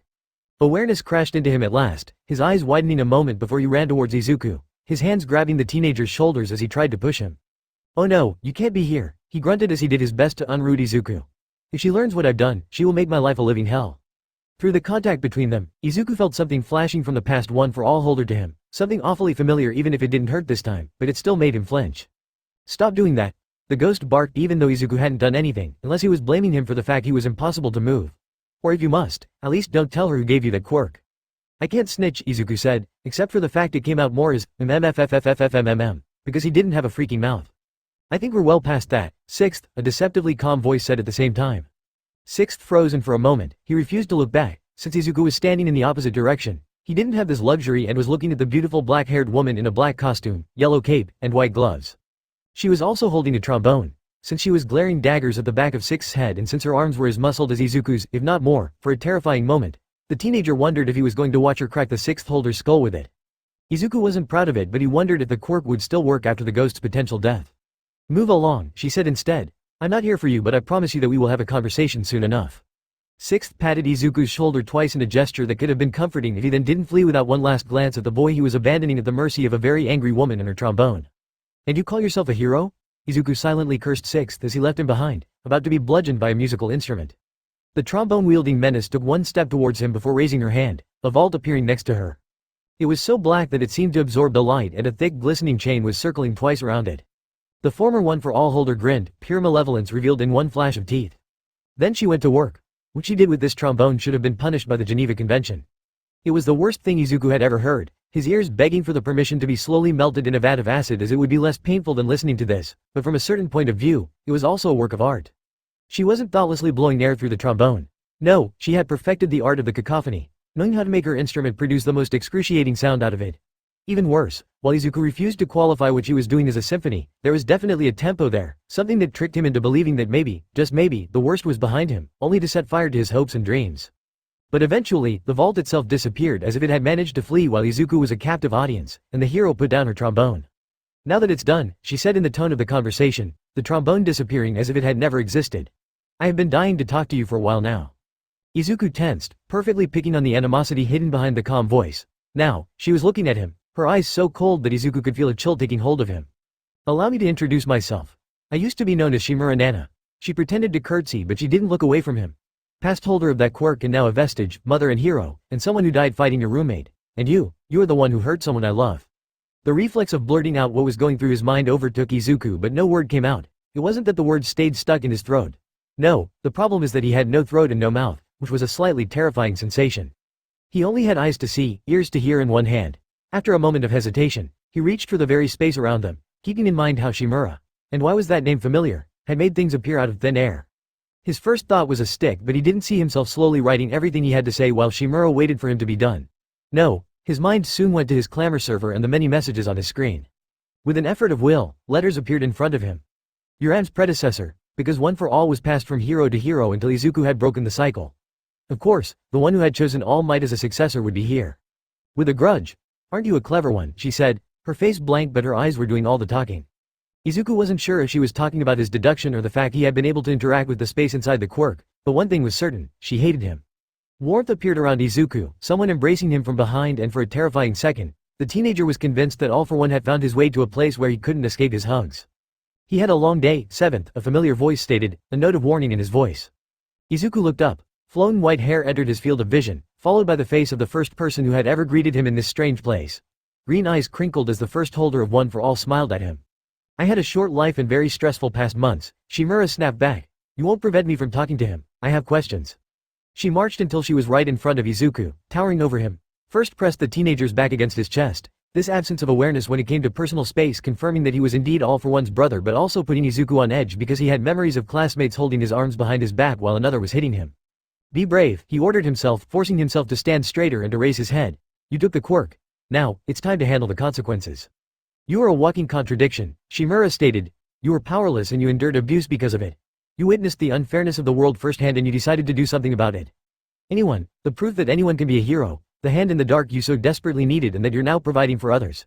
A heroic endeavor. One can hardly argue against that. If she gave him 10 minutes and a notebook, Izuku could find a way to dispute that last statement but he knew better than to open his non-existent mouth. But to do that, you stole someone's quirk. Izuku didn't flinch but it was close. You took the power of the symbol of peace, leaving him quirkless and defenseless. And yes, you didn't know about his lack of quirk but you had to know that he would have to retire. You had to know that you were depriving Japan of its protector. Izuku knew more about All Might than he knew about himself. His stats were defying reason and there was a world between the number 1 hero and the number 2. Once the teenager had heard about One for All, he had understood so many things that had eluded his quirk analyst mind until now and he had been aware that even with his original quirk, only to later learn that All Might was quirkless, like him, he wouldn't be able to pursue his activities as the number 1 hero. Izuku had knowingly ended the symbol of peace, it hadn't mattered at the time. He hadn't done it because he hated All Might for telling him that he could never be a hero, he hadn't done it for revenge or because he admired him and wanted to be like him. No, he had done it because he had wanted a quirk and it was the only way to obtain one. He still remembered sitting on his bed, his laptop around him, many notebooks surrounding him and holding him company, as he had realized that the only one who could have this so-called transferable quirk was All Might, a man he had worshipped most of his life. Too bad, had been his only thought, and afterthought, really, now that a chance not to be quirkless anymore was in reach. And yes, without One for All, you wouldn't have been able to rescue Eri and several others. But I can't help but to wonder, can a hero be born from such a villainous act? Does the fact that you help others balance the fact that you are making Toshinori go through the same experience that almost broke you? Izuku hung his head in shame, all aware of what he was. It's not a rhetorical question, Midoriya Izuku, Shimura warned, her tone just slightly softer. I cannot read your mind, only see your actions. So I need you to help me understand. Izuku's fingers moved slightly, I'm a villain. He raised his head, looking Shimura in the eyes. I have no answer to offer you, no justification. I was powerless. I needed a quirk in order to have the power to change things. And in the end, I chose to steal that power from a good man because I couldn't live anymore with my weakness. Izuku was what he was. There was no point in apologizing about something he would do again in a heartbeat. The first's hold became tighter around him. Shimura Nana, a woman who loved All Might and who had chosen him to take her quirk, didn't say anything for a long moment. She gave off an air of sadness and melancholy but worst of all, she seemed disappointed. Izuku once again conjured words, I deserve your hatred. An acknowledgement of what he had done, but also the promise that whatever she threw at him, he could take it. He was a villain. He was anyone. He hadn't survived until now because he was someone who could be easily rattled by people hating him. But to his surprise, Shimura gave him an almost amused glance, one eyebrow raised as if she found him very impertinent. "Don't flatter yourself, Izuku," she said as she disappeared. "Only one person was ever deemed worthy of my hatred." Toshinori was so tired that keeping his eyes open was a strain, let alone staying in his muscled form, but he was the one who had called for a debriefing at the Might Tower and he could hardly be late for this meeting. With clumsy fingers, he grabbed the hypodermic device containing his medicine. He placed it on his forearm, half a finger under his elbow, and pressed it against his flesh. He needed a second to psych himself up enough to press the button and for the needle to find the vein, even though the chronic pain he had been carrying over the years should have immunized him against his unease when needles were concerned. The shot burned for a second and the veins around it darkened, becoming almost black, but Toshinori knew from experience that this would be gone in a couple of minutes. Still, he flexed his arm, clenching his fingers as the first wave of strength coursed through his body. The pain he had learned to carry for the last decade was immediately lessened and he started to breathe easier. Soon, he would feel stronger.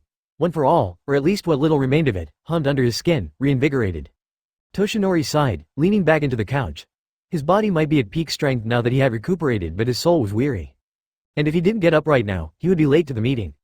And yet, he stayed there, debating with himself about something ridiculous but which was currently paralyzing him. What should he look like during the meeting? The symbol of peace, or the ruined hero who had lost his quirk and was using all the pharmaceutical knowledge of the doctors of the Hero Commission to keep running on fumes? They knew what he looked like, what he really looked like. Using one for all when so little remained felt selfish and would be something he would deeply regret if he was called for an emergency and didn't have enough time to save someone. But the idea of meeting his colleagues and having to deal with their looks of concern, their faith in All Might shattered by what they were seeing, was physically painful. But there was always an emergency. There was always a villain to fight, people to save, and months ago, a teenager had used his lack of time against him and waited until he had exhausted himself before striking and stealing his quirk. With a sigh, he accepted that there was no point hiding his true appearance, not when everyone invited to this meeting had seen what the symbol of peace looked like when he was off the clock. He got up from the couch in his office, on which he had spent more nights than the actual bed in his house, and left before he was late to the meeting. He had taken 2 steps out of the door when he regained his muscled form. He just couldn't. When Hitoshi had been summoned to the Might Tower for a debriefing, he had been in a strange place between excited at the idea of being in a meeting full of heroes, as if he was already one, and absolutely terrified because they were going to talk about how his screw-up had led to the destruction of an entire harbor. Aizawa had told him not to worry about it and that he wasn't legally responsible for anything. Hanabata had apologized for placing him in this situation, reassured him by telling that this would only be an extremely boring meeting so everyone would be on the same page, and advised him to wear something comfy. He had thought she was trying to make him feel better when she told him the meeting would be boring, but 1 hour into it and not only was Hitoshi bored to tears but his jaws hurt because he kept them tightly clenched in order not to yawn. At least, he wasn't the only one. His senpai, Tagata Mirio, was obviously having trouble keeping his eyes open and had been leaning on the table with his fist holding up his forehead to hide how many times he was resting his eyes. However, to be fair, he looked like he should have been resting in his bed, and not only because he was wearing what looked like pajamas. Hitoshi still remembered the way flames had engulfed him back in the harbor, how he had been trapped under the earth at the risk of being immolated by the villain who had attacked Hanabata afterwards. But that was nothing compared to the man on All Might's right, and Hitoshi was doing his best not to geek out because it was All Might. Right here. Not that he was injured or had even been there during the fight with the Hosu vigilante. They needed a better name, but he was sleeping on the symbol of peace's shoulder, his snoring lulling the night owls in this room to sleep. And after each person present repeating their story 5 times, the last thing they needed was another incentive to fall asleep face down on this table. I would like to know why the Hero Commission failed to inform me that they were tracking this specific villain, the symbol of peace finally asked, and there was something in the way he talked that put Hitoshi on edge. He didn't look like the sad scarecrow that had hitchhiked while Hitoshi was driving for the first time, having the appearance of the #1 hero again, but his sheer presence felt heavier than what Hitoshi had felt during the sport festival. But maybe it was just him. Hanabata didn't seem to notice anything amiss. Wearing jeans and a t-shirt from an old rock band, Hitoshi had almost failed to recognize her when she had arrived with snacks. He had known she wasn't old per se, but he hadn't realized that she was closer in age to him than she was to his parents. His eyes trailed to the band-aids on her chin and the bandage on her hand and wrist. Wounds she had sustained when the freaking pyromaniac had dragged her out of her car. She was coming back for them, and had thrown her on the ground. I wasn't aware of your interest in this specific vigilante, Hanabata explained. My boss wanted to arrest the Hosu vigilante without making a fuss, and I suggested asking for Shinso's help because his quirk makes him uniquely suited to subduing someone peacefully. So is Midnight's, Kamui Woods' Hypno's, and a dozen of other heroes, Aizawa commented. Hitoshi looked at his homeroom teacher, who was wearing a black t-shirt, pink sweatpants and had his hair tied into a bun. But Aizawa was still looking at Hanabata, clearly blaming her for everything that had happened. You are right, she answered, looking him in the eyes. But the problem is that they are heroes, in the public eyes, and whose fighting is usually known. We were hoping that the effect of surprise would allow a quieter arrest. I also wanted a team of heroes to be on standby in order to protect Shinso in case anything went wrong, but Mr. Masuhiro feared that too many heroes in one place would alert the villain. It's why I insisted on having Gang Orca with us, because if I only had one pro hero with us, I preferred a top hero. If Hanabata hadn't fought for a hero in the top 10 like Gang Orca, Hitoshi's backup would have been obliterated by the Hosu vigilante, and who knew what would have happened next. And I suppose your boss will confirm all of this, a tall and thin man in a suit and with green and yellow hair said, typing something on his computer. Hitoshi wasn't sure if he was working on some file or just writing down everything that was being said here. Hanabata opened her brown leather handbag and retrieved a notebook out of it. She quickly wrote down something on a page before cleanly ripping it off, her long fingers somehow perfectly creating a long paper rectangle without needing a pair of scissors or to fold the paper first. Mr. Masuhiro resigned yesterday, but his notes and reports are still in his office and you can have access to it. I haven't read them myself, as I'm afraid the transition of power is keeping me busy, but this, she slid the piece of paper across the table and in front of All Might, is the phone number of her secretary. If you call her, she will send you everything by email. She took a deep breath and looked at everyone around the table. If I may, hesitation passed over her face, but it was soon replaced by resolution. Mr. Masuhiro has worked for the Hero Public Safety Commission for 30 years and he has always gone above and beyond his duty. I am sure that the lack of communication between him and the Might Tower is a simple oversight, and I would take it as a personal favor if you keep in mind his excellent career and do not judge him by the one mistake on which it ended. Hitoshi blinked, impressed. Masuhiro was the one who had put them in danger by wanting as little people involved as possible in order to jump over All Might and get all the glory of the operation, and she was still defending him. It seems like you have a lot of respect for this man, the little old hero suddenly said, startling Hitoshi because he hadn't noticed he was now awake. I hope his successor is up to the task. Hanabata nodded. Since I was chosen to replace him, I certainly hope so. Aizawa choked on his glass of water and Gang Orca, wearing a t-shirt from an aquarium, gently hit him between the shoulder blades. He taught me so much, Hanabata sighed. I will miss him. I've never heard so much bullshit coming from one person, Toshinori commented, a little impressed, as soon as the heroes and especially Hanabata were out of the room. I think you're forgetting someone, Gran Torino gently mocked as he stretched, his neck cracking because the shoulder on which he had slept was a little too high to be a decent pillow. Memories of All for One flooded his mind, showing him with his mouth constantly opened as the villain couldn't help but to talk and talk and talk. In my defense, I am not listening to half of what All for One is saying. That's probably for the best, his teacher smiled, but there was sadness in his expression. It had started after the harbor incident, when he had visited Toshinori in his hospital room, just before Recovery Girl had fixed him. He had worried that his teacher was in bad health, a concern that was creeping upon him more and more as Gran Torino was getting older, but he had realized that it was the fight with All for One. The last time they had fought, Toshinori had been between life and death for weeks. With Gran Torino at his side, waiting to see if he would pull through. Is working with All for One, Mirai said as if it was a matter of fact, dragging Toshinori away from bad memories and back into the discussion. Why else would he leave him in one piece and with One for All? Maybe he made a deal with the leader of anyone who was using the thief as a way to keep both the child and All for One in check. Toshinori was aware that anyone and the thief had put many numis out of commission, probably making a sizable dent into the budget of whoever was creating them. It didn't mean Mirai was wrong. If that's the case, isn't he playing a dangerous game? Young Tagata asked. Couldn't All for One take control of anyone? It didn't mean he was right either, we need more information. Or he stole a quirk from All for One, Toshinori joked to divert the flow of the conversation, aware that if he let them, they would immediately assume the worst. And he is intent on getting it back. Mirai frowned, not sure if this was a quip or not, and to be honest, neither was Toshinori now. Speaking the words had changed them, making appear a possibility that should have been ridiculous, but the more he thought about it, the more he realized he wouldn't be surprised if this was the truth. I doubt it, Sir Night-Eye finally said, looking frankly disturbed at this idea. It's impossible to simply steal a quirk from All for One. Toshinori's smile became sharper and mocking, an expression he would have never tolerated on the face of the symbol of peace. Not so long ago, we all agreed that stealing One for All was also impossible, and yet. As soon as All for One finally vacated Midoriya's room, Shoto ran to it and sat at the bedside of his injured friend. His arms and legs were covered in bandages and a huge bruise was covering one side of his jaw, but apart from that, he looked peaceful.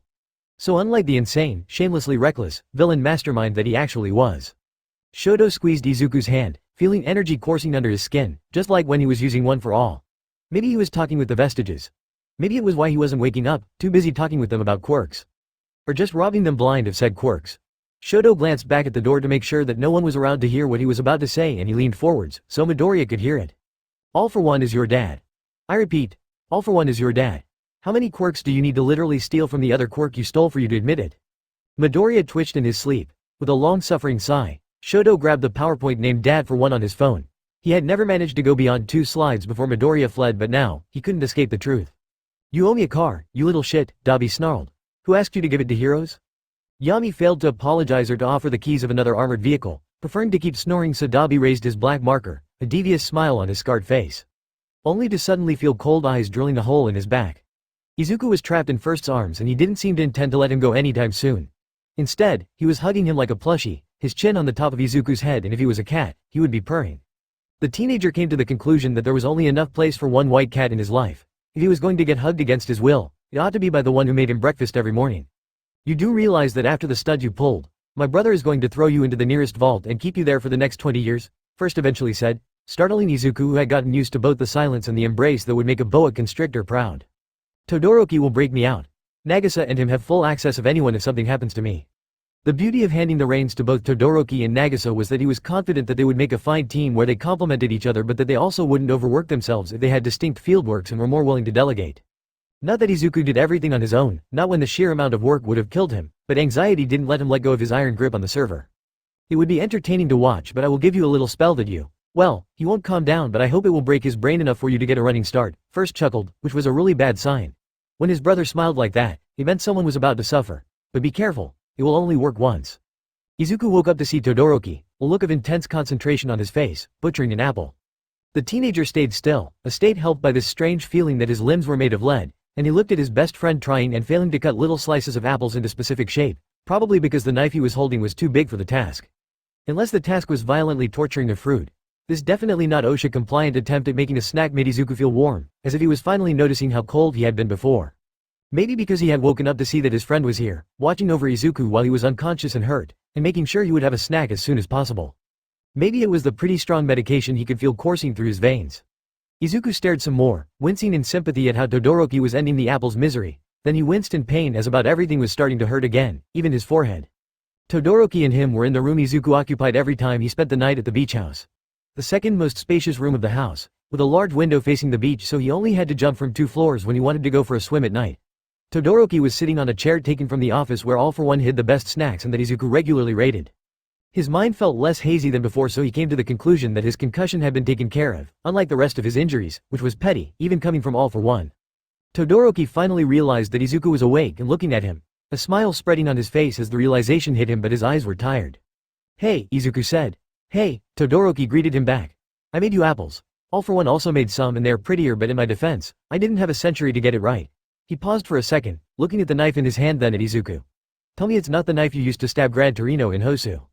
I didn't stab him, Izuku corrected him, he ran into it. That makes sense, his best friend nodded. Izuku knew he would get the difference.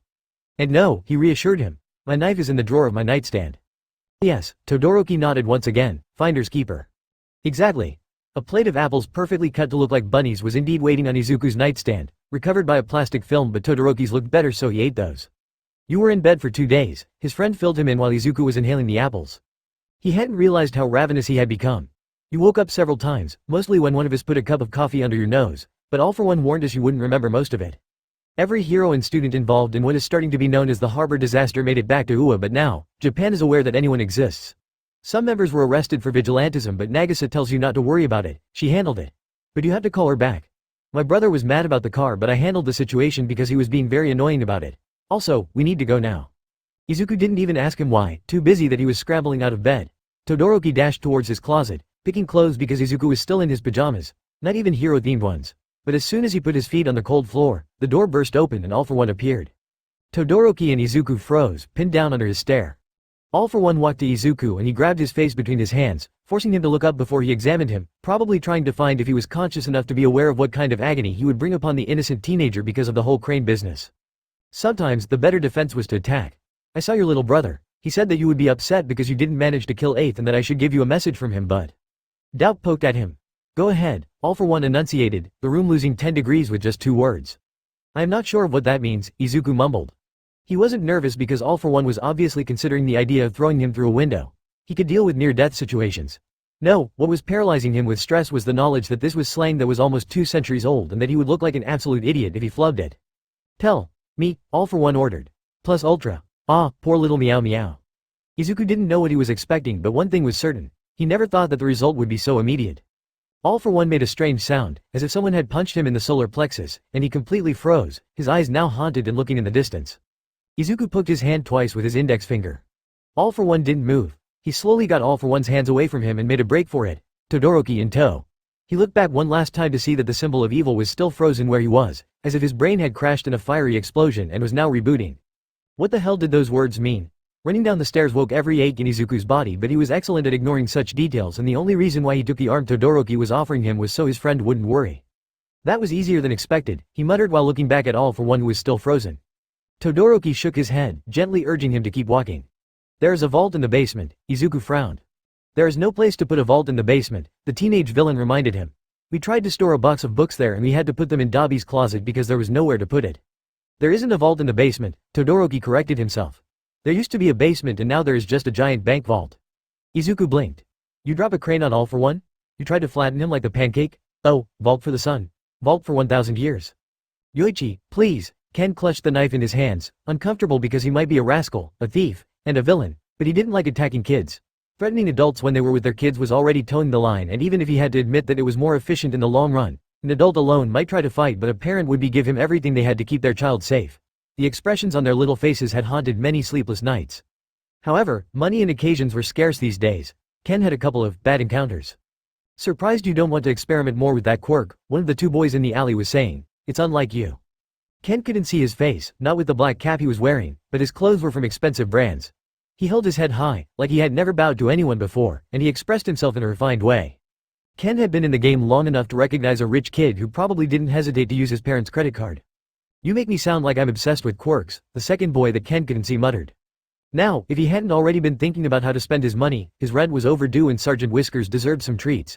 He might have noticed that this voice was familiar. Instead, he jumped in the alley, brandishing his knife like someone who was eager to use it. Give me your... Something whipped around his throat, crushing his windpipe before slamming him into a wall. The only thing that saved him from a concussion, at best, was the fact that he dropped his knife and used his right arm to cushion the impact. Even the pain on his forearm and on the side of his hand wasn't enough to breach through the fog of panic that was imprisoning his mind as he was desperately gasping for air. But the grip around his throat disappeared, allowing him to breathe once again. Oxygen had never tasted so good, but his relief was short-lived as the same thing that had attacked him whipped around his ankle this time, and the next thing he knew, he was hanging upside down. He pathetically flailed around, his fingers trying to reach for something, anything. His quirk allowed him to transmute anything he touched into a knife, but it had to be solid. His eyes saw a pair of red sneakers, went up to a pair of slightly ripped jeans and a black and white t-shirt, but what really drew Ken's attention was the black strand of energy coming from his opponent's forearm and curled around his fingers, as if the kid was a puppeteer manipulating strings. Then he saw the face, recognizing the green eyes underlined by dark circles, the freckles, and the white curls. Oh no, he froze, not daring to move even one muscle, and fear was the only thing that prevented him from closing his eyes and convincing that it was just one of his nightmares. God knew that he had many night terrors involving the white-haired man in the suit and the teen who had barely kept the demon in a bespoke suit from ripping his face off his skull with his bare hands. And usually, Ken would have been worried about said demon appearing from the shadows to finish the job while the teenager apologized about it, but something on the boy's face was urging him not to do any brusque movements. He didn't look like someone who wanted to hurt him. God knew that Ken had met many people in his life who were eager to use the slightest pretext to let off some steam by hurting him. No, instead, he looked like someone who had been stripped of all his faith on humanity, who was hanging on by a thread, and wouldn't have enough energy to regret what would happen when it would snap. Ken also saw the exact moment where the teenager remembered who he was. The facepalm was a pretty big clue. Glad to see that you were absolutely fine after what happened, his friend said in the tone of someone who had been telling him to go back to bed and rest only to be told that he was fine. I see now that I have nothing to worry about. The white-haired teenager removed his hand from his face, but it was to pinch the bridge of his nose, hard enough that it made Ken wince in sympathy. That was a calm and measured response to attempted robbery, he said, his eyes closed as if, just like Ken, he was trying to convince himself that all of this was just a bad dream. You went extremely close to ripping his head off. Ken nodded in agreement. Maybe, but in a calm and measured manner, the white-haired boy enunciated, burning green eyes now open and showing flashes of white teeth as he spoke. He crouched down, not as if he was tired but in a way that clearly indicated to anyone with a pair of eyes and some survival instinct that he could pounce out of this position in a second, just like a cat, which was disturbing because human muscles weren't supposed to shrug when confronted to this kind of positional stress. Ken should have been relieved that he didn't have to twist his neck to look at him, not when the teenager's face was now lower than his own, but his level of stress reached the stratosphere. At first, he thought that it was because he was uncomfortably close, but there was still a decent amount of space between them. And yet, there was something haunting the air between them. A furious energy that had nothing to do with anger or another human emotion but that still made his hair rise on ends. It's his quirk, he finally realized. Something is wrong with his quirk. Every powerful quirk inspired awe, but this one felt otherworldly. You see, random guy, the boy started like they were old friends, everything in his voice, body language and face indicating pure tranquility, except for those eyes that seemed to pierce through his soul. You don't mind me calling you random guy, do you? Well, that's not my name, you see, random guy, the teenager continued as if Ken had never opened his mouth. I usually would have shown patience and talked to you about your options. However, where some lucky people sometimes have a bad day, I had a bad life and the last 3 days have been a shitstorm of biblical proportions, so I'm afraid I am not in the best of moods. Ken realized the demon in a bespoke suit had been the better option. Of course, the father was perfectly able to rip through his chest, grab his spine and use it to strangle him with it or something, but at least, the promise of violence was clear. With this smaller version, he didn't know if the son was going to let him go and leave him cut into tiny pieces in this alley, and the incertitude was putting such stress on his heart that he might go into cardiac arrest before the end of this conversation. And I am not even wearing any hero merch. The teenager continued as if it was the most distressing thing of those last 3 days, so right now, I feel surprisingly uncomfortable. Sorry about that, the boy with the cap said, startling Ken because he had forgotten he was there. Don't apologize, you're perfect, Ken's current nightmare said, oddly sincere, before turning back and looking at his prisoner once again. What I'm trying to say is that I need you to stop. Stop trying to be a villain. Stop trying to rob people. You're in over your head. You're going to get yourself killed, if you're lucky. So please, stop while you still can. Ken saw no sanity in those eyes. Only a vague moral code held together by spite and habit. So he nodded. Thank you, the boy said before getting back to his feet. The quirk that was holding his ankle disappeared and Ken fell to the ground, curled into a ball, and stayed there, refusing to move until he was alone. His heart was still beating madly against his ribs, the adrenaline in his veins urging him to run, to just run, but an atavistic instinct was whispering to him that he ought to stay immobile because sharp movements drew the attention of predators. Let's go, the boy said as his friend and him were leaving the alley. I have to evaluate the damage the bane of my existence has done to the organization and I am probably going to need a coffee before I decide if burning the Might Tower to the ground is a good idea.